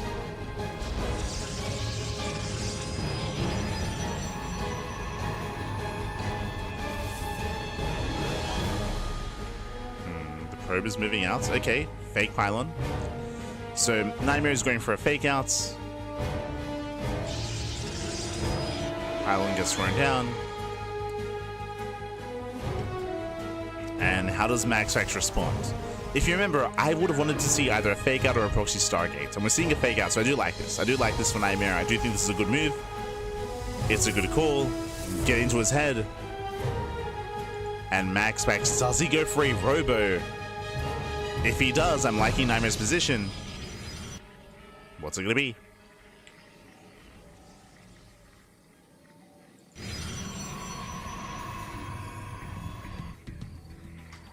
Pressure on MaxPax. Stargate. Ah, okay. Does go for the Stargate. I like MaxPax's position now. So he goes for the Stargate opener. With this, he can go for Oracle Harass. He does send 2 probes out. I don't blame him.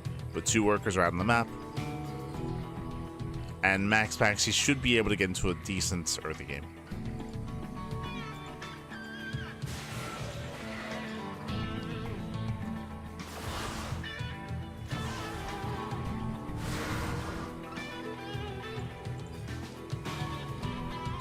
As both players do expand, but again, MaxPax does have the earlier tech, the earlier Oracle, and it's going to be up to Nightmare to keep up and to defend. To defend. To defend.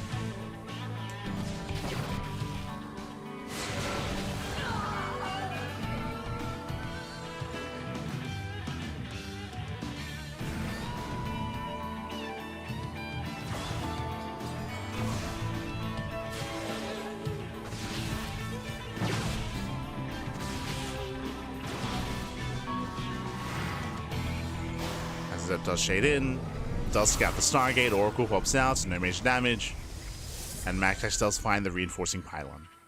So again, in general, this is a really strong early game for MaxPax. Shuts down the proxy, shuts down the scout, shuts down the adept, the Oracle moves out.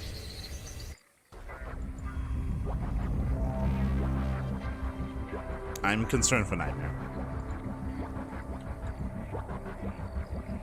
Oh. It gets a bit of hull damage, not bad. Ooh, coming in with the interception. Okay. Does attempt to come in. Reinforcing Oracle doesn't meet up with the first one, does head straight for the natural instead. Natural is more exposed. Nightmare racing over. There's one. Whew, barely gets the one.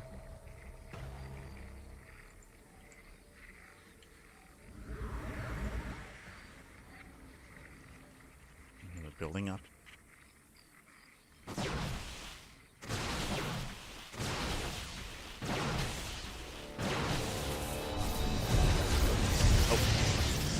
MaxPax gets in. 1, 2, 3 pro kills, not bad. At the same time, MaxPax engaging with the army gets one Stalker. Decent pickoff. Oracle into the main base. Nightmare does pull away in time.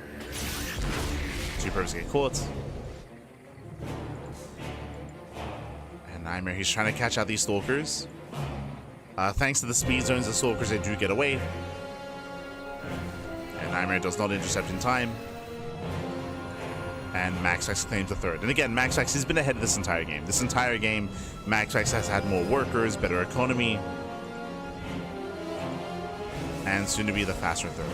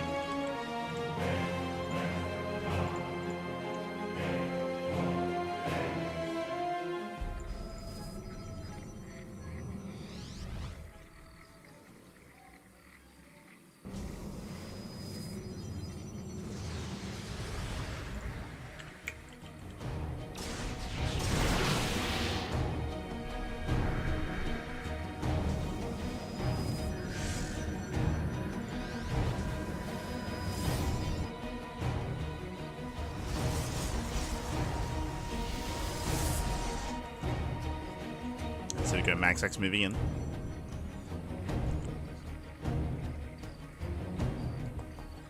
MaxPax moving in. Pushing in between the bases.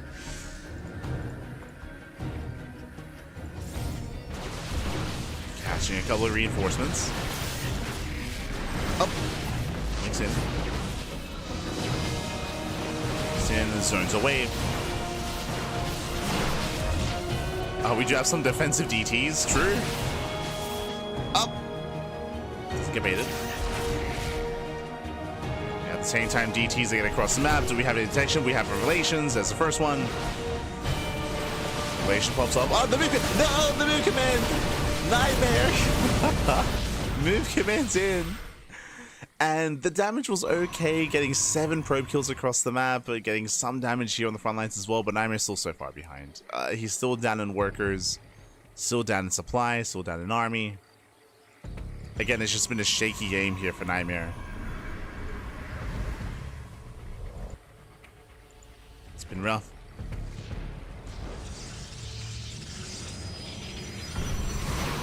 Like, these DTs was a Hail Mary play and it's not worth it.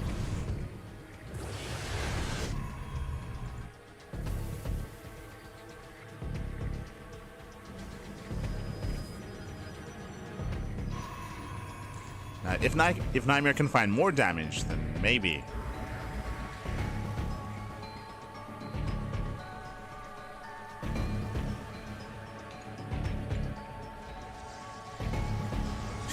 I just saw in the chat. Buenos días, papi. Este Enki, papi. Este hermoso. Buenos días, papi. Buenos días. Ah. Everything's going well.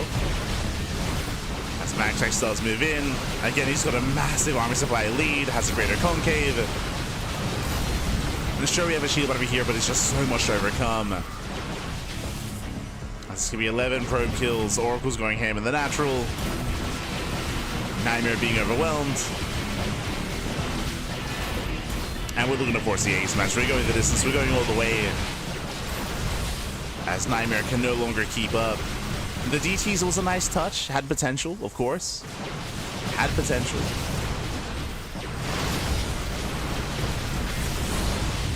As Nightmare down to 14 Stalkers. Less than half. Less than half. GG gets called.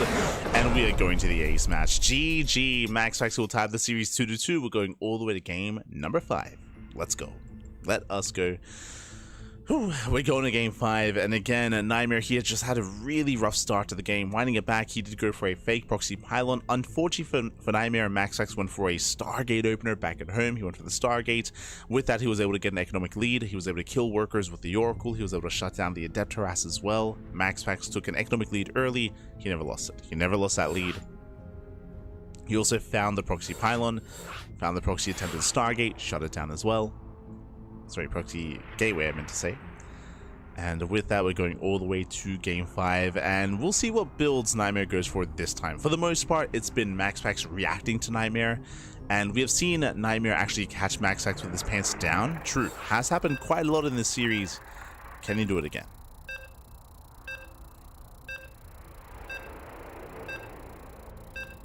Oh, good start in the week. Ah, true.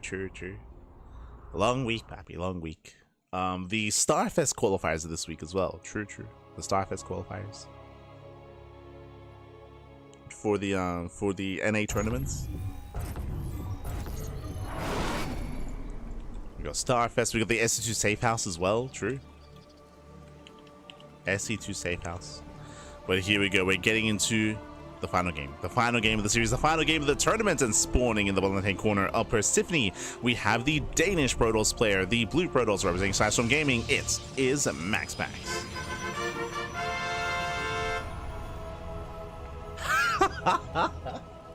Pacheco and I, when casting, we say often, ay. Beautiful, baby, beautiful. Ah, I'm happy to hear. Este Pacheco. And spawning in the top left-hand corner, we have his opponent. We have the South Korean Protoss, the red Protoss representing Streamer Zone. It is Nightmare. Happy to hear. Ah, beautiful. Yes, we are settling into that final game.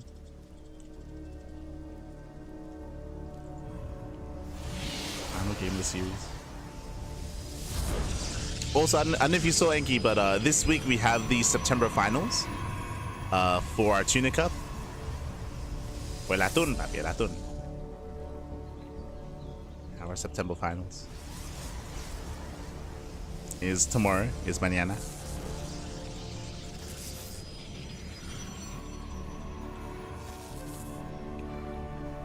I think the expression "ay" is very Mexican expression. It is like Latino American, for sure. For sure.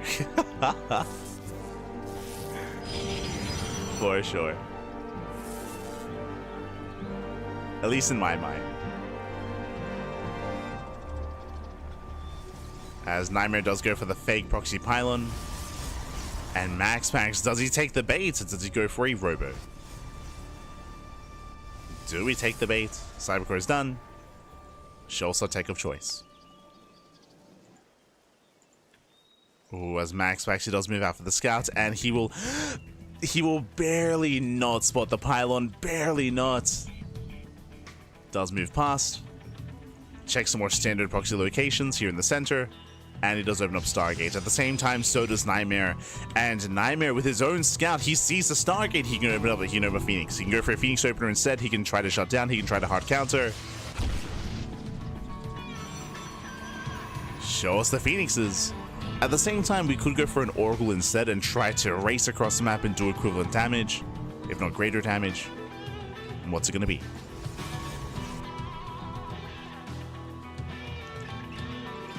As MaxPax doesn't know what's going on. MaxPax is in the dark.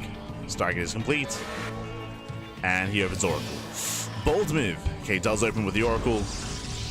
Now, the goal here is...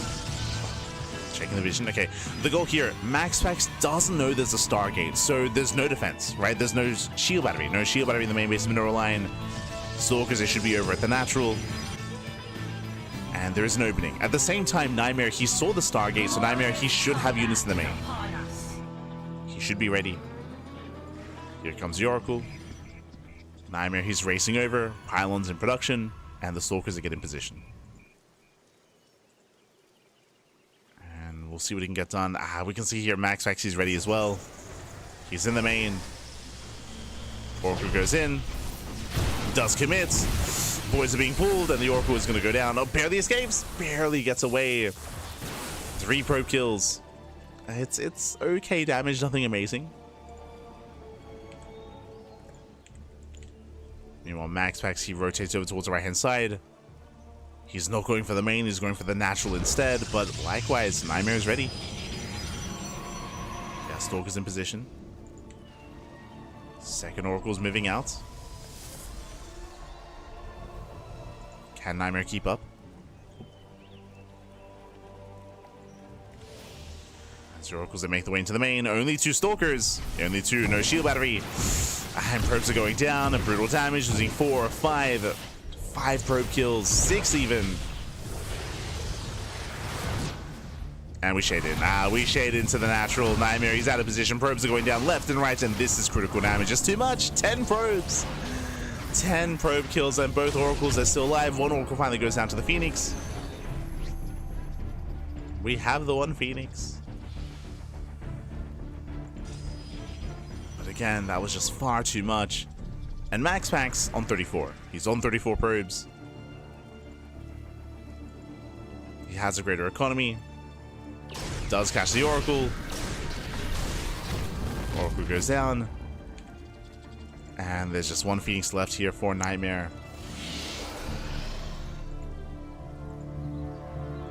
Now, from the side of Nightmare, we have a couple of choices here. 2 base all in. We could see 2 more gateways thrown down, a 3rd gateway, a proxy 4th gateway, just commit to a 2 base all in.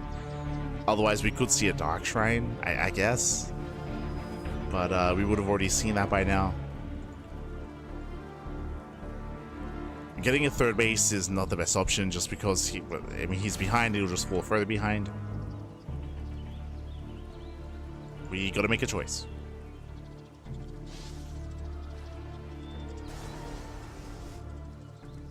Do we expand? Do we commit? Yep, there it is, 3rd gateway. 3rd gateway gets thrown down. And we're expecting... Oh. I was gonna say we're expecting a 4th gate. Yeah, let's go. He's going for the all-in. The probe moves out, proxy 4th gateway, so it's going to be a 2 base 4 gate all-in. MaxPax, he finds it. He finds the pylon. He knows, he just goes for the counterattack instead. Nightmare out of position, is forced to cancel.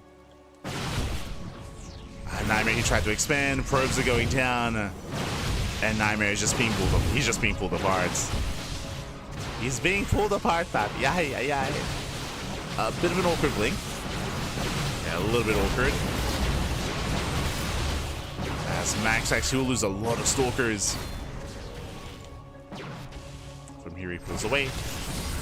Oof. Bleeding out even more. MaxPax, he does fall quite far here in supply. Losing another Stalker. Nightmare, he can go. He can do it. Send it, Papi. Send it. Keep going. All the way. Jesus. Oh no! Does he notice? He does. Does a very nice bait. Very nice control. Baits out the stasis. But we're gonna keep going. Oof. Phoenix goes down. Down goes the Phoenix. He's running out of steam, running out of momentum. Better concave here for Nightmare. Blinks in. Blinks in, gets another Stalker. Nightmare is up by 7. He's up by 2nd, getting a proxy as well. Remember, Nightmare is still all in. Oh no! He's still very all in. Boys are being pulled. And Nightmare, he has to end it. He has to end it here and now. 7 more workers at the same time. Oracle does harass across the map. Nightmare, he defends.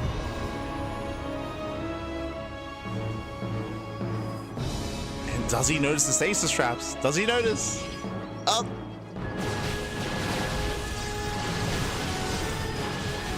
Now pushing into the natural.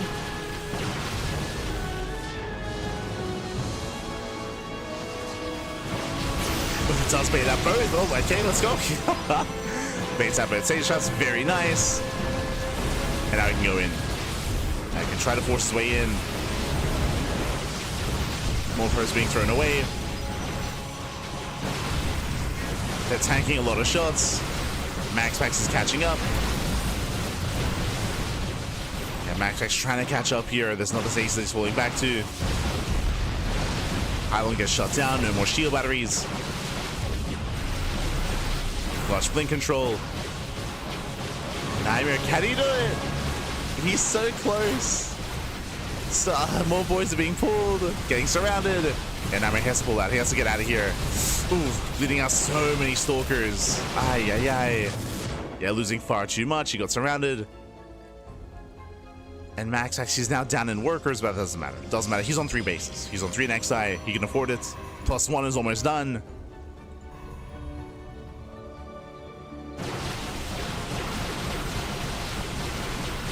He's almost got +1. And Nightmare, he just can't keep this up. Not anymore. It was close. Casito, papi, casito. It was so close. Did you have attempted surrounds? And Nightmare bleeding out even more stalkers here. And for the first time in a long time, Nightmare, he'll fall behind the stalker count. Has a smaller army. +1 is done. Better upgrades for MaxPax.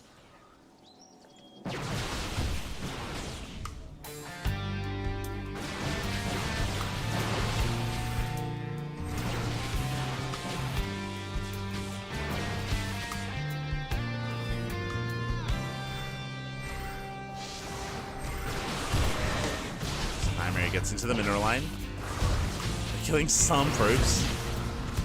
Nightmare now he expands, a very late expansion.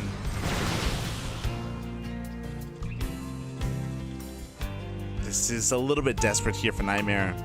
He's hoping that he can maybe get away with it. There is a chance, a very slim chance.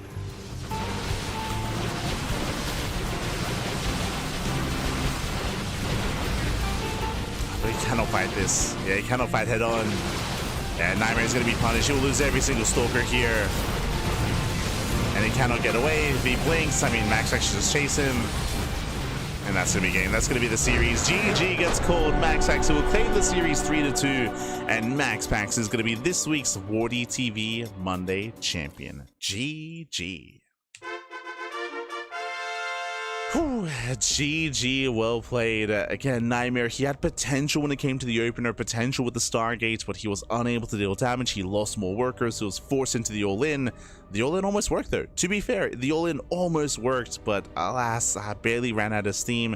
Shout out to MaxPax, he was not afraid to pull the boys multiple times. Yes, MaxPax, he was losing a lot of workers, and he even fell behind the worker count, but he had 3 bases. He could afford it. He could afford to lose workers. It did not really matter as much. He can rebuild and reestablish and resaturate his bases. Meanwhile, Nightmare could not. GG.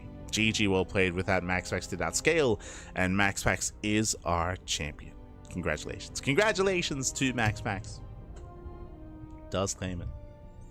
Interview. Oh no. Not like this. Unfortunately, not unfortunately. But GG, well played. Congratulations. MaxPax will claim it. Take care, Inky. Take care. Take care, man. Take care.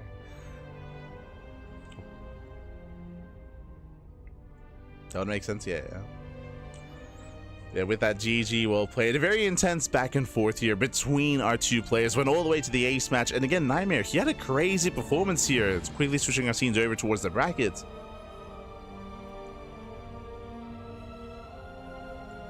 And you can see that Nightmare, he again, as I mentioned before, he had the most difficult road to the finals. Nightmare, he took down Rogue, took down Classic, took down ByuN, and went all the way to the ace match against MaxPax. Really impressive play here from Nightmare, popping off against every single race, and even against MaxPax, almost did win the series as well.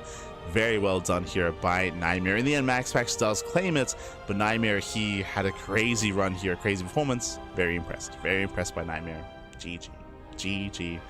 And with that, we are going to be wrapping up here for the day. I say for the day, we're going to be back actually in around 8 hours. In around 8 hours time, we should be live with our next broadcast. Bam! As you can see here, when it comes to our weekly schedule, it's going to be a very intense week of StarCraft. In the morning, we have the OC League Rising Star. That's going to be in around 8 hours time, followed by the Sparkling Tuna Cup that evening. We have the Picasword Cup in the morning on Wednesday. We have Little League Cup. We have the Starfest qualifiers over the course of Thursday, Friday, Saturday, and Sunday.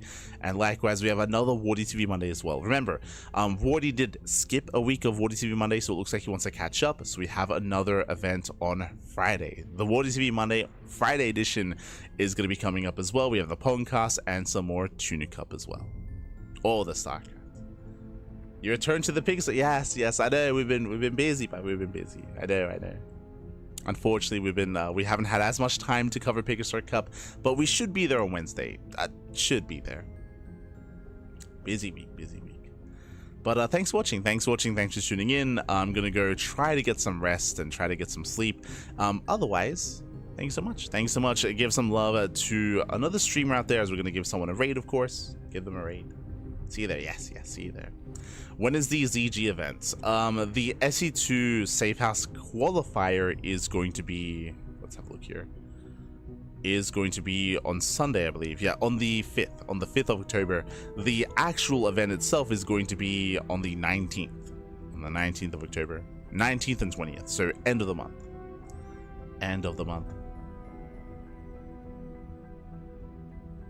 That is going to be the SE2 Safe House. Last time we were the B stream. I don't know if we'll be the B stream again. I don't know if they need a B stream, so we'll probably reach out and see what happens, see what goes on. We'll likewise reach out about the qualifier as well. But otherwise, we are wrapping up for the time being. And thank you so much for watching. Thanks so much for the support, and we'll see you guys next time. Till then, hasta luego, ciao, baby, ciao, hasta luego. See you next time.